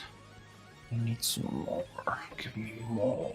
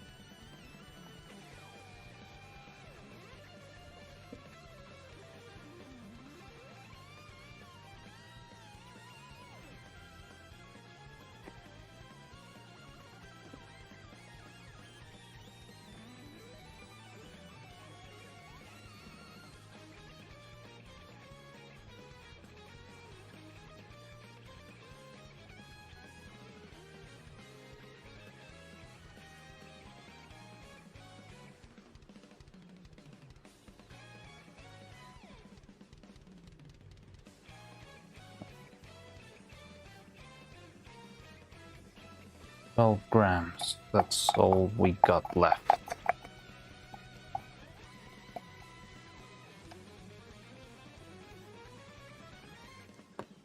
So we better make some good use out of it.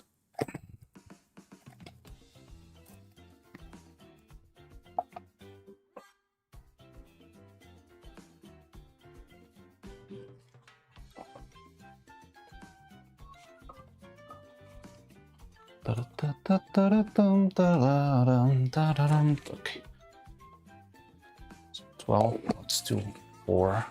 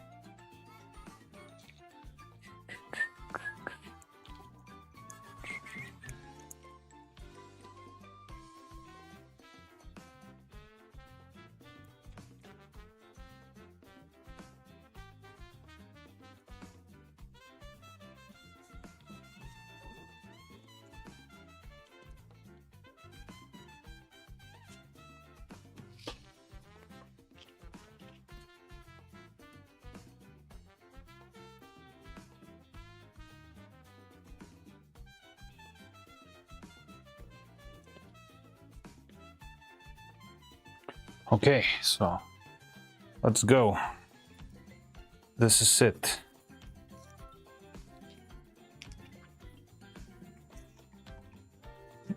Okay, I got some coffee. All right, Blue Cloud.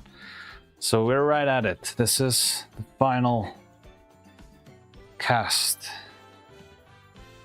This is all that there is.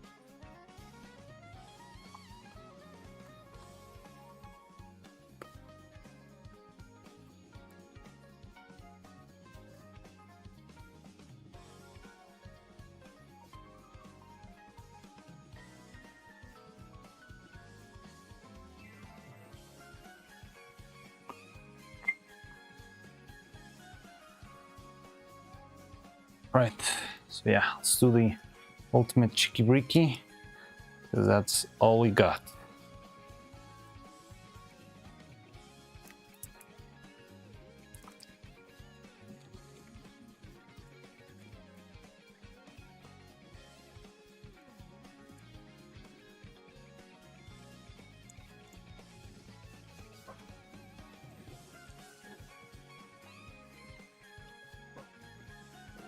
Okay.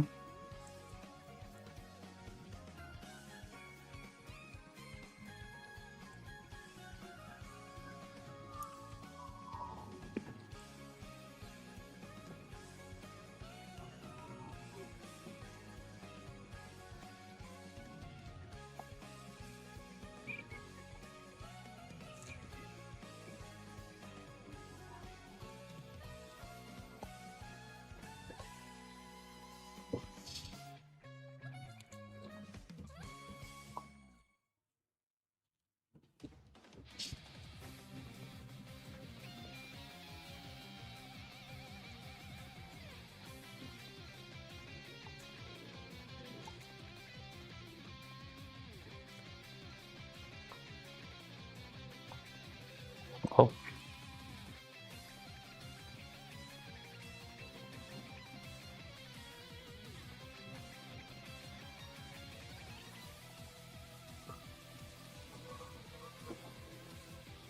Here goes nothing then. There it goes. Everything's set. Everything's... Just need to make sure this thing doesn't move around for some reason.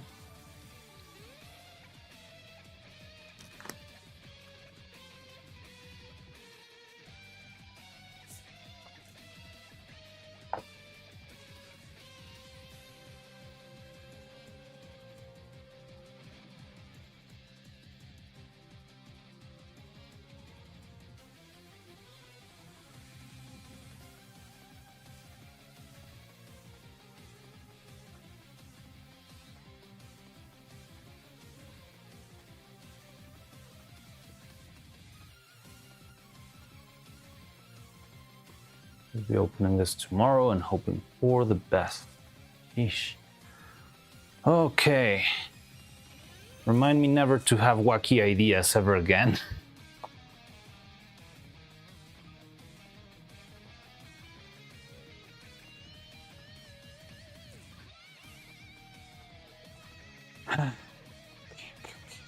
This needs to...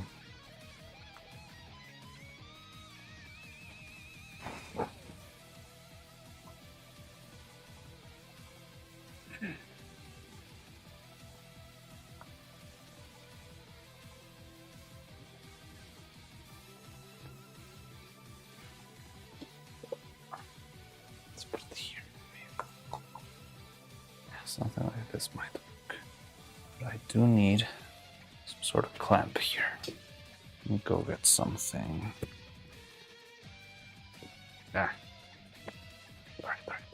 Calm down. I just need to rush. Give me a second, I'll be right back.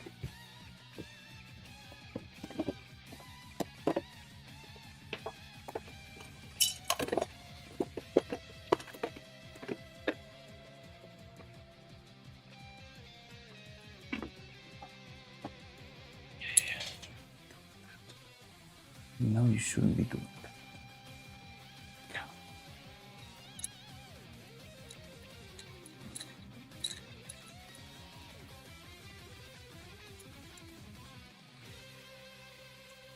You will say, won't you hear our prayers?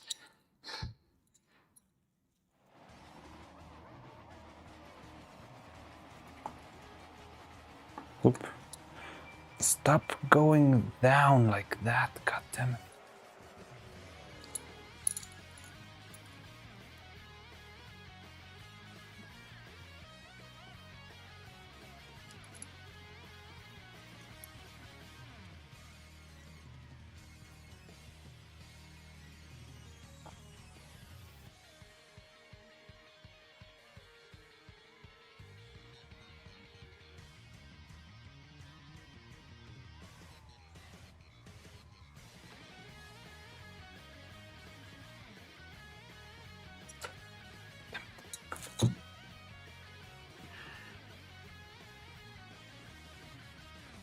Out a rubber band.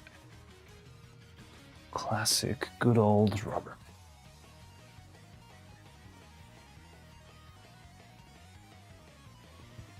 No, stop. Okay.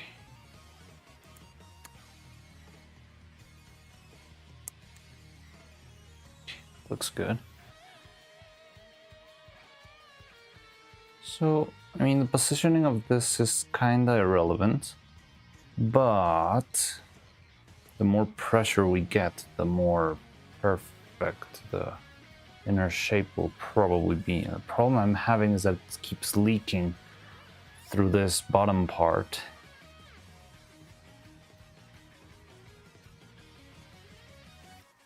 We should stay like this then. Because if I keep it like this and I do this, okay, stripping less, and hopefully it will flow down instead.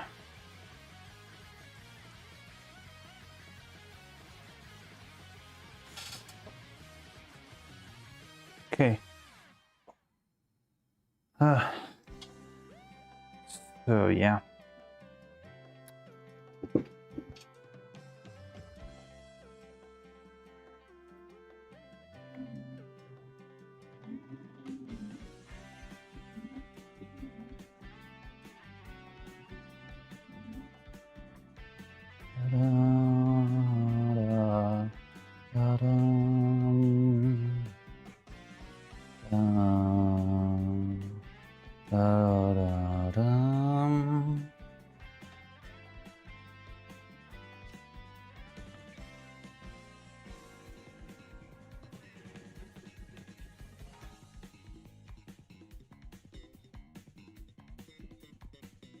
Oh.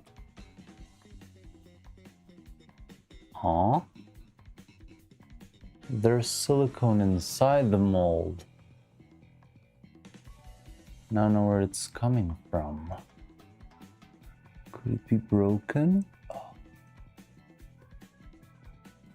Mayhaps. Oh, okay, but there's some coming out from there too. That's good. That's good.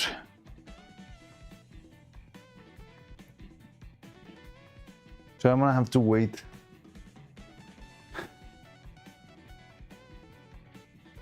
Yeah, there's silicone inside them. Well, I can see it from here, like through the holes. I can see a little bit of brown inside of the mold. So probably it had a filtering hole that it didn't patch, maybe. But the good thing is that there's also coming out from the bottom part, so that's good.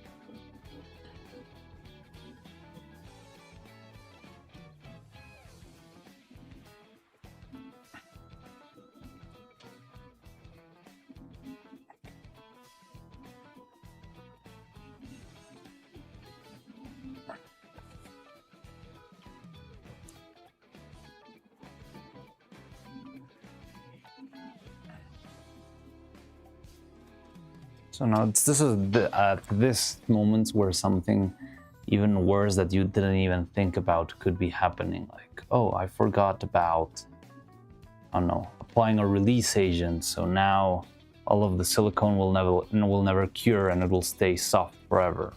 And yeah, that's the kind of things that can happen. So from what I think, I don't believe we need any release agent or anything like that right now.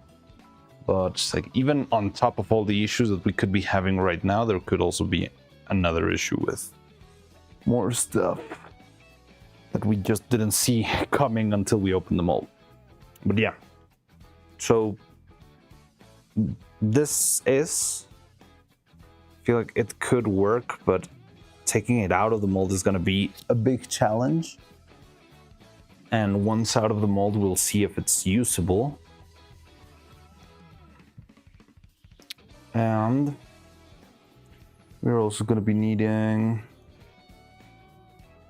So I got it resting over here.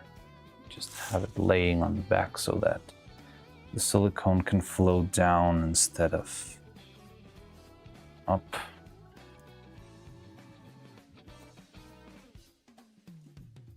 But yeah, I don't know what else could happen. Anything could happen, honestly. Yeah, taking it out of the mold is definitely going to be a challenge. I'm not going to beat around the bush on that. And if it can be taken out of the mold and it's not destroyed, well, hopefully it will be usable.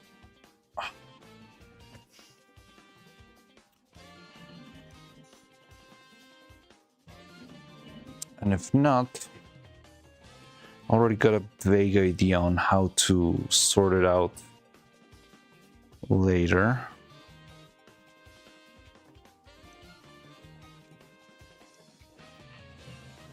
Well, yeah, I think we got nothing else to do but to...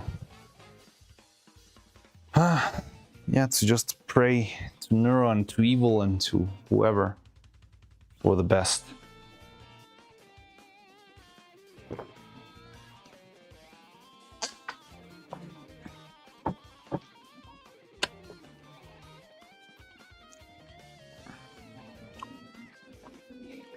So, to make this easier, I think I should have taken a couple of probably measurements maybe, or like made... But the thing is, I don't want to make like 15 molds for every different strand. The idea was to make one single strand and just adapt the length accordingly.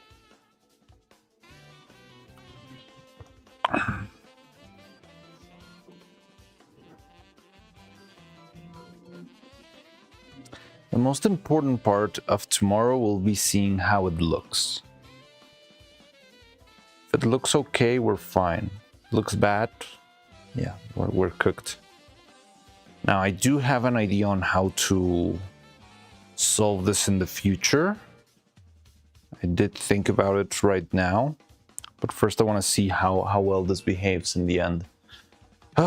So, well, I guess we have nothing else but to end stream for today.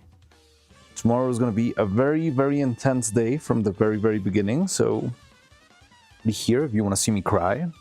Nah, not really, but be here if you want to see if this thing worked or not. And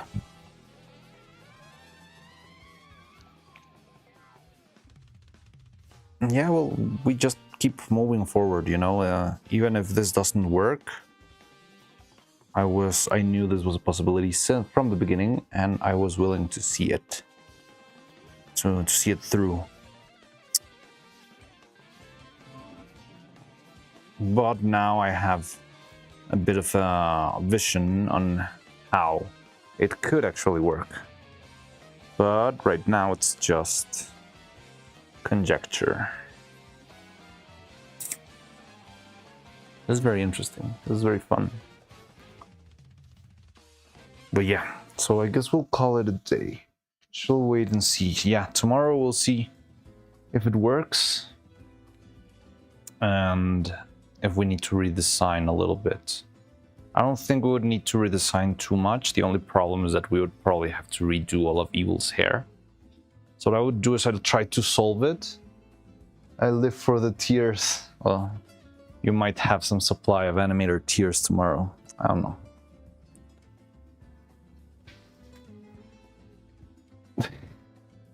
Nah, it's fine.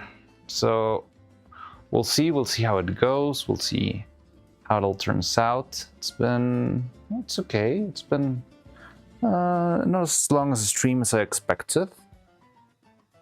But I did want to make a little bit more today. Well, I don't actually know. No, I don't have anything else to do right now, because the point right now is to actually see this through and see if it works or not. But okay, so we got this. We can think about the rest.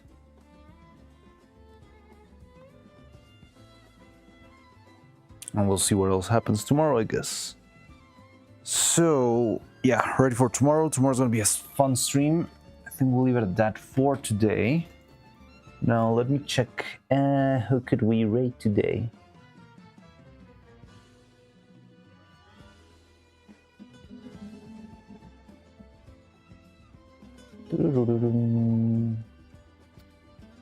Where?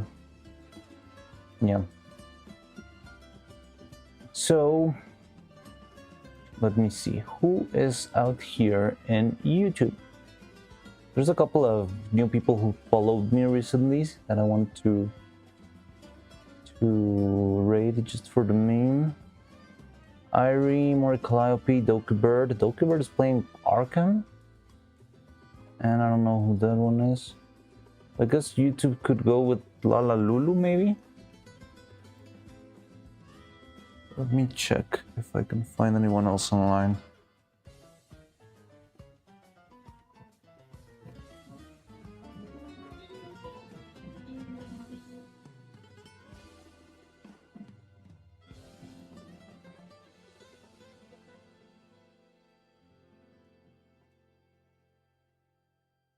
Okay.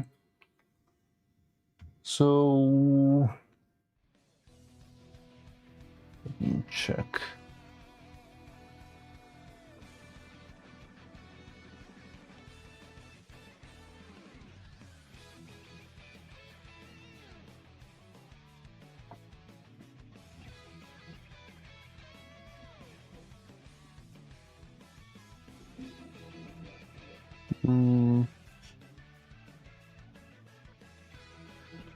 So I guess we'll do Lululala, I guess. I'm just drawing. She's drawing. We could do a two-way. Let me see about Twitch. Honey is on YouTube and Twitch. Okay. We did raid Honey recently. I'll be honest, the thing is, I'm kinda don't have a lot of energy right now to, you know, stay after the raid and hey, how was your stream and all that stuff. I'm kinda okay, I do see Honey. There's Mossy Shroom, she raided us once.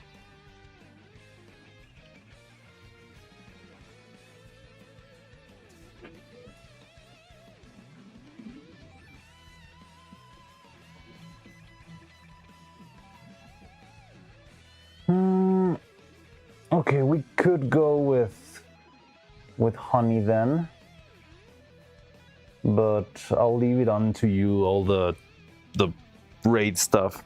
I don't have the energy to keep a conversation going. Like, it's very taxing thinking on, oh wow, I'm raiding this person and they're gonna ask me all that stuff. But yeah, I think you can take care of that, and if they ask you how it was streamed, just tell them that I'm parched and done, and my heart's hanging on a string until tomorrow morning. Other than that, but yeah. So then, okay. Twitch, you're going with Honey then. Honey the Kawaii Bunny. Where's...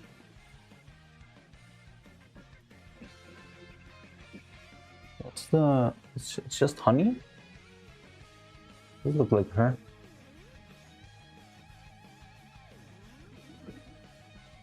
Yeah, there it is. Okay. Just playing Peek or something.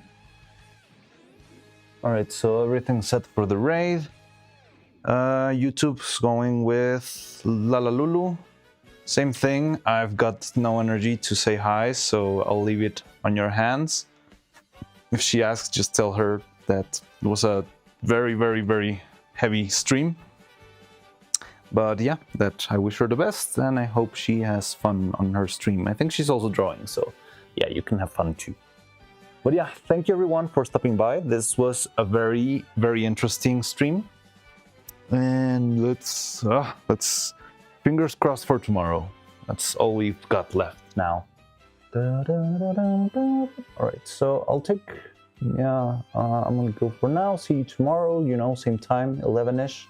And yeah, anything, whatever happens, no matter what happens, we'll keep going, alright? nothing's gonna stop me from keeping on making cool stuff. Yeah, so I'll see you later. Thanks for stopping by. I'll see you tomorrow, and we will see such an exciting or such a stressful moment this is, and it's gonna last only a couple, like 8 hours maybe. But yeah, no, more than 8 hours, like 12 hours. Yeah, 12 hours of stress. That's more than enough. That's cool. That's cool. All right, so take care. I'll see you soon, and thanks for stopping by. Thanks for your support. Bye bye. Oh, I didn't load. Wait. Sorry, I think Twitch might already be leaving because they usually go on a, but well, okay, I'm gonna just, so the end screen is offline because I moved a couple folders, so it's gonna look weird, but yeah.